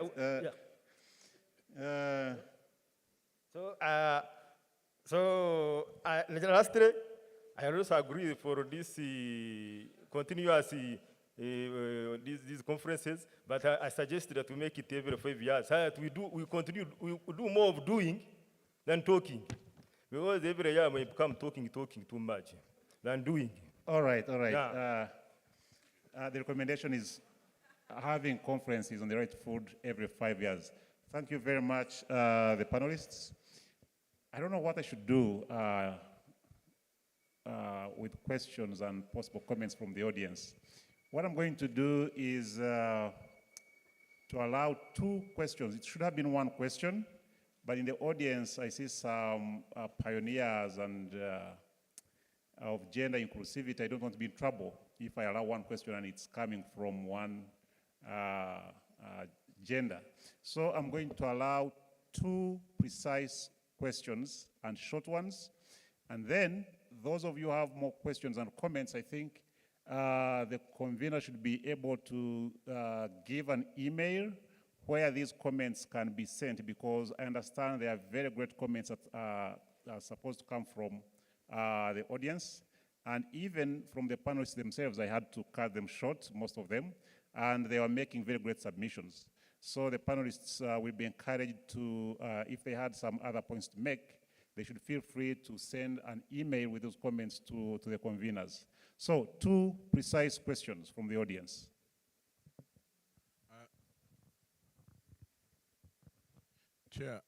Chair, maybe let me make a counter proposal. Let's take 2 ladies and 2 gentlemen.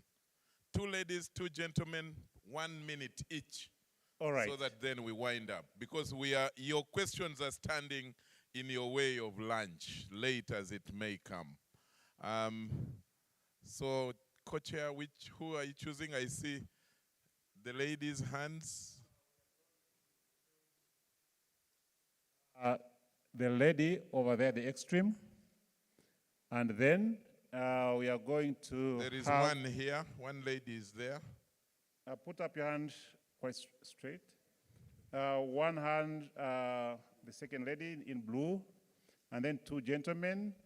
One just here in a black suit. I'm sorry, I can't mention your names. And then the reverend over there.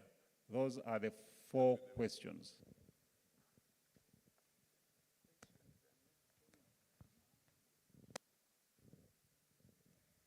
Thank you so much for the discussions. My name is Claire Atkunda from Food Rights Alliance. I would like to thank Mr. Bambona about highlighting the Malabo commitments, and also to highlight to this conference that Uganda has not met the commitment on hunger, on ending hunger.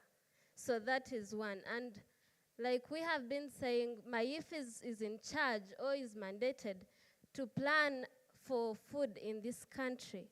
And if we look at even just the last financial year, we find that we have used over 350 billion shillings in supplementary budget because we do not have direct strategies of how to get food in this country. So when we are talking about food and the right to adequate food, while previously the minister highlighted about what MAIF is doing, but we would like to really inquire what are the specific interventions that the government is putting up to actually ensure that Uganda has food. Then next, we have been talking about the 2003 Food and Nutrition Policy. It is 20 years down the road. This policy has not been reviewed. In 2003, we had 25 million people in Uganda. Today, we have 45 million people going on 46. We have obesity, which was not there in 2003. So do we think this policy can still speak to the architecture now, or should it be reviewed? And what is going on right now in the review processes? Thank you.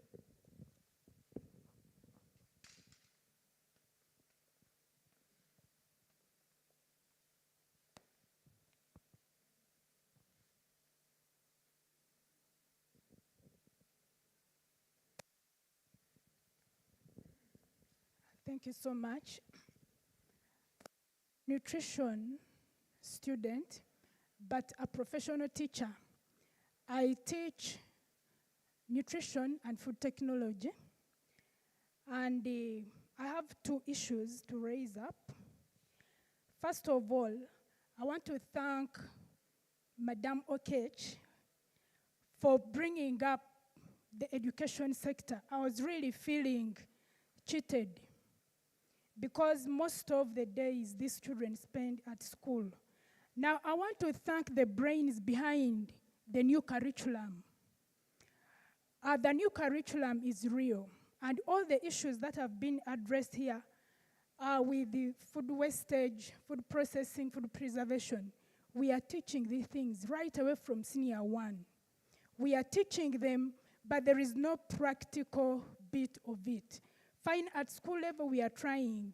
How I wish, and maybe I'll put a challenge on the Ministry of Education to make sure that we just don't teach, talk, but let these children go out and really do what they are supposed to do.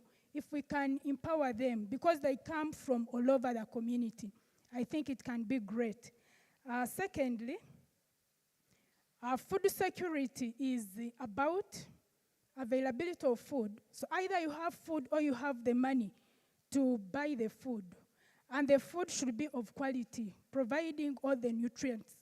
And then this food should be safe, food safety.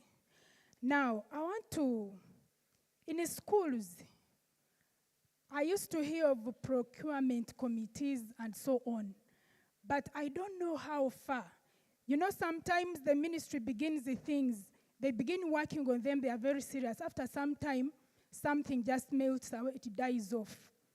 So sometimes you find that this food really provided in schools, I don't think there is anything to do with the safety, that they have to look at this food and ensure that the food is safe. For your information, there is an eating cancer in schools. I want to talk about the school canteens. We may not understand this, but it's a real cancer, eating our children slowly but surely. In schools, you find that sometimes, even during meal times, these children will opt for canteen eats. Now, these canteen eats, how nutritional are they? And who is there to ensure their safety? Sometimes these people cannot manage to lose their money, so they end up even selling things that are expired, things that are rotten to students. So I don't know, Madam Okech, apart from ensuring good school feeding, can we maybe explore canteen as another way? Because sometimes these children may fail to pay, but you find them very full at the canteen during lunchtime. Thank you so much. Thank you. Let's very good questions, very important questions, but let's see how we can summarize the next two. Keep it short, but to the point, please. Yes, good afternoon, everyone. My name is Chris for Saturday, Wakiso District Human Rights Committee. One is, I'm commenting on the issue of willingness from the state. I feel like the state is doing things just for the sake.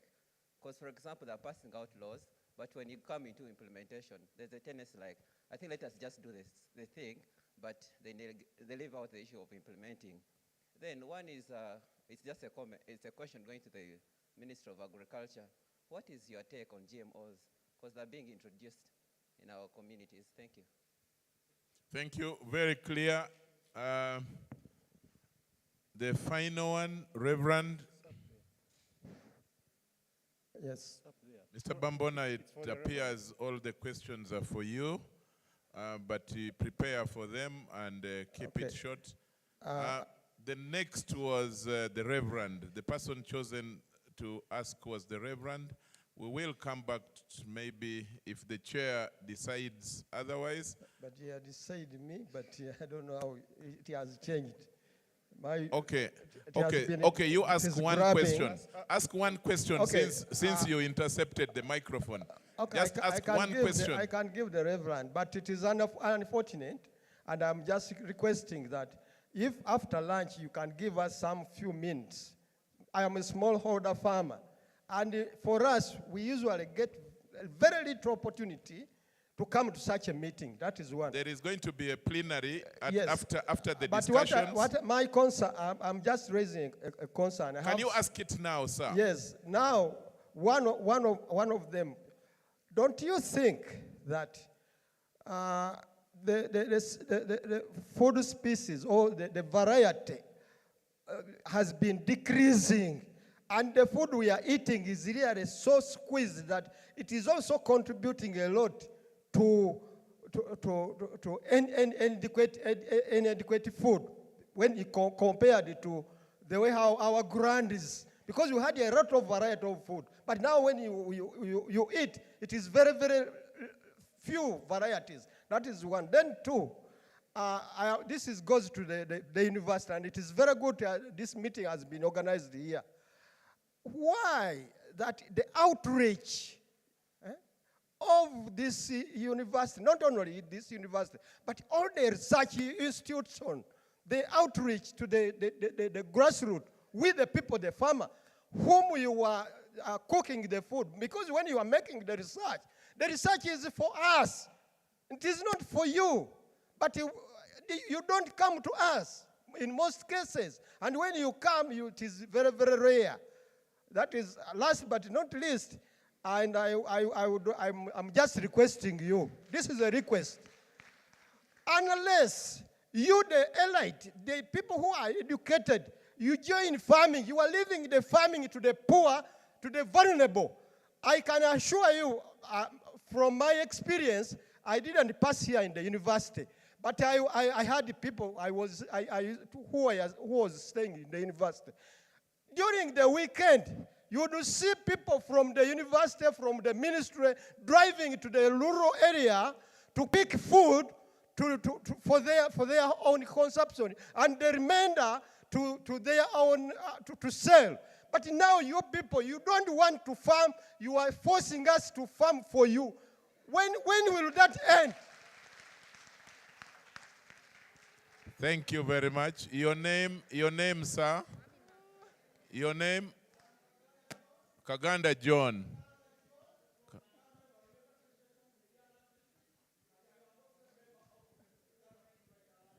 Good. Kaganda John from Mitiana, a member of Uganda. Good afternoon, Kaganga. everyone. Okay, thank protocols observed. I'm Reverend Father Tony Akena, a Roman Catholic priest, a student at Department of Philosophy doing my master's. I can see my professors here. Actually, what the farmer expressed was also one of my sentiments or questions, the top-bottom approach that needs to be bottom-top approach. And my questions would be going to the wrong people. And I would like to express this, no? I respect the duties that the ministers have, but see, after speaking to us, they walk away. And we don't have time to dialogue with them. I think this needs to be revised. And earlier now that you talked about, I heard the presenters there, I didn't get the names, talking about Sub-Saharan Africa, Asia, Latin America. What is it, the state of this hunger in the US and European countries? Is it only in Africa, Latin America, and then Asia, or it is a global issue? And then I never probably heard you talking about environmental challenges. What are you doing regarding environmental protection? I know the chemicals being used for these food productions are also detrimental to our environment. What are you doing to curb the impact of chemicals used for this production? I'm talking about improved. What is the state of the local seeds? And then, lastly, but not the last, this goes to the respectable man of this house and every one of you. I would like just to go directly to my brother and my elder, Mr. Aliro Mara. You talked about these laws, enactment, or whatever, but in your presentation, and most of your presentations, I see conflict of interests. This is one of the things I've identified, the conflict of interest. So what have you so far done to curb this conflict of interest? Because the politicians, the government officials, and all this can be summarized in the conflict of interest. What have you done to do away or curb this, whatever? And then you talked about good laws. One of my brother there talked about good laws. Father, you have gone too many questions. Just one, just the last one. There were many, that's why I just want to bring them out all. So what's the essence of good laws when it cannot be enforced or implemented? What are the essence of good laws when they cannot be implemented or enforced? Thank you. Thank you. Chair, I think we of the panel members 2 minutes to wind up and respond to the questions before them. Otherwise, time has really gone, and yet we need to go for lunch, and we have a number of presentations after lunch.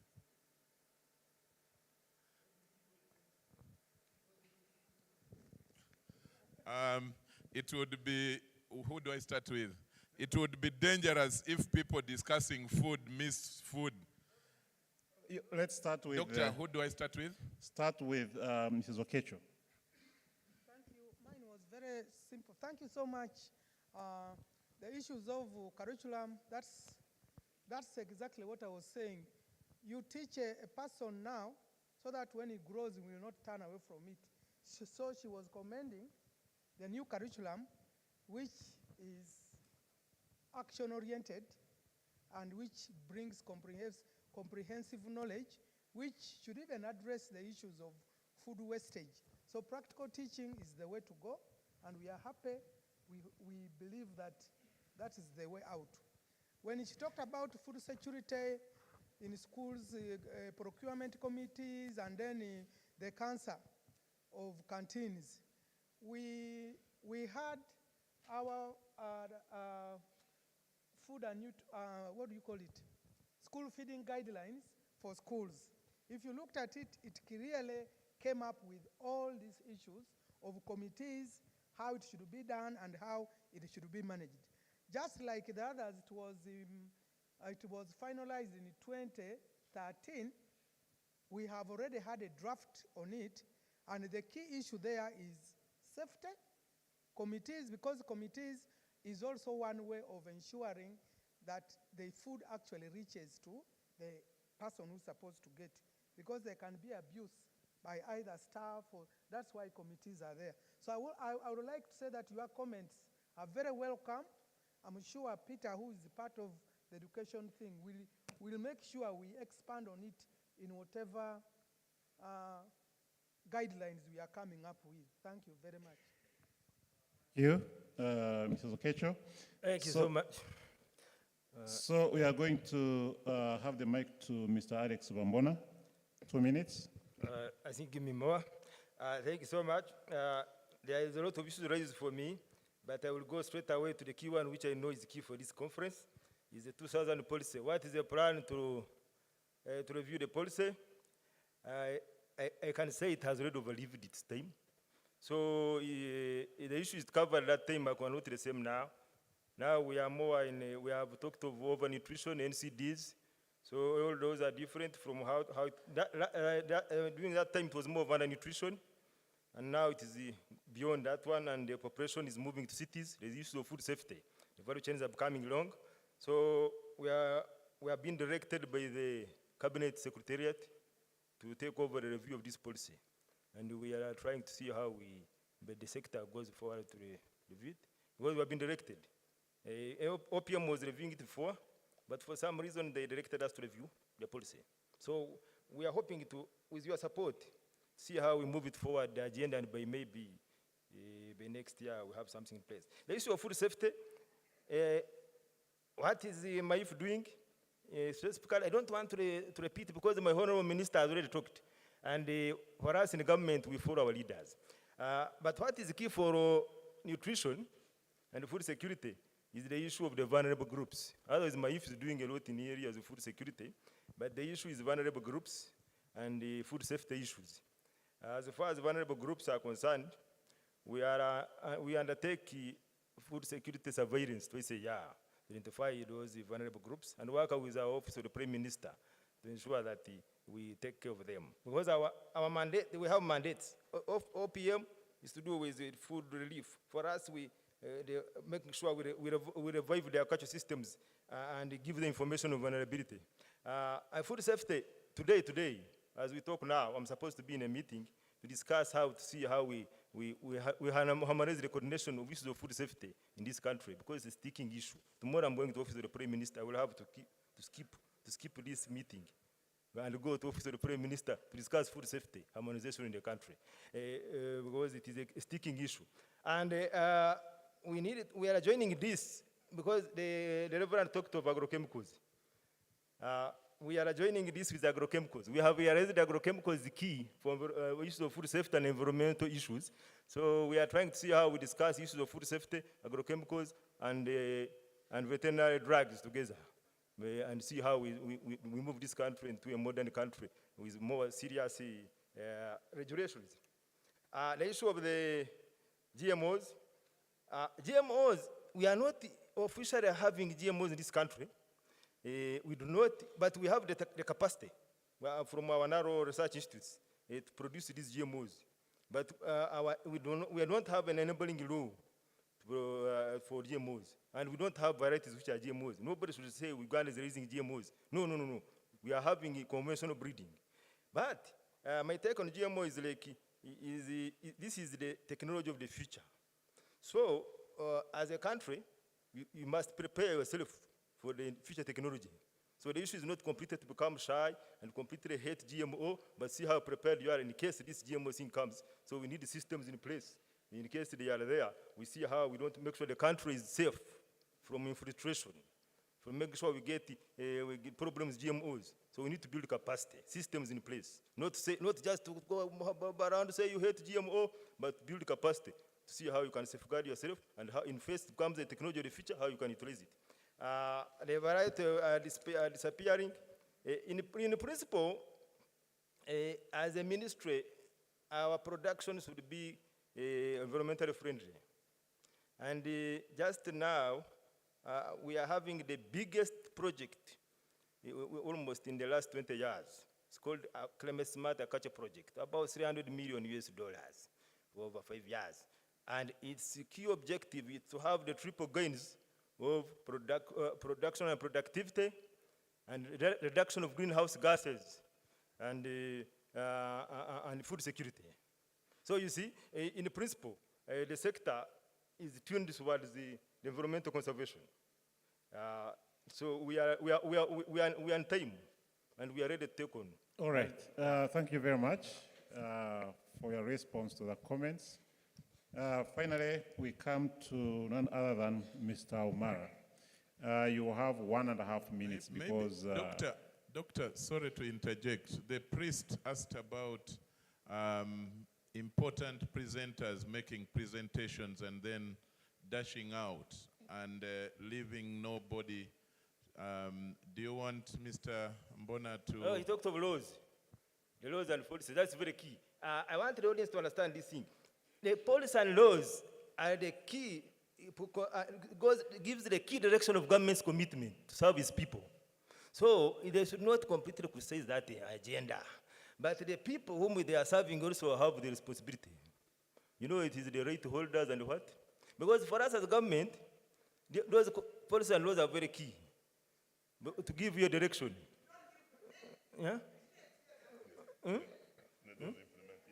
The policies and laws it gives the direction of the government to serve its people. It's very key to have them in place because they are enabling environment. So the others can come later, but that is a fundamental starting point for government in serving its people. So we should not completely say they are bad. And, but the others can come later. But the concern, even this young man raised the concern that are you making the policies and laws just for the sake? No, we are committing ourselves to serve you. Then, yeah. Okay. Fair enough. Fair enough. I think we may not be able to conclude it here. Mr. Moderator, yes. I think that is that question about enforceability of laws is the elephant in this issue. Yes, it's the main thing which is not driving forward the issue of the right to adequate food. Very good policies, you had them, they were listed here. Very, very good policies, it's not implemented. So the concern is, what do we do to ensure that these policies and laws are implemented? I don't have direct answers, but I could hazard two. I could hazard two. One, as people who are concerned, and probably led by civil society, like Food Alliance. Okay. Okay, if it's not, so, but we have government institutions like the Uganda Human Rights Commission that should lead the way to craft certain strategies which ensure that some of these laws and policies are put into effect. That is one. The second way I see it is that once there's a law to enforce food and security, it means government can be held accountable. So one open avenue is to hold government accountable through the courts of law. And I think there have been some cases, like somebody mentioned about COVID.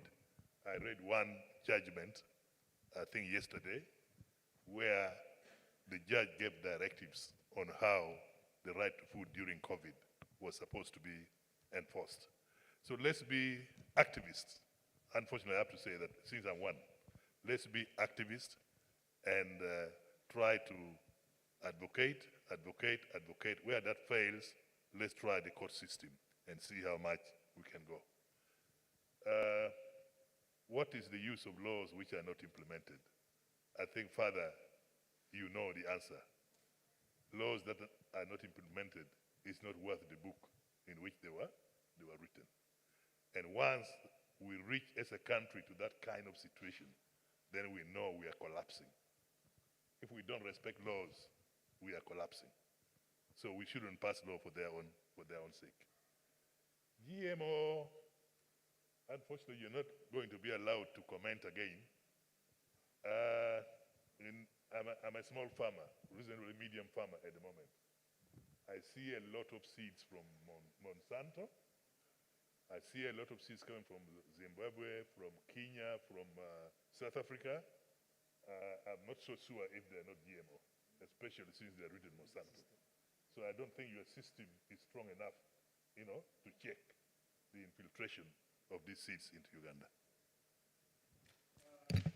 Thank you very much. The discussion was starting to get warm and interesting, especially on the ability of us and our government to implement the laws which are so good. And one of the questions that has stood out is, what can we do to get the laws, these very good laws, implemented? I may not be able to answer directly what we need to do, but I know what we don't have to do. We don't have to change government in order to have the laws effectively implemented. There is one issue that came out strongly from Kaganga John. Kaganga John, I want to commend, to say that you have great vision. The great vision he has is the concern we have had about the way academics go about research, and of course not only academics but all research institutions. Exclusion of communities in research. It has been a huge concern that academics and other scientists engage in research without taking into account the concerns of the communities and their influence. But last year, we completed the process of developing guidelines for community engagement in research. And so going forward, community engagement in research is mandatory, effective, I think, November last year. So I hope your concern will be taken care of. So it's been a long session with a lot of tension because of the time we have lost. But as I mentioned, if you feel you have a very strong comment that you think that the organizer should take into account in writing their final report, especially the panelists, feel free to send an email to the conveners, and these views will not be lost at all, I can assure you. With those few remarks, I'll hand over to the session moderator, moderator, I'm the chair, moderator, to tell us the way forward, including where we can go to realize our right to adequate food. Thank you. Thank you very much. Ladies and gentlemen, let's put our hands together to start with. Dr. Barugahare John Fisher from the Department of Philosophy of Makerere University. Thank you so much, Doctor, for adequately chairing the meeting.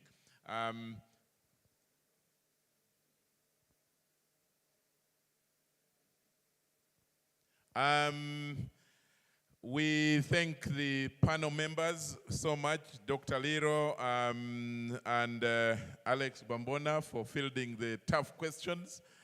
More needs to be done. And also Madame Okecho Susan for sitting in for Samali Namokose. Thank you all very much. Let's clap for them as well. John asked about research, and the next topic after lunch is going to include issues to do with research and capacity building on the right to adequate food. So if the presenters are here, they should take John's concern and ensure that it is one of those that will be tackled. We are going for lunch. Don't change its name. Even if it is at 4, it is still lunch. Same place where we had breakfast from, the break that we had, just from behind there at the exit, that's where we are going to be served lunch from. Now, can we do 40 minutes instead of 1 hour as was planned on the program? Let's try to pass time so that we can have the discussions in the late afternoon. We don't have to miss them. Otherwise, thanks all to you for being a wonderful audience and a good audience of participants. Enjoy your lunch.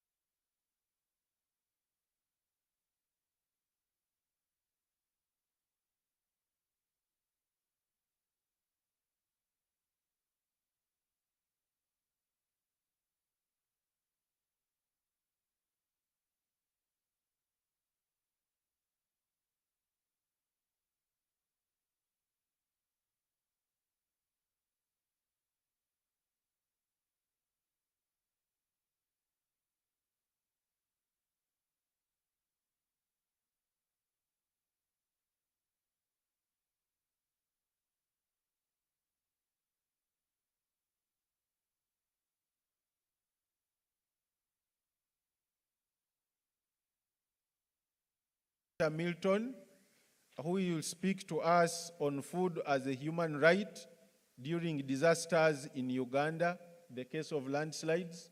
Professor Dr. Rukundo, please come and take your seat.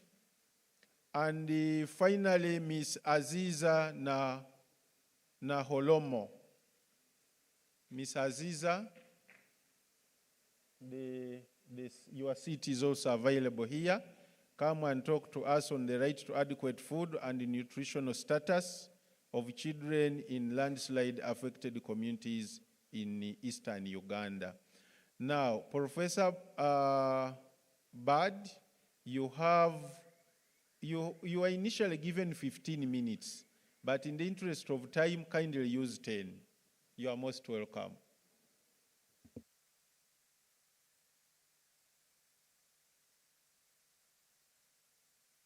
No? Hello? You hear me? Okay, fine. Thank you very much. Thank you very much to the organizers for inviting me and for keeping our collaboration, which has lasted for very many years, going. Thank you very much to Professor Rukuko, to Peter for having a long collaboration. We have many students and PhDs who have come out of our collaboration. Thanks also to Perule.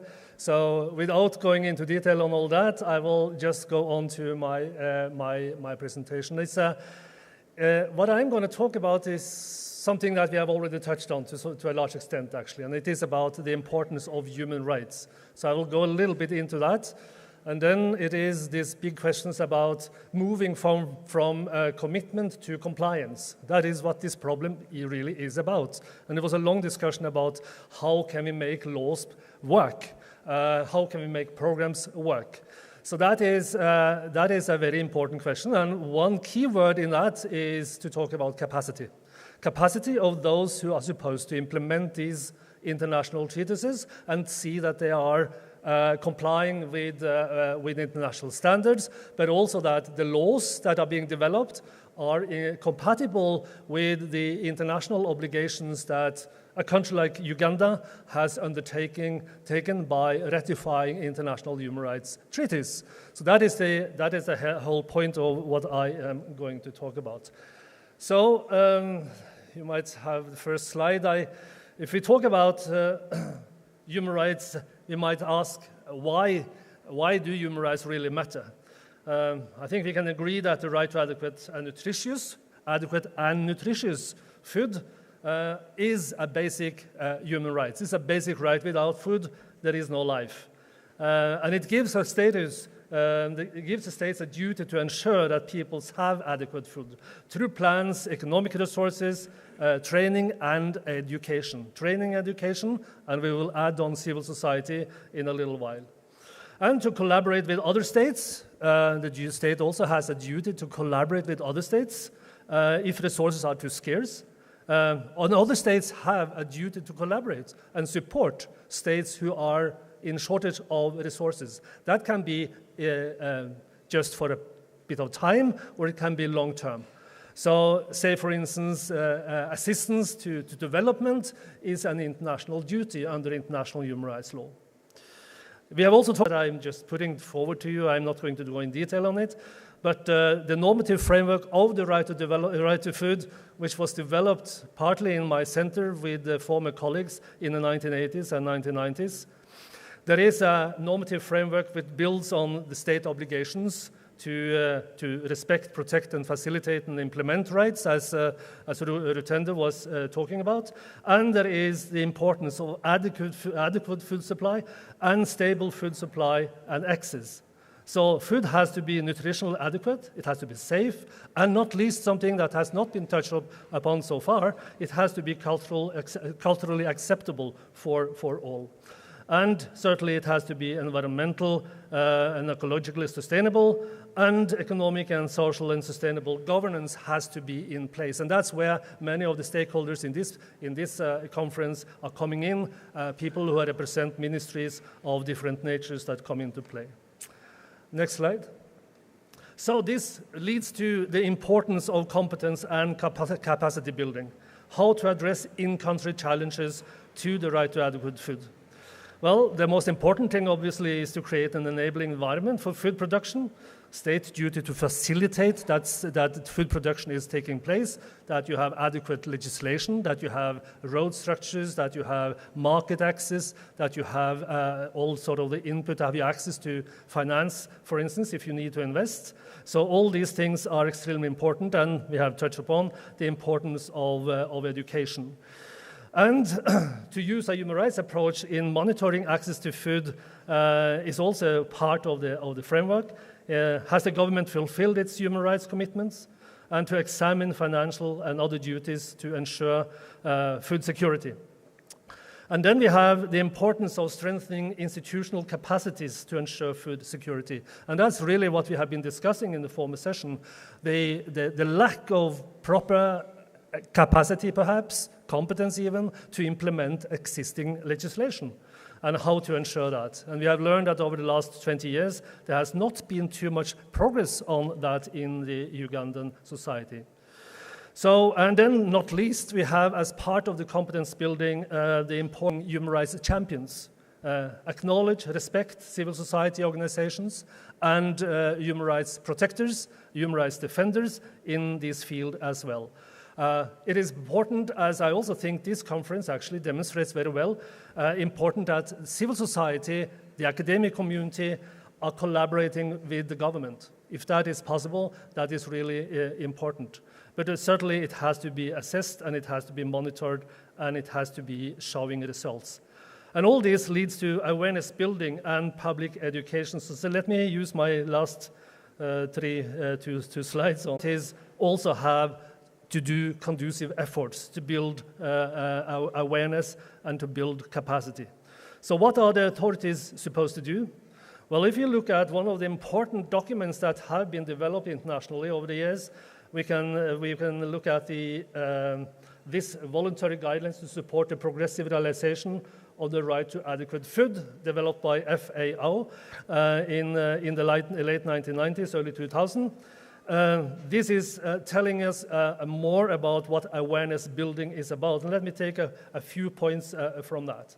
They say that supporting investment is essential in human resources, essential to sustainable development. Ensure and encourage agricultural and environmental education at the primary and secondary level. And we have had examples on problems attached to that and how the sort of the educational system is not properly reflecting the right to food. Strengthening university and technical faculties of agriculture-related disciplines is also part of it. And then ensure popular participation in food-related policy decisions. And I think that the peasant amongst us, John, I think the name was, in a sense illustrates the importance of having the voice from the grassroots, from those who have the primary knowledge about the needs and the challenges. And then who improve housing conditions and improve means for production, preparations related to food safety. And they also talk about promote awareness of the importance of the progressive realization of the rights to food over time, without going into detail on that. So these are some key points about how we can build competence in public sector. It is important that those who are staffing the important institutions, ministries, and that the rights holder is able to have someone to put the grievances forward to, that is the duty bearer. So there needs to be a system where you have a communication of these grievances established. And I think some of the ideas that have come up in this conference might take this further. And lastly, what about the UIO and the Makerere collaboration? If you go one more slide. Yes, I forgot to say that. There is today a trend in the world against multilateralism and multilateral collaboration. There is a shrinking trend to shrinking resources also. And we even, in my country, we experience that. We have just had some important cuts in what we called quota programs, or we will get some cuts in quota programs that made students from, say, Uganda come to Norway to have master's education. These things are being cut for different political reasons. I don't want to go into detail, but there is a big discussion about that. Then, of course, we have education and building of academic competence and collaboration as a major strategy in enhancing competence. I think that's probably one of the most important things to do in a society, in spite of the fact that it has taken 20 years and you are not really satisfied with what you have achieved, so forth. So finally, in the collaboration between our centers and our universities, we do have some programs that we still can utilize, and for people at Makerere, the NORHED programs are you are very well familiar with. We can do research exchange, and we can have visiting fellowships in my center, Center for Human Rights at the University of Oslo. We have a visiting fellow program, and we certainly have MA and PhD courses and student exchange. And a few years ago, and Per Ole will now introduce more on that, we had a very important and I would say successful program on a master's program between Makerere University, University of Oslo, and Stellenbosch University in South Africa, where we had altogether, if I'm right, 19 students who wrote a master thesis on nutrition and human rights, the right to food. And I presume that is an important contribution to competence building in the academic institutions and in Ugandan society as such. And that is actually what I wanted to say. Thank you. Thank you, Professor. You have used the 12 minutes. I felt shy to stop you since you originally had 15. Please take your seat. May I now invite the Professor Ole, ongoing Norway-Uganda collaborative research on nutrition and human rights. Kindly also use 10. I will notify you 3 minutes to the end of your presentation. Thank you. Can you hear me? Good. So, dear distinguished participants, ladies and gentlemen, it's a great pleasure to be here to give you some highlights of research collaborations that we have been involved in for the last 10 to 15 years, involving several institutions in Norway, in particular the University of Oslo and the faculties of laws and medicine, and also a number of institutions in Uganda like Makerere and Chambogo universities. This research collaboration in many ways sprung out of the 2003 meeting. And as Bård Anders alluded to at the end of his talk, what we did at the time was to develop institutions in Norway, Uganda, and South Africa, focusing on nutrition, governance, and the right to adequate food. Next, please. Gave them the basic theoretical knowledge about human rights and the right to adequate food. Then we went on to the special case of South Africa in Cape Town before we ended up here in Kampala in Uganda. And as you can see on the bottom line, I think it was pretty successful in that more than 90% of all the students completed their master theses. And they have now got various important positions in the collaborating countries. And it almost brought tears to my eyes this morning when I encountered a number of former students participating at that program coming to attend this course. I think that told me that at least we did something right at the time. Now, having done this, we thought that in order to progress, we really need to know what's going on. And the only way to know what's going on is to do research. So what I will do now is that I will focus on 2 major research projects. One is ongoing, one is in the pipeline, and we also have a major third one that concerns food security and the effect of landslides and climatic changes, but that will be described and discussed by the 2 subsequent lectures. Next slide, please. So the first thing that we did was, okay, we asked ourselves, what are we going to do? Who are we going to target? What do we really want to know anything about? So we decided to study mothers and the small children because they are among the most vulnerable groups, in particular in relation to nutrition. So we set up this study where we decided to do something about child growth, in particular height, because failure to achieve a specific height at a certain age, what we call stunting, is a risk factor for a lot of negative health outcomes.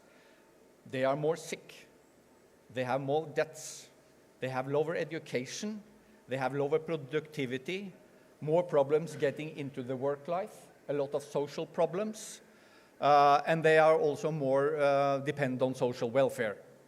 So what we did was that we designed a study where we wanted to give the mothers a type of intervention that we thought might promote growth. So what do? Do we give them something? No, because that has been done in the past and it wasn't really successful. And it's also the thing that when the researchers pull out, what's left? So we had to make something that we thought was sustainable. And there is one thing you can give a human being that can never be taken away. Whether it's a king or a poor people, whether the person lives in a castle or in a prison, and that is knowledge. And usually it's free. So what we did was that we designed an intervention where we taught mothers essential things about nutritious food, how to prepare it, about hygiene and sanitation issues, and let alone how to stimulate their children. And as you can see on the fourth bullet point, the main results was that we, unfortunately, and we were a little bit disappointed, we didn't achieve anything in terms of growth. That was in line with many other studies at the time, and unfortunately, that has more or less been the results up till now. However, when we studied their developmental potential, we found consistently for over 8 years that children or mothers who got this education, they performed better in terms of language, motoric skills, the ability to learn, and cognitive skills. And our plan is now to continue with this cohort when they reach adulthood, which means when they are 18, that will be around 9-10 years from now. So if I'm lucky, I will be able to be part of it before I retire. If we won't be able to do it, I will postpone my retirement. Okay, next slide, please. So this is just to show you a few examples of what it is like working in the field. When I started, we had very little equipment. People were mostly using scales to measure height and weight. Now we have advanced quite considerably, I would say. There is no reason why we shouldn't have state-of-the-art methodology also in rural Uganda. So we collect biological specimen, as shown on the left. We have sophisticated means for studying oral health in the middle, and we also have special equipment for assessing body composition, as seen on the right-hand side. Next slide, please. So this is just the sort of the bragging list, and I think it's okay to bring it here because most of these results were actually achieved by my Ugandan fellows. We have managed to complete a great number of master and PhD degrees. We have several numbers of papers in the press. And now comes the next challenge, and that's over to our friend, the farmer, just before lunch. What do we do now when we pull out? And that is perhaps one of the most important questions you can ask, because you have to leave something behind. When we go, if there is nothing left, so what is the point? And, except for the scientific achievements. It has to be something sustainable. So we have now made concrete plans that after the summer we will go back into the field and inform the households of our findings. And we are currently putting in place a strategy to do this. The main challenge is to fund it, because when you receive research fundings, that is almost exclusive about research and not about that type of thing. So when we come knocking on governmental and other doors, please receive us. Now, next slide, please. Yeah. So the next issue I will deal with is mental health, because as you can see on the slide, there is a growing concern about mental health issues, in particular depression, and in particular on the sub-Saharan continent. So we have designed a new study. Next slide, please. Which is called the NutriMind project, where we are going to target university students here at Makerere University and give them several different interventions. We will focus on healthy diet. We will focus on a sort of a mild type of psychotherapy and a combination, and we will see whether that can reduce the burden of depression. So in a couple of weeks, my Ugandan colleagues who was trained in clinical psychology at Makerere, Dr. Prudence Atokunda, will come here and inform the various faculties, so I hope that you will be able to participate. Next slide, please. Challenges. Oh yes, there are, and there are many. There is always the issue of funding. I don't want to go into that detail because in the interest of time, and you know it. We face bureaucracy on all parts when we want to apply for approvals and stuff. I hope that you can make it somewhat smoother. And then there is the issue of climate change. I put a question mark, not because I don't think climate change plays a role, but I am a bit uncertain about the impact it will have on our research. So with these words, I would like to just show you the last slide, because I want not to finish on a negative note, but on a positive note. This is taken from our study sites in Kisoro and Kabale districts, and if you have a look at the picture, I think you may agree with me that this might be the place that you can call the cradle of the earth. Thank you for your attention. Thank you very much. You have actually used 9 minutes. Thank you. Yeah. There is a seat? Okay. Feel free. Feel free. That's so I can see the slides. It's okay. Our next presenter is Dr. Rukundo on food as a human right during disasters. One day there was a landslide in Bududa, and one high-ranking government official asked us, "You people of human rights, what business do you have in landslides?" But when you listen to the presentations made earlier this morning on the state obligation to fulfill, there is to facilitate and to provide directly. So, Dr. Rukundo, shed more light on that. Thank you so much, Bwana Director Kamadi, Madam Vice Chair, colleagues, ladies and gentlemen, all protocol observed. Once again, I'm here to share with you some of my outcomes in terms of the work I've been doing with the 2 distinguished Norwegian colleagues who have spoke before me. And just a second. Yes. You had been given 10 minutes. I will use less. Yes, sir. Yeah. Thank you very much. And I will jump this and just say that landslides are a problem globally. Research is showing they have increased 7 times more. And of course, they affect us in many ways in terms of development. But very importantly, we have seen that in Uganda, the eastern part of our country in the Bugisu sub-region has suffered the most especially from landslides. And Mr. Chair, needless to say that 2010 was the year of tragedy, where we noted, and it was recorded in our history, that around 350 people died. There are so many contradictions. Some say it was less, others it was more. But when you visit Nametsi parish, you'll appreciate that 2 villages were buried, a health facility, as well as a school. And that is the picture of that time. As who have trekked that journey, it tells a lot. But this picture tells you 2 villages got buried, and so many people died. And over 10,000 were displaced. Next slide. Mr. Chair, this slide tells us the fatalities, and these are very few, those that are recorded. But landslides have been happening in that area in record time since 1964. At the peak in 2010, so many people died. As though we didn't learn much, in 2018, around the same area, the same sub-county, another 60 people died in 2018. Next slide. Our methodology went to those districts, the district of Bududa, and we followed up some disaster-affected communities who moved to Kiryandongo. As you know, there was a resettlement in Kiryandongo of people from Bududa, 300 kilometers about away from their homeland, and different environments, different settings, and etc. But also we had a quantitative study and a qualitative one as well. So the quantitative had the districts, but the qualitative had duty bearers and rights holders as well. We also looked at Parliament's work and some of the policy and perceptions around this right. Next slide. Our findings are in 2 papers, we're in 6 papers actually, 2 of which I'm sharing with you here. The first one was the food as a human right during disasters, more dealing with the issues in Parliament, and issues around the duty bearers, what they told us. I see a number of people are interviewed in this room. But if we see the main findings, if we just go to the next slide, we see that, that was the second paper as well on this specific subject.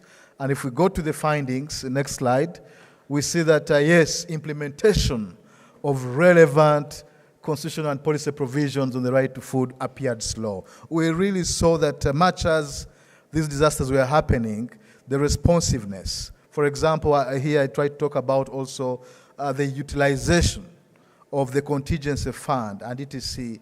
Was not clear. You wouldn't see a clear framework. And therefore, we see that even in those communities, resettlement took so long, and you'd see really some slow or sluggish approach in the response.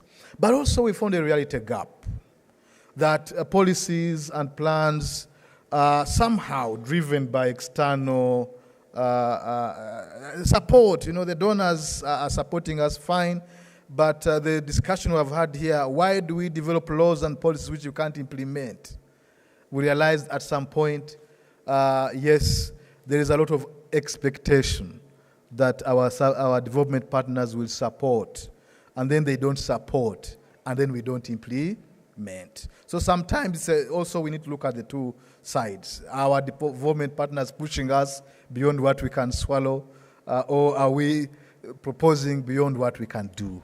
So there was a reality gap, Mr. Chair. Specific legislations also were missing. Mr. Chair, one major legislation we have also yearned for, in addition to the Food and Nutrition Bill, is the Disaster Management Commission Act. The Constitution, if I remember very well, Section 157 or thereabout, talks that there will be a commission, independent, responsible for disaster.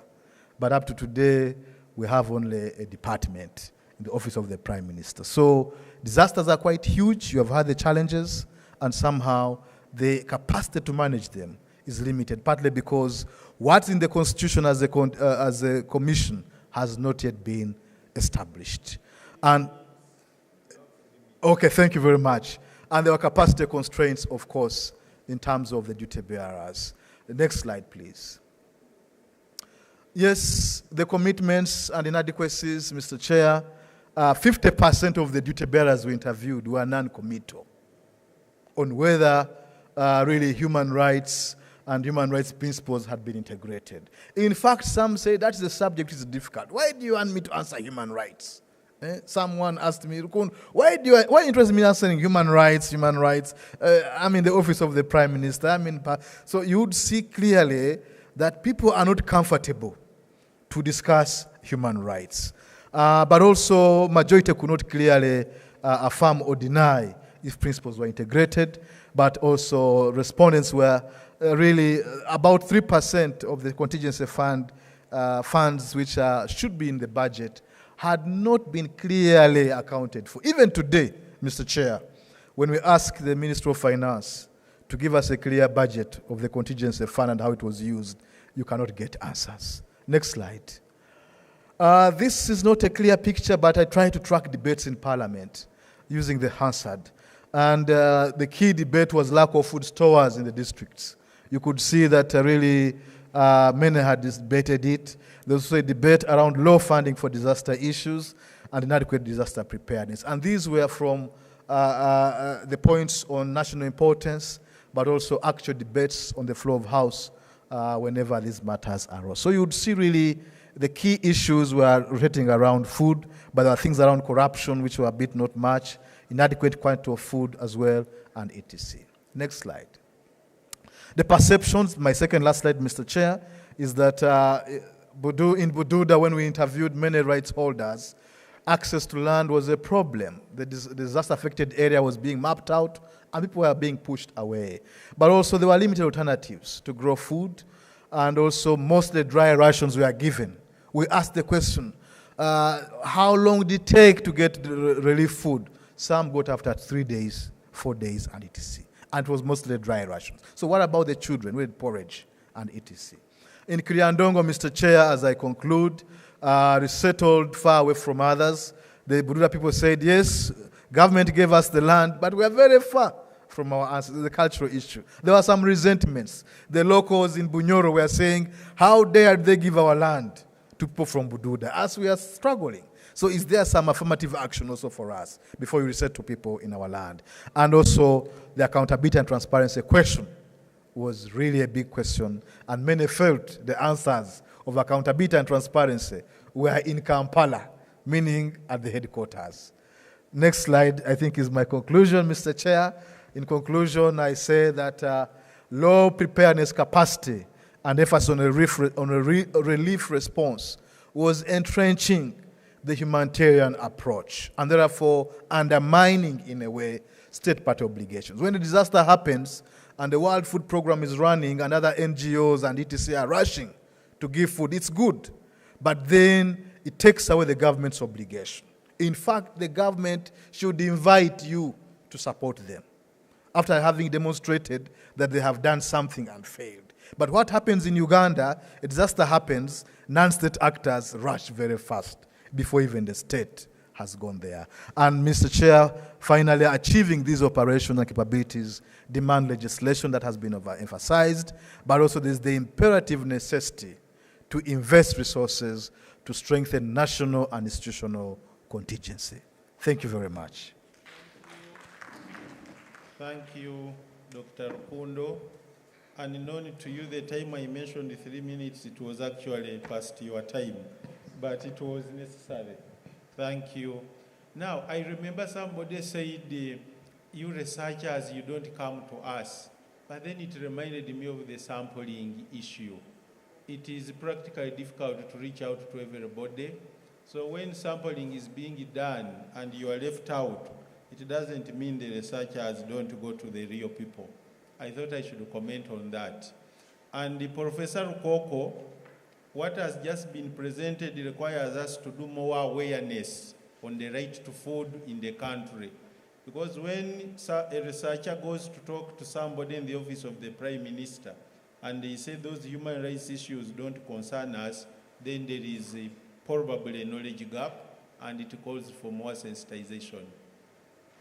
There was a beaming headline in the New Vision towards the 2016 elections, and this writer, it was a journalist, said a survey had been done to ask Ugandans what they would expect of the next government. And he said, contrary to many people who think Ugandans are interested in human rights, no, their problem is food, education, and employment. Now, how do you call that? It's a capacity gap. This writer thought human rights is about freedom of assembly, demonstration, and speech. The aspect Mr. Aliro Mara said, putting emphasis on economic, social, and cultural rights. May I now invite Madame Aziza to come and talk to us about the right to adequate food and nutritional status. Precedents have been set. You also have 10 minutes. I will remind you after 7 minutes to wind up. You are most welcome. Thank you so much. Okay. Good evening, ladies and gentlemen. All protocol observed. My name is Aziza Nahalomo. I'm a PhD student. Sorry, PhD candidate. I've already submitted my PhD thesis, and I'm awaiting evaluation. So most probably this year I'm going to graduate. I'm here to talk about the right to adequate food and the nutritional status in the landside communities, an area where we carried out the research, mainly in Bududa district. And I have a brief introduction, then our follow-up study, and then the results and the conclusion. So I hope I'm going to keep time. So a brief introduction about the right to adequate food. The right to adequate food is realized when every man, woman, and child, alone or in community with others, they have physical and economic access at all times to adequate food or means of its procurement. At all times, to me, I basically understand, basically from conception until the day when someone dies, you must be having physical access to that food or means of of its procurement. And then all citizens are rights holders, whereas the state and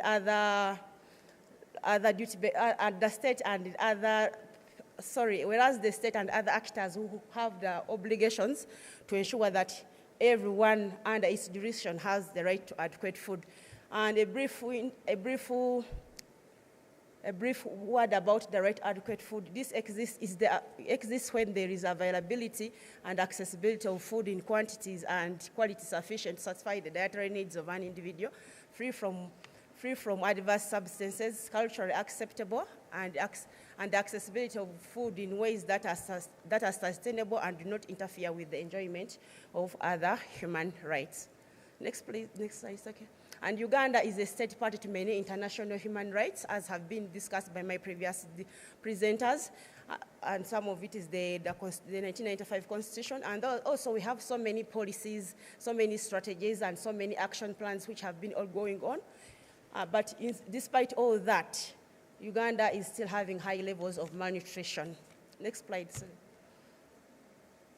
And in our follow-up study, we had a follow-up study that began in 2019. It was a follow-up study from our previous study that took place in 2012-2016 from Dr. Rukundo. So and the findings from that, it was a cross-section study whereby they went only once.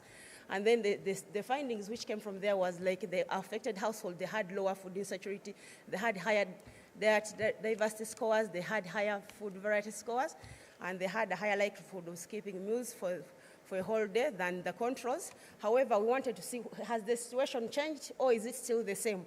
So we decided to go back into the field and then do out a research onto the same study participants. Next slide, please.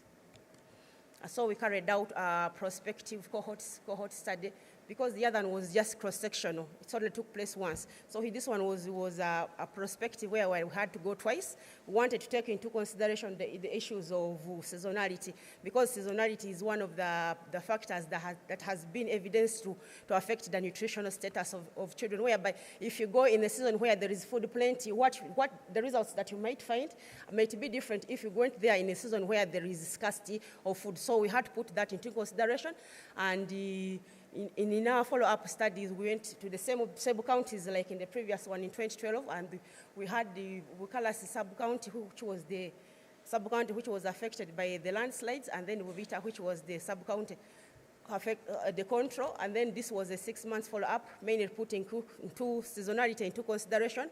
We went in the season where there is food plenty, and then also afterwards went to the season where there is food scarcity, and that's when we did our results. And we surveyed so many households, including the indexed child, the ones who are between 6 to 59 months, or the ones who are under 5 but above 6 months. We did the nutritional status we carried out the nutritional assessment of the children at Ududa Hospital, and then also we carried out the focus group discussions in both the affected and the control, and also we had the key informant interviews. The aim was we wanted to hear it from the duty bearers. So our key informants acted as the duty bearers, whereas the other, the household, and then the children, those ones acted as our rights holders. Next slide, please. And the aim was to investigate landslides and seasonality effect on the household food security, diet adequacy, the nutritional status of children, and as well as the right to adequate food among households which were affected by the major 2010 and as well as the 2018 landslide disasters in rural Uganda. Next slide. And this was our study area.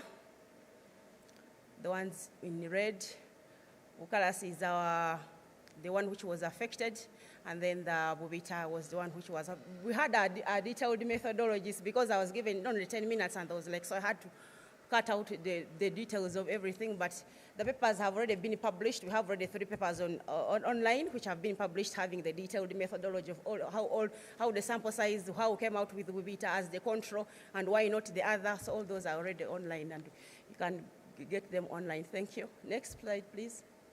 And this is a graphical representation of the area of study showing the devastating effects of one of the landslides in the study area.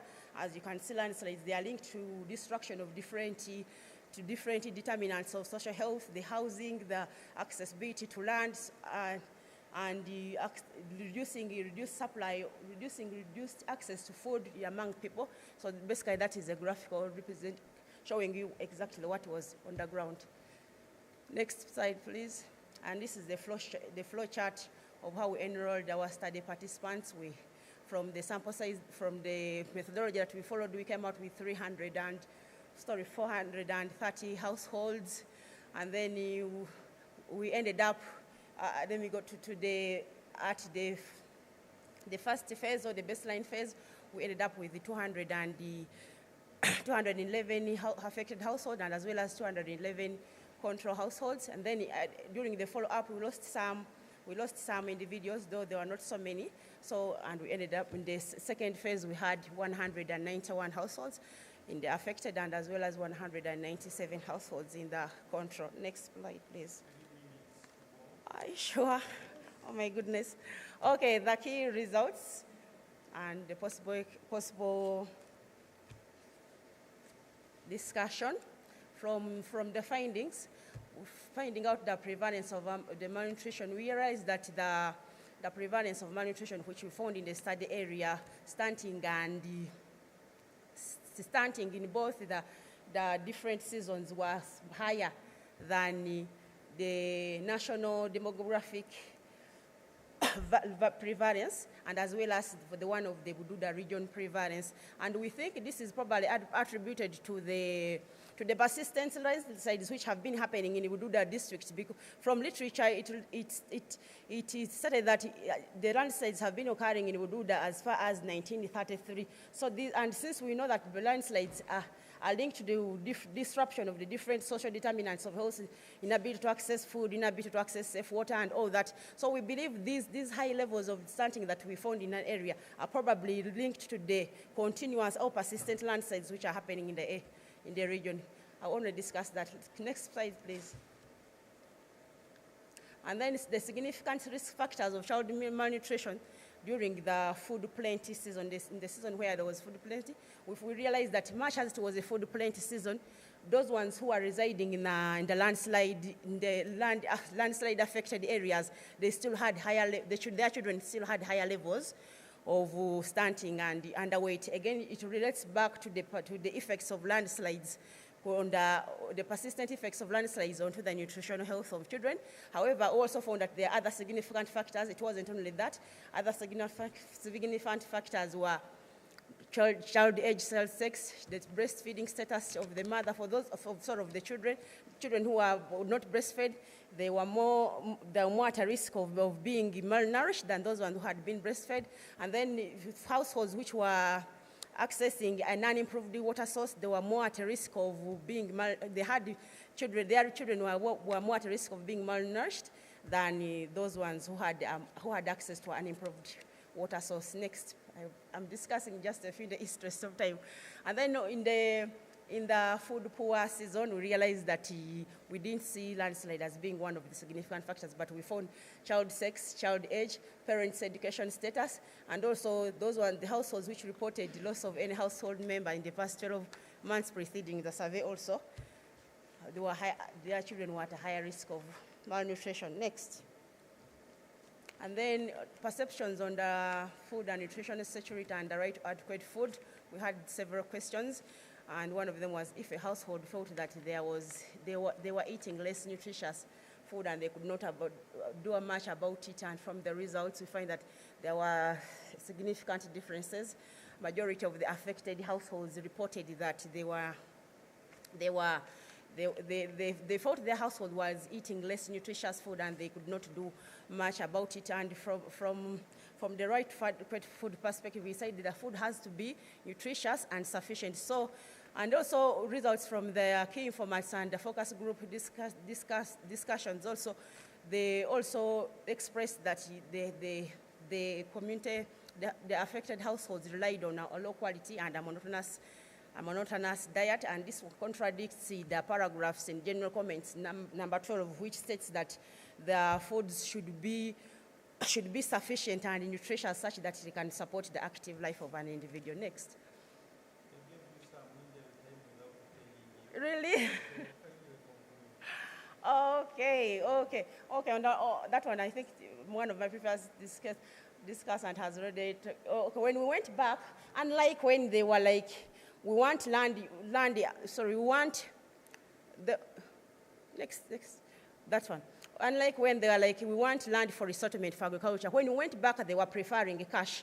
And we think the reason why they're preferring cash related to the previous discussants' results, because when they were settled in Chirandongo, that land did not favor them. And it did not have the cultural, did not support their food cultural needs like the way they had the ones in Ududa. And then another thing is that being given food, cash, it gives you the authority to go and look for safer land of your own choice than when the government is the one that imposes you that all of you go to Chirandongo, irrespective of whether maybe you prefer to go to another districts like Butaleja or no. So maybe that's why they are like, no, this time around we should prefer cash, not resettlement land for agriculture. Next, please. And then awareness about the principles of accountability. There was low awareness, as seen from the results. And at the same time, also the discussions from the focus group discussants and the key informats also were shallow in relation to the principles of human rights. I think this has been highlighted already, how we still have a long way to go as far as human rights are concerned. Some people, they remain related to the political issues. But as far as the social and economic cultural rights is concerned, we still have a long way to go. Actually, one of the focus group discussants was like the issues of human rights are things for the developed countries. I think they don't concern us, so it shows that there's still low awareness of the principles of human rights and the issues of. So I conclude by saying that much as Uganda has taken great steps in ensuring that there is food and nutrition security and the right adequate food, as envisioned by the different policies, the different strategies as have been discussed, the right to adequate food of these landslide-prone communities in Bududa district is not sufficiently realized. And there is need for more interventions, for example, the human rights training in general, not only for the duty bearers, but also for the citizens. Not all of us, we do know human rights.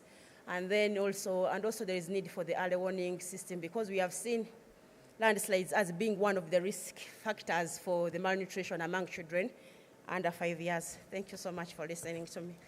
Thank you. Thank you very much. I was worried that you are going to become defiant, but you have eventually concluded. Ladies and gentlemen, we are about to finish. I want to prepare you psychologically that in the next 30 minutes, we should be winding up. So kindly bear with us. The challenges of the morning were well witnessed by all of us. It's now time for power sharing. I would like to invite my co-chair to take it up from there as we wind up. Thank you very much. Thank you, Chairman, for this opportunity. You can all agree with me that we can't thank you enough for staying on up to this time. Very attentive and very vibrant. You all agree with me again that much as we have challenges of legislation and policy, research has been going on.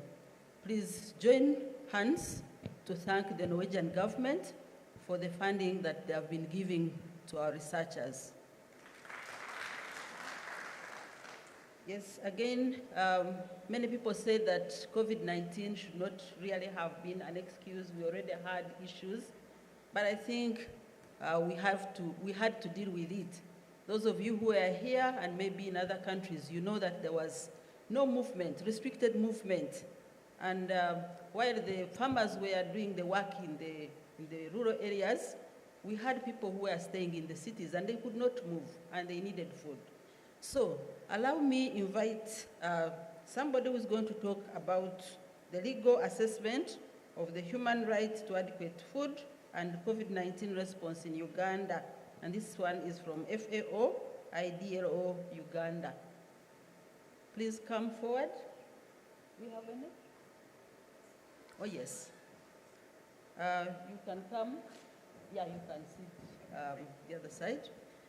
Allow me also invite Mr. Kimera Henry to come over and talk about consumer protection and the right to adequate food and food nexus in Uganda. Mr. Kimera Henry, or a representative, you're welcome. And finally, we shall hear voices from the high-risk and vulnerable districts. I don't know who is, from Bududa, Kasese, and Karenga. Bududa, landslides, Kasese, floods, Karenga, drought.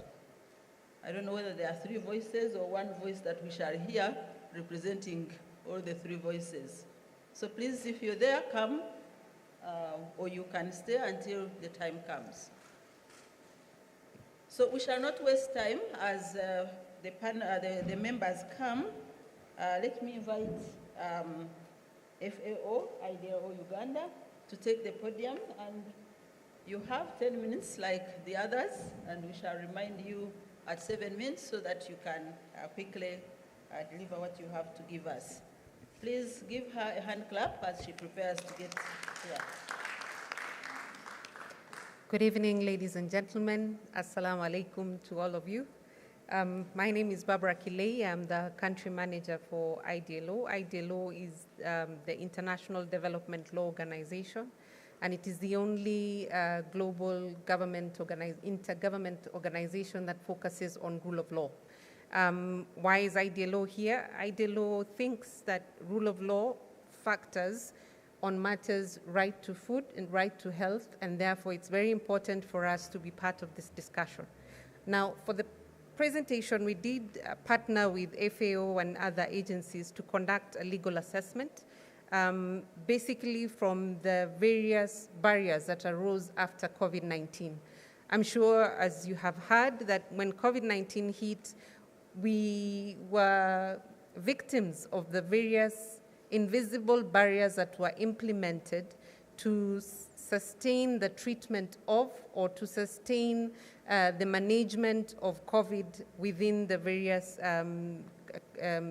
areas in Uganda.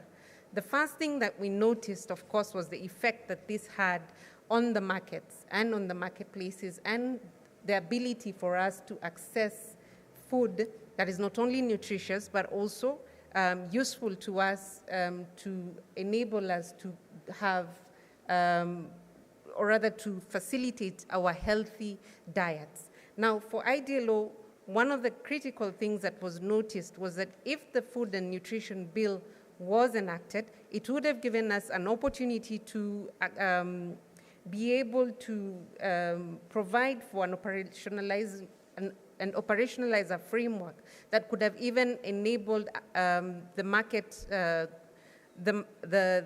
farmers and that would have enabled the farmers and the buyers to be able to access market areas to at least be in a position to continue accessing healthy foods and healthy diets. Now, this was not the only assessment that IDLO did. IDLO did this with regard to right to access to adequate food and also right to access to health, because the pandemic preparedness that we noted, the gaps that we noted, especially in the legal framework, was that there was no facilitating framework for different ministries or different agencies to coordinate. And I think that's something that has been called upon by the various sectors or the various speakers who have been before us on questions of coordination amongst the different ministries with regards to the question on right to access to food. Now, in November 2022, and I'm happy that we have someone from Consumer Protection here with us to discuss the Consumer Protection bill that was to be presented in Parliament. I do not know whether that was eventually done or not, but it would have been important because what we noticed was that the price of the basic foods that we need in our homes that have a high nutritious value really went up because of COVID, because of the access to market, because of the barriers to access to market, the limitation of movement, and the limitation of the ability to purchase some of this. It also brought about what Professor talked about, the multidimensional poor. People who initially were able to afford food were now unable to afford the same food because they were out of jobs, either because they couldn't move to the areas where they would normally conduct their work, especially within the informal sector. And we noticed that the resultant gap was that there was no social protection for them.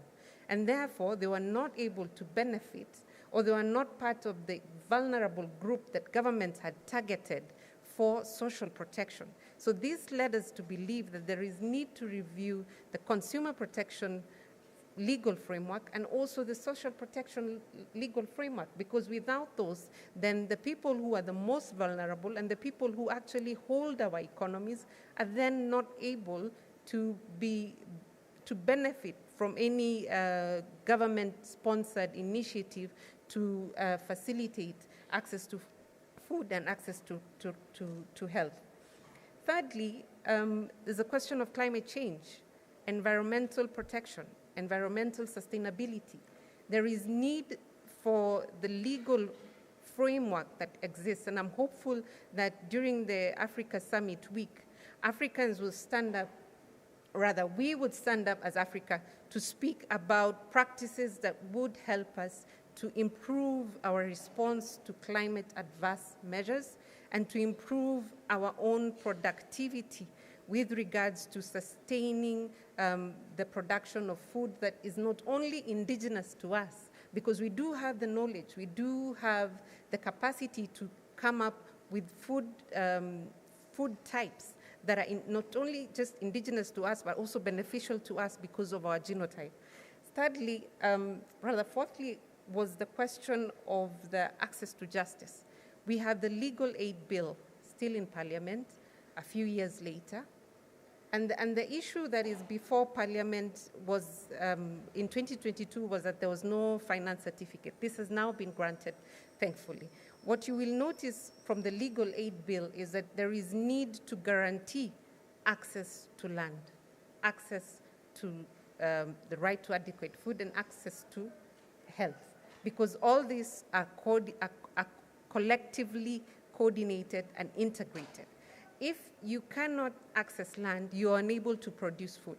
If you're unable to produce food, you're unable to have a healthy diet, and therefore you're unable to have a healthy lifestyle. So IDLO is looking towards partnering with the Ministry of Lands, is also partnering with the Ministry of Agriculture to see how best in developing, or rather in the provision, once the legal aid bill is enacted, how we can work together to benefit the local communities by giving them legal aid to ensure that they are able to access the land.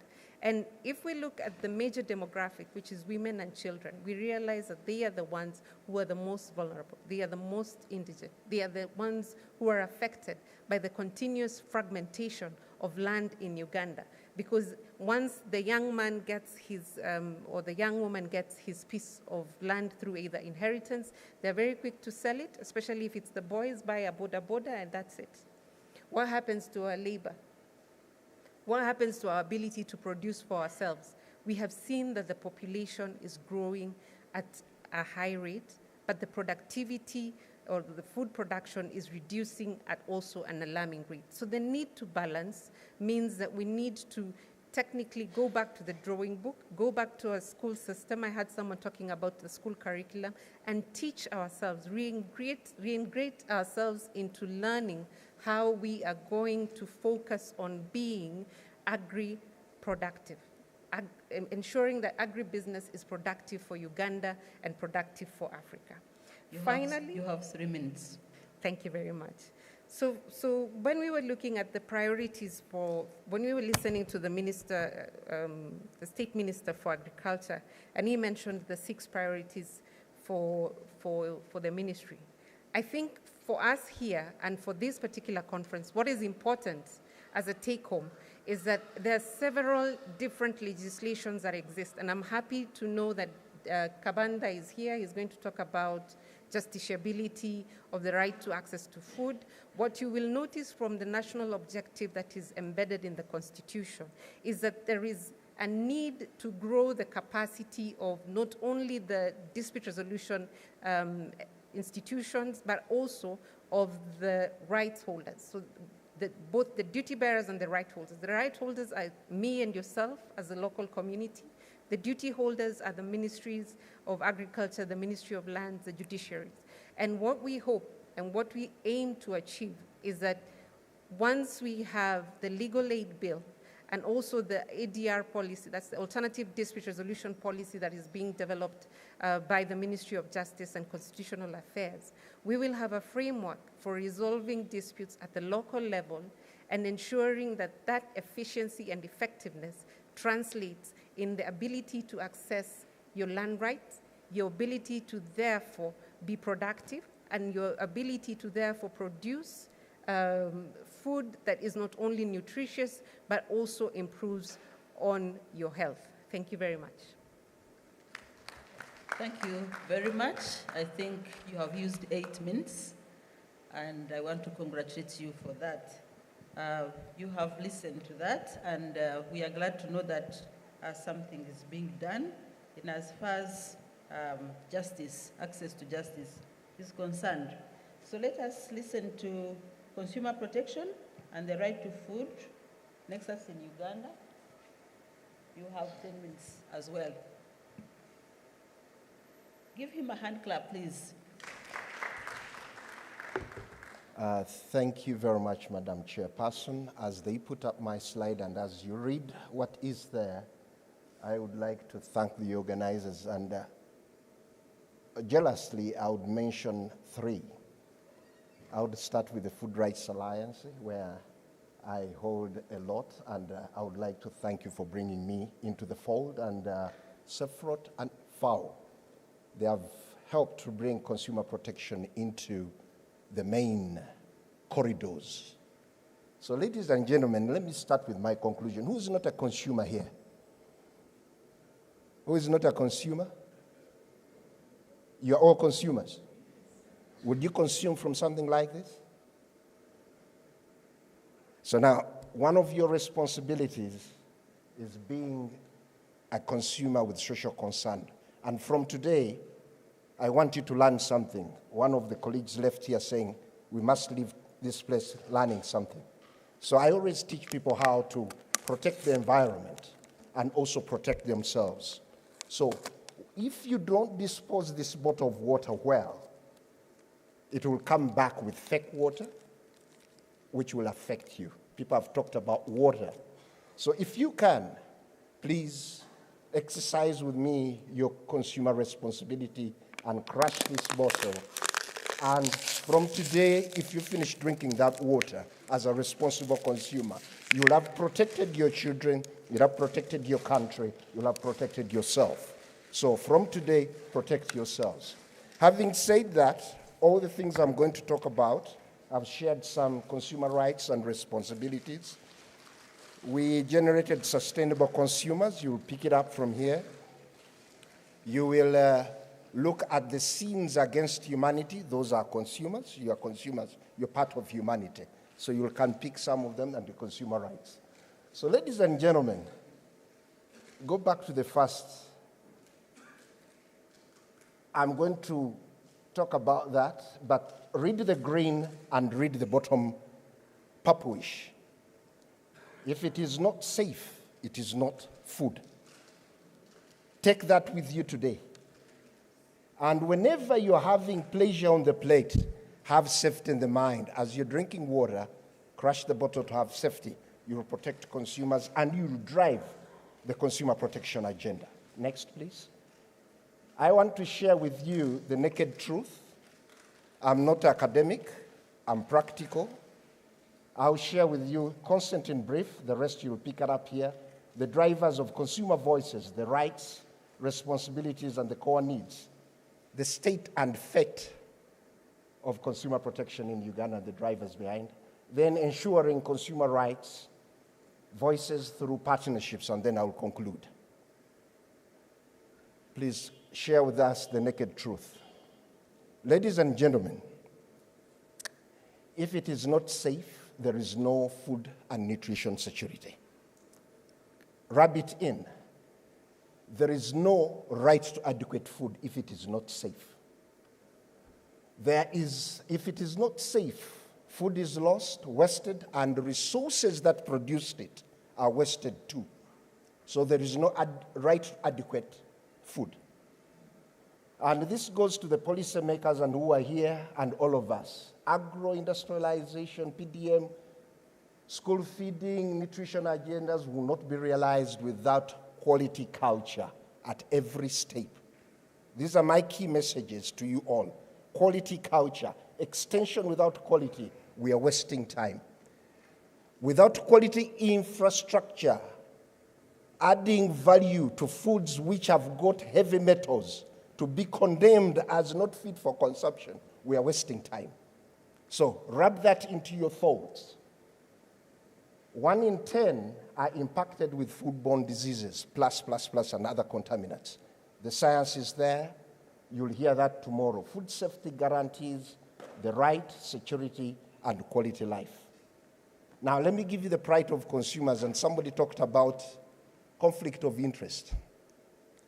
Reality today, the executive is in business, the legislature is in business. The regulators who are supposed to protect us are in business. Business is in business. Who is there to protect the consumer? Who is there? So that is the state and the fate of consumer protection. We need to act yesterday and now. Next, please. So consent in brief, we are a consumer protection, advocacy, empowerment, and we are looking for better business. Why are we looking for better business? In all this narrative, we are told business is to provide goods and services. Privatization, liberalize the economy. So we need better business to make sure that the food we get is safe and provides the right, adequate living. So we promote all that through partnerships. These are some of our programs. Next, please. So what drives us to do what we do? You are going to pick up the 8 consumer rights, but some of the consumer rights are talking about basic needs. And in one of those basic needs, it is adequate food. Safety is there. Consumer responsibilities, I've just shared with you the responsibility. As consumers, you have to be socially aware, concerned with the environment, and so forth. We also look at the core 11 core needs of consumers. And most of them have been alluded to with all the speakers today: access, availability, affordability, inclusivity, safety, protection, information. You will all pick up from our handouts. And we also look at SDGs, in particular from the consumer perspective. We look at responsible consumption and production. And you'll find it cuts all through the 17. Next, please. These are the rights. You'll find that the basic need, adequate food, safety, information. Colleagues from the university have been talking about awareness, choice, where people talked about people in Bududa getting money and make their own choice due to cultural background, consumer representation, redress. We are doing part of the consumer representation, but we're not all that effective, as I will say next. Redress, education, and healthy environment. Without healthy environment, we can never have the right to adequate food, because the food will not be safe. As the consumers, under effective consumer protection, you have to be responsible. You have to be critically aware of what you are buying, of what you're accessing.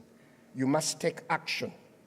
Those of you who are seeing social media, those who are getting onto the financial sector, today Ugandans are talking about potholes in Kampala. That is action, consumers speaking out. Social concern, doing things that affect others. Those are very key. Environmental awareness, the environment from which we consume. Solidarity to take action. If all of us here took action on food safety, we'll be having the right to safe food. If we took action, we'll make sure that the food school feeding program provides quality food. Now let me very quickly talk about the state of consumer protection in Uganda. I would like just to say that consumer protection is a fundamental policy for development of sustainable, healthy markets, economies, and the planet itself. Because you recall that whatever is being produced is produced in our names. So we have a role to play to turn around about bad production, poor consumer protection, so that we live quality life. So we have a role to play with regards to consumer protection policy. It is our responsibility. Even if we are duty bearers, we have to speak out. So consumer protection mechanisms exist, ladies and gentlemen, but they are limited. They are scattered in numerous provision of sector laws and policies. Food safety, to me, which is the foundation of life, because you can consume our lunch here, but you never know, some might not report. They might be having stomach aches due to cooking oil, due to heavy metals, due to the environment in which we consumed it. So, we are affected most, and you'll not be able to return to this conference room tomorrow. Challenges: we have limited awareness, high consumer ignorance, weak and incoherent policy, legal and regulatory frameworks, plus institution, no explicit consumer law. You talked about it and other colleagues. Let me give you a very quick history. Since 1993, I'm advocating. No minister I haven't seen in trade, apart from the team that is there today. The promises of having the law every year, since 1993 to date, the consumer protection law has been on the table tennis table. So my colleague keeps on telling me something's coming out. Every policy in the trade ministry and strategic plan says in the next 5 years we'll have a law. In the next 5 years. Since 1993, I'm meeting every minister So ladies and gentlemen, billions and millions of consumers today eat tons of food that is safe, unsafe, and all this needs action. Every one of these consumers has a right to quality, safe, healthy foods. But the current food system is challenging with all the aspects that you experience. You have 2 minutes. Let me use those 2 minutes very quickly. Food safety or food systems that are fair, of quality, and sustainable are guaranteed. People have talked about duty bearers. I've talked about food businesses. But even as consumers, we have a responsibility to consume sustainably. And I saw many of you left food on the plate. That is food waste. You are irresponsible. Next, please. Okay. So, and that's part of consumer protection by being responsible. So the millions are in dilemma given the state of consumer protection today. The billions are global, the millions are national. We are in dilemma, me and you. Even you, the knowledgeable food scientists, you're in dilemma because you don't know where your food comes from and how it is handled.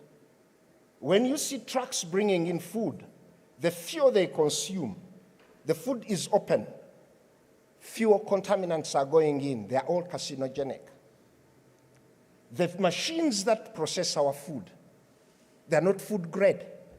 They are all ending up in our food. You talked about buying maize and you couldn't feed it with your animals. Other people prefer food that is condemned for human beings to feed it to animals. We took a resolution that food and feed are the equal because food-producing animals, once they are affected, it comes back to us. So that's the instance of food consumer protection and the issues of food safety. Next, please. This I will skip. I want to go to next, please. Here. Ensuring consumer voices and consumer rights, it's through partnerships. Ladies and gentlemen, consumers being there, the business and service providers being here, government departments and agencies, and I will lay emphasis on local government. Most of us have shunned local government, but that's where the markets are. And who manages them? Where does inspection need to be? It's at local government. Where does the food come from? Local governments. So let's think about that. And once we do that, consumer protection and consumers' quality of life will be gained, raising awareness so that consumers, duty bearers, strengthening ministries and departments, ensuring that businesses and service providers are knowledgeable, have got skills to improve safety requirements, and partnerships to do that. Next, please, as I conclude.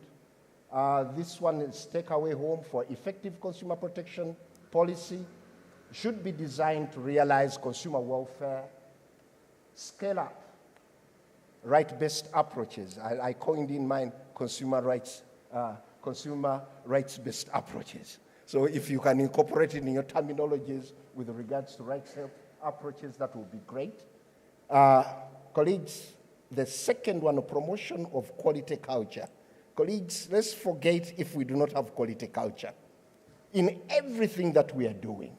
Stakeholder engagement awareness, consumer protection from hazardous. Next, this is my conclusion. Consumer empowerment makes consumers to make informed decisions.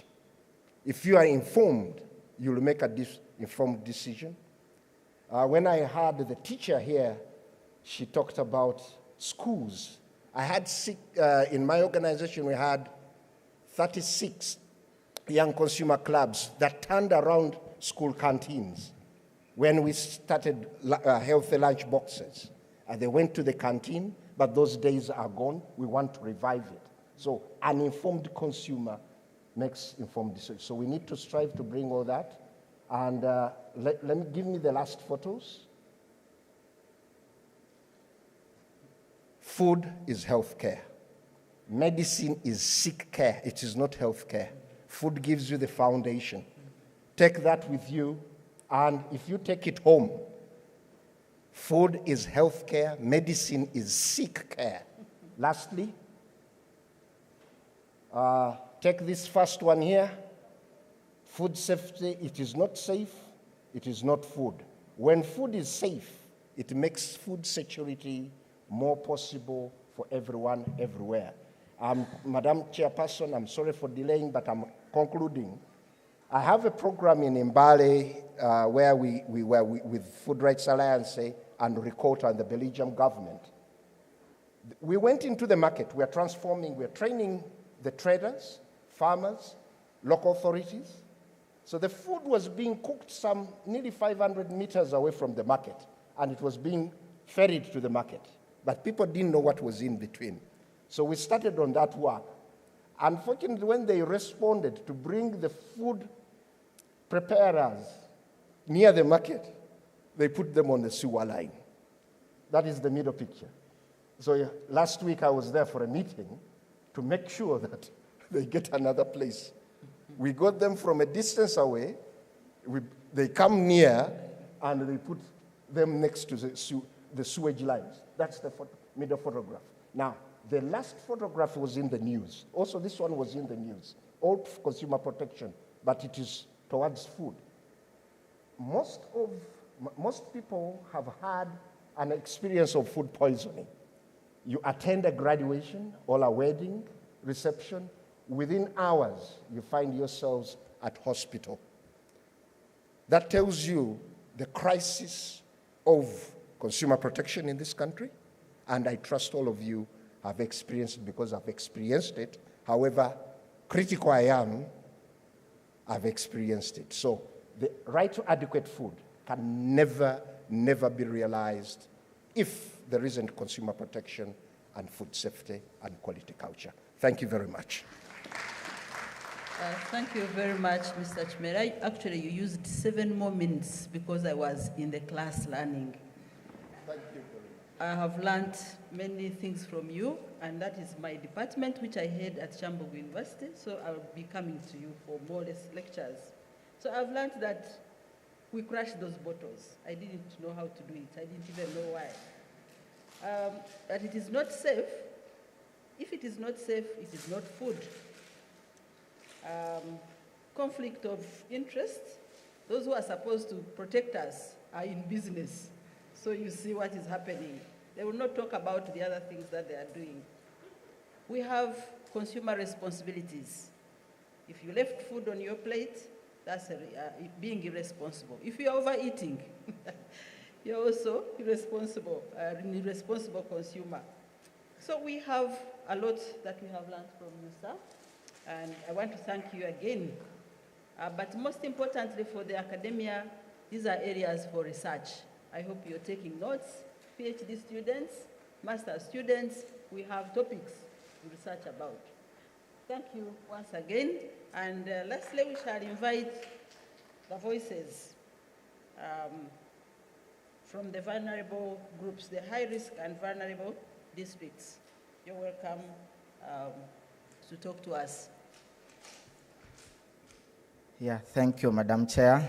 Good evening, colleagues. My name is Wasolo Godfrey. I come from Bududa district, and I'm a nutritionist by profession. I work in a district hospital. So I'm representing Bududa. I don't know about other districts of Karenga and Kasese. I will be talking about Bududa because that is where I've been most of the time. Yeah, my colleagues have already deliberated on issues that have been affecting Bududa district as far as landslides are concerned.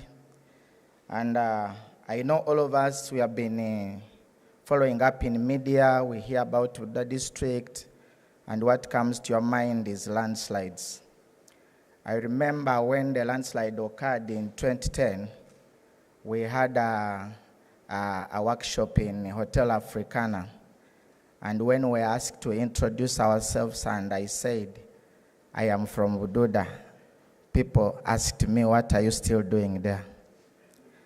Yeah, so still comes to us, it tells you the problem of landslides in Bududa.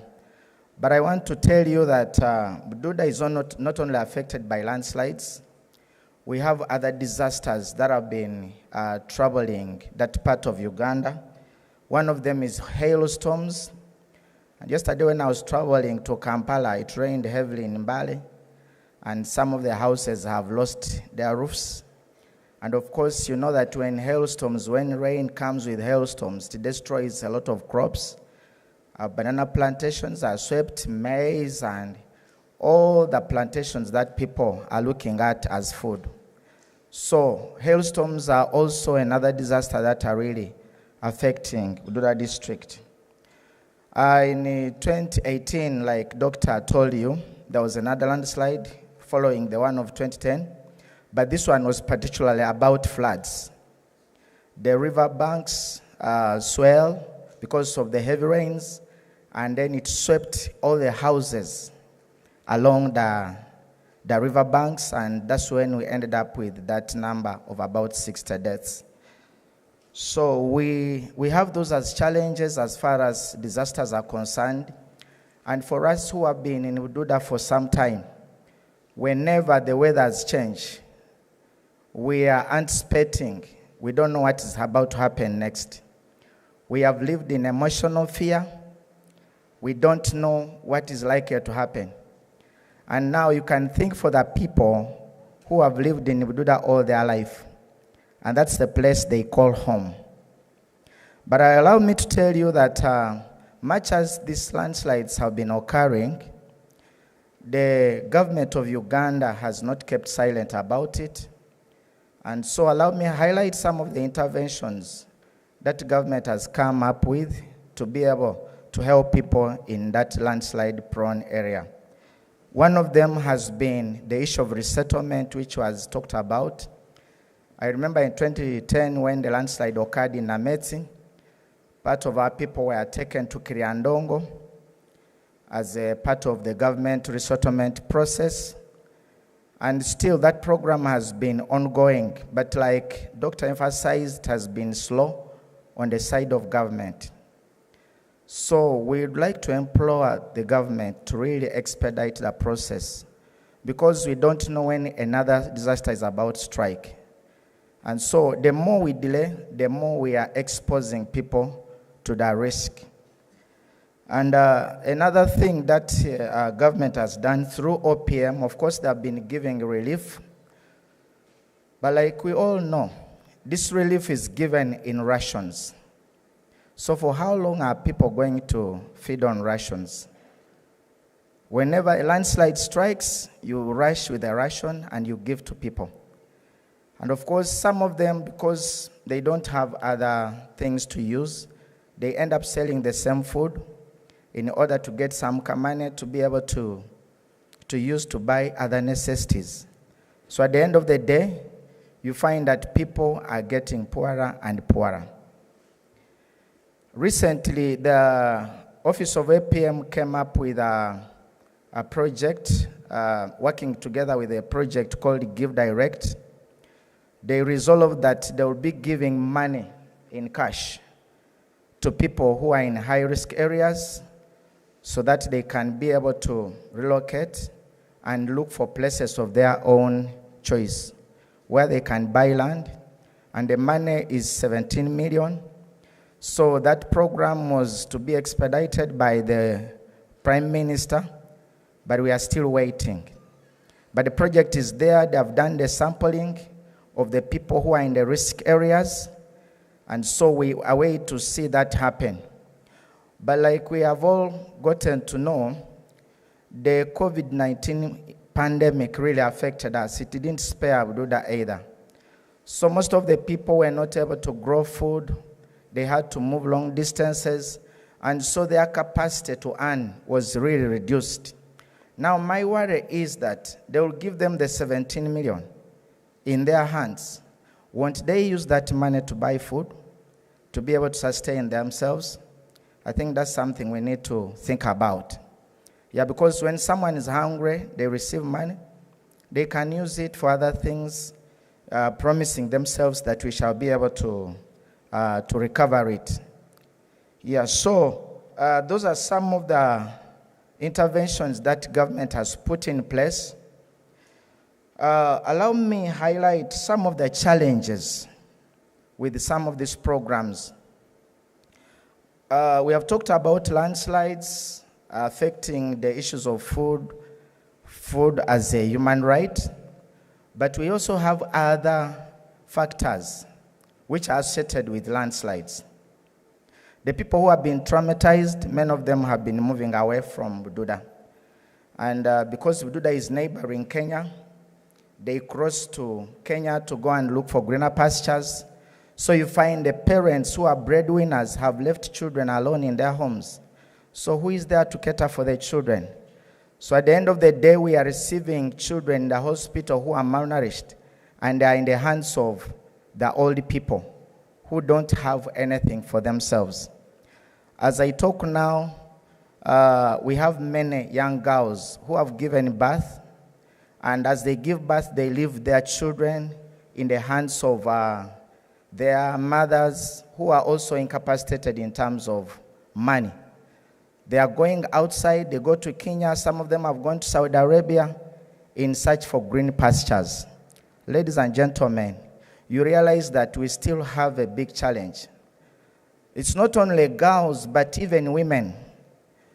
We have talked about several issues, but have not had the issue of gender coming in. I think the gender gap needs to be addressed, because I've seen it in Bududa that women grow their food, but the men sell and they put money in their pockets. So how are women going to survive? So at the end of the day, we realize that malnutrition is going to continue with us unless we think through to see. But one of the interventions, I think we need to really look at how we can address the gender gap so that we empower the local woman to be able to produce her own food, to be able to do things which can help her at least to have money in her pocket, because men are not favoring them either. Yeah, some of the recommendations I see which will be really positive. One, we are looking at the issue of bylaws at district level. The district doesn't have any bylaw in place. And like you heard from a presenter from Minister of Health, I think the minister is also just in the process of trying to come up with one for food security. But I would think that using district councils would come up with a bylaw to regulate food security. This would help to prevent this business of selling all the food from the district across to the borders, like to Kenya because that's one area which has contributed to food insecurity. And so our children end up starving. Then we also look at continuous sensitization. Recently, we saw a program of PDM and everyone is clapping hands and saying PDM has come. Everyone is very happy with it. But my concern is they are going to give people money. I want to give you an experience. Yesterday when I was coming, people were called to Mbale to open up accounts, and those who successfully opened accounts were given 1 million, each of them. But you could hear from them that at least today I can go and have a kilo of meat. And yet this is a revolving fund where they are supposed to pay back. Now, if they use the same money to buy meat, how will they be able to pay back? So these are issues that we are grappling with, and we really wonder whether after people have received this money, they will come back and demand for it. I don't know where they will get to pay it back. Summarize, please, 2 minutes. Yes, I'm summarizing. Another issue that the district needs to do, we have disaster management committees, but really do they include nutrition in it? Their role is basically to go and assess high-risk disaster areas, then they come and report. But when it comes to relief has come when a landslide has struck. Who is there to regulate which foods are given? Like in 2010, we realized there was a spillover of breast milk substitutes being given to babies who are below 6 months because there is no person from nutrition department who was involved in the committee. So as people are discussing disaster, nutrition is nowhere in the corner. So if nutrition is brought on board, I believe this will be the way to go. We shall be able to regulate problems of spillover of those foods, and we shall be able to know to channel the right foods to the right people. And lastly, the right to food cannot be addressed solely. It has to involve a multi-sectoral approach. Yeah, many times we talk about this, let Ministry of Health handle, let Agriculture handle. But if we put our heads together and we work together, I think we shall be in a position to address this problem of food as a human right once and for all. I thank you. Please give him a thunderous applause. Thank you very much, Godfrey. And he's the last presenter for today. And I want to thank you very much and thank everybody for remaining in your seats and being actively attentive. I discussed with my chairperson here, and it is 6 o'clock, past 6 o'clock, and we thought maybe we should not give time for plenary. But we should encourage each one of you, if you have an idea, if you have a suggestion, if you have a question, please put it in writing and forward it. I don't know if I have spoken to many of us. I know you're burning with issues, but we can't go on. We have to go and rest. So, thank you very much, everybody. I want to hand over the chair to the organizers, but I thank the presenters for this late evening session and my colleague, the chairperson. Thank you very much.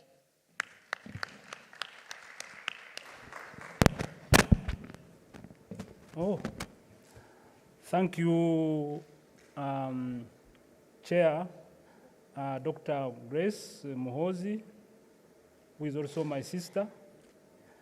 Thank you, Bionavie. Thank you, panelists. And thank you, everybody, for turning up for this great conference. I also thank in a special way these people who have traveled from Oslo to come to attend our conference.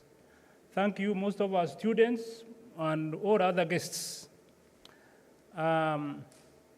We still have one more session to go, not of the discussion, but of tea there behind, because we prepared tea for you, and there will be some tea. Only that we delayed to have our lunch, and therefore maybe still full, but a cup of tea will leave you with a good memory of our today's deliberations. Because when people go home hungry, they never wish to come back. And on that note, I want to invite you tomorrow to be here at 9 so that we can continue with our deliberations.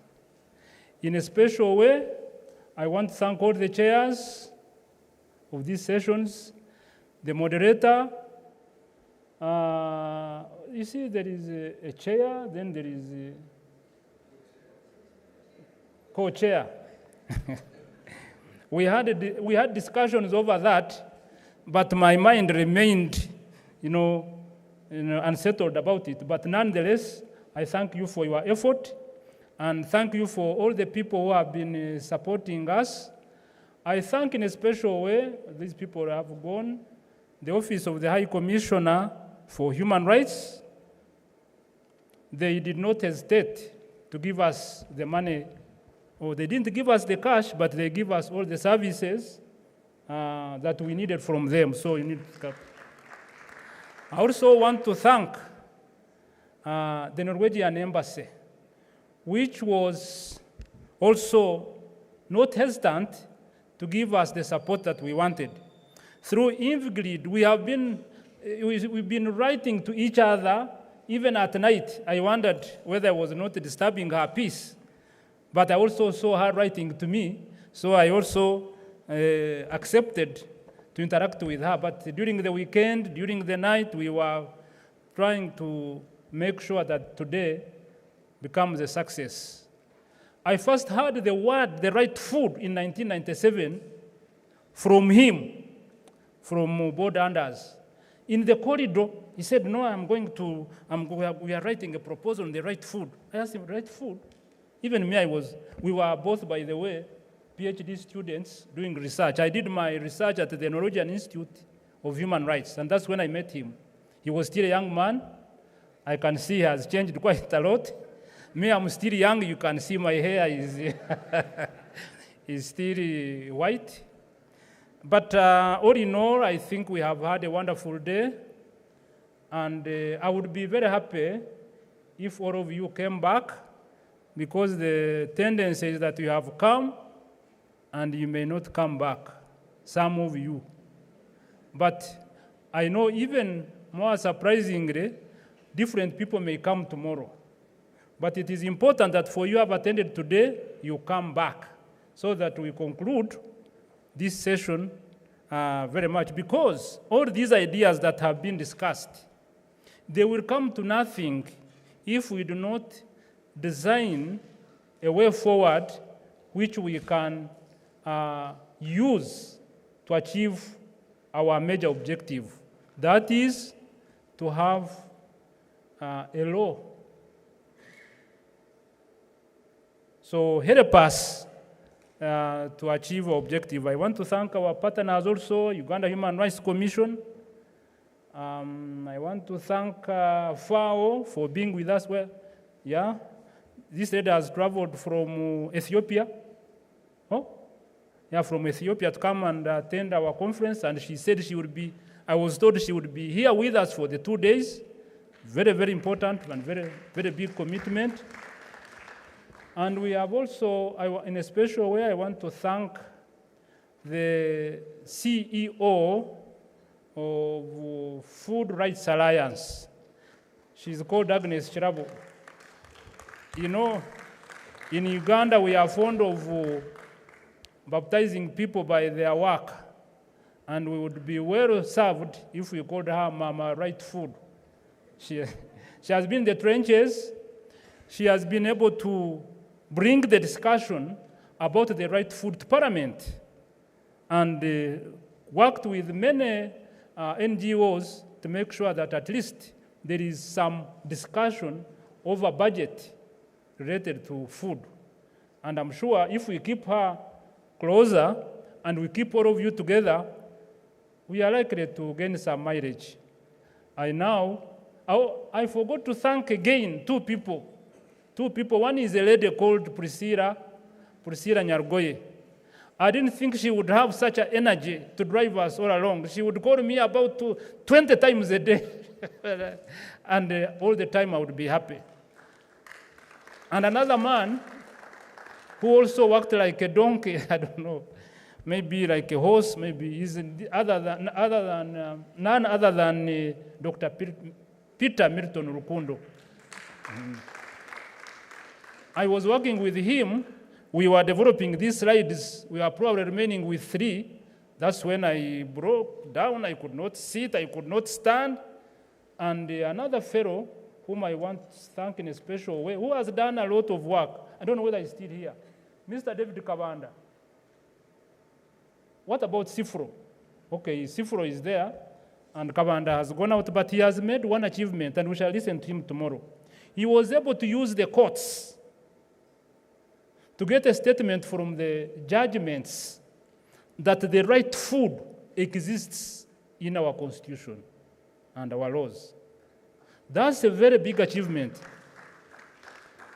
He has been using litigation as a weapon of struggle for realization of the right food. Now I've been saying, okay, we have been able to get that. Can't we use that to go to another stage?